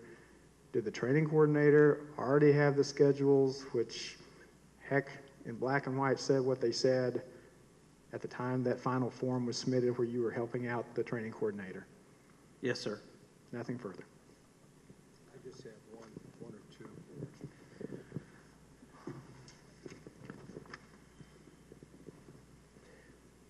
This is C-165. This is Mrs. Ruggles' letter to the superintendent. I believe Jay was referencing that she had sat in on the interviews that you had with Ms. France. If you want to read this thing before you, the entire. Oh, no, she sat in on interviews that Mrs. France had with students. She didn't sit on the interview with you? A couple, yes, she did. Yes, she did. So we're clear. Yeah. Ms. France and Ms. Ruggles sat in when you were interviewed. Yes, sir. And when she says in the fourth paragraph, as building test coordinator, I have been asked to sit in on many of the interviews that have taken place with Mr. Kirksey. Okay? And you agree with that? And students, yes. Yeah, well, I didn't ask that. I do believe that these interviews were handled appropriately. It was awkward. I do believe that the best decision with my inclusion in the district can be assured of transparency. I do believe that Mrs. France handled the situation very delicately and with trust. And she compliments you on your forthrightness with respect to that interview. I would have to say that, in my opinion, that is taken out of context. I mean that to be that at times Mrs. France and I and Mrs. Longreggle sat in with students. I do not believe that she is referring to the, as much as I would like to take credit for her telling me that I acted honestly, I believe that that is geared towards the joint investigations we had with students with regard to the math Do you have the 12? question. I'm just trying to be honest with you. That's, I think, what she was saying there in our treatment of the students and the teachers for whom the allegations Does it were. say who was sitting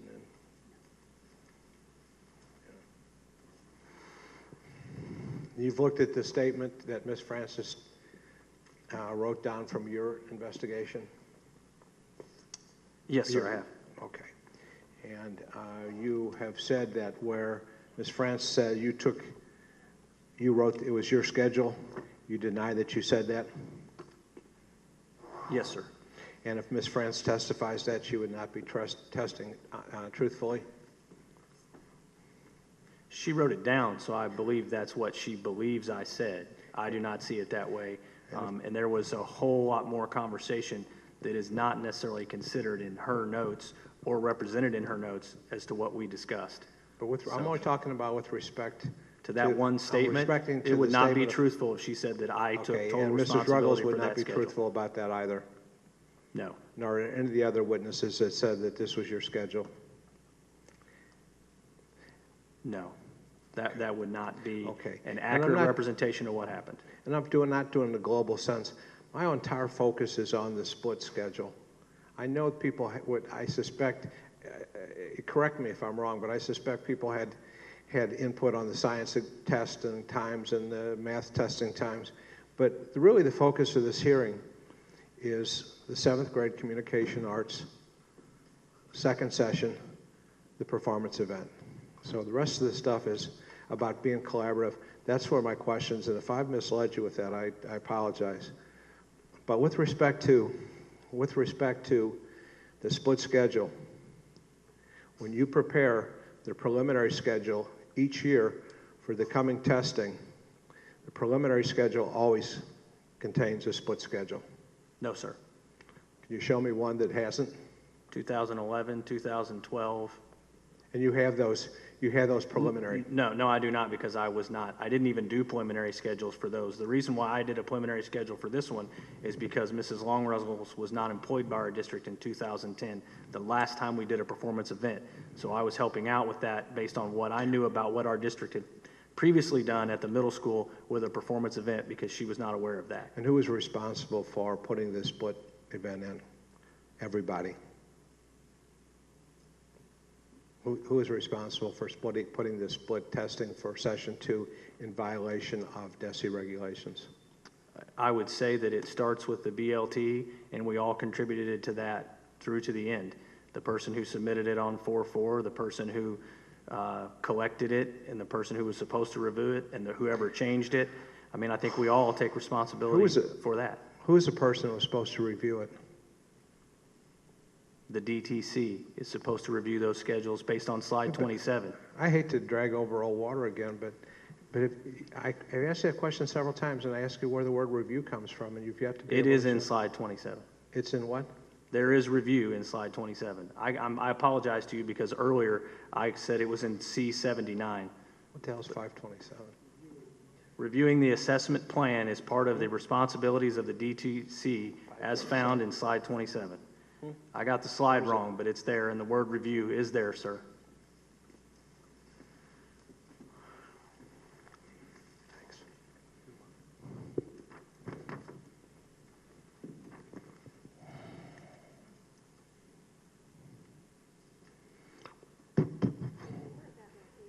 This is, it looks like Exhibit 27.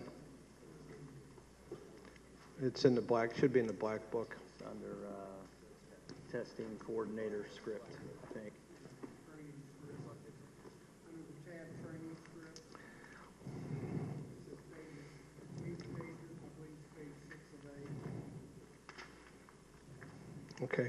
So what you're relying on is this slide that was done in the training script says that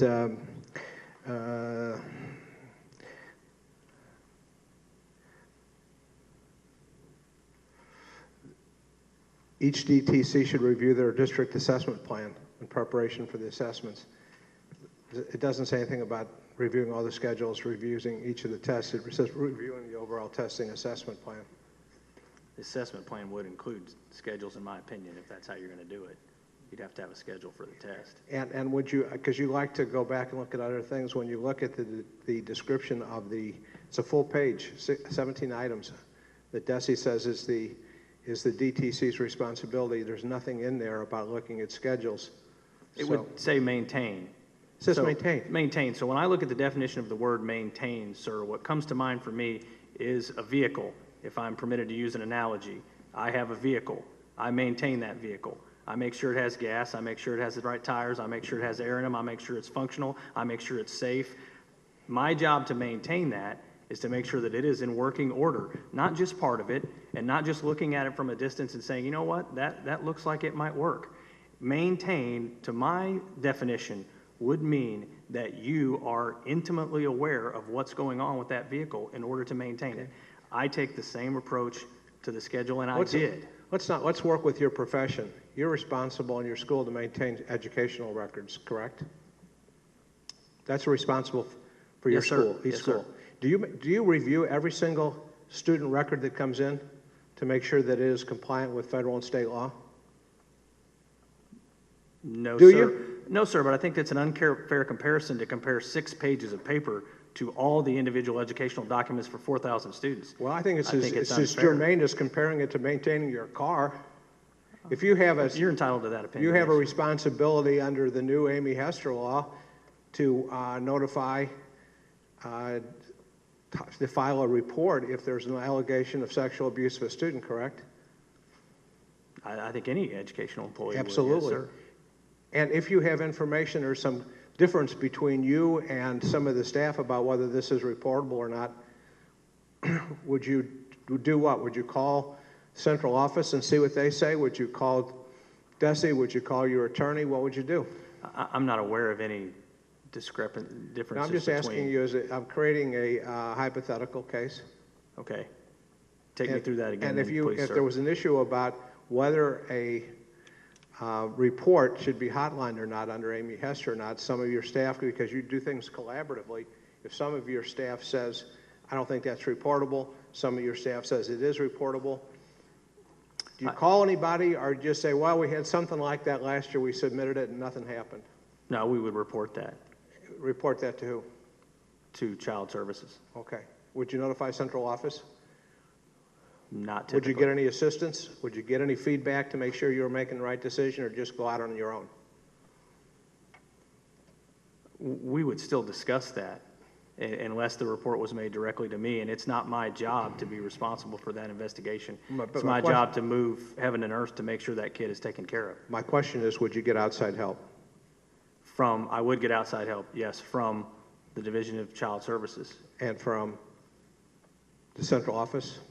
Not typically, Okay, no. but you call out to, child services? Yes, sir. Okay, thank you.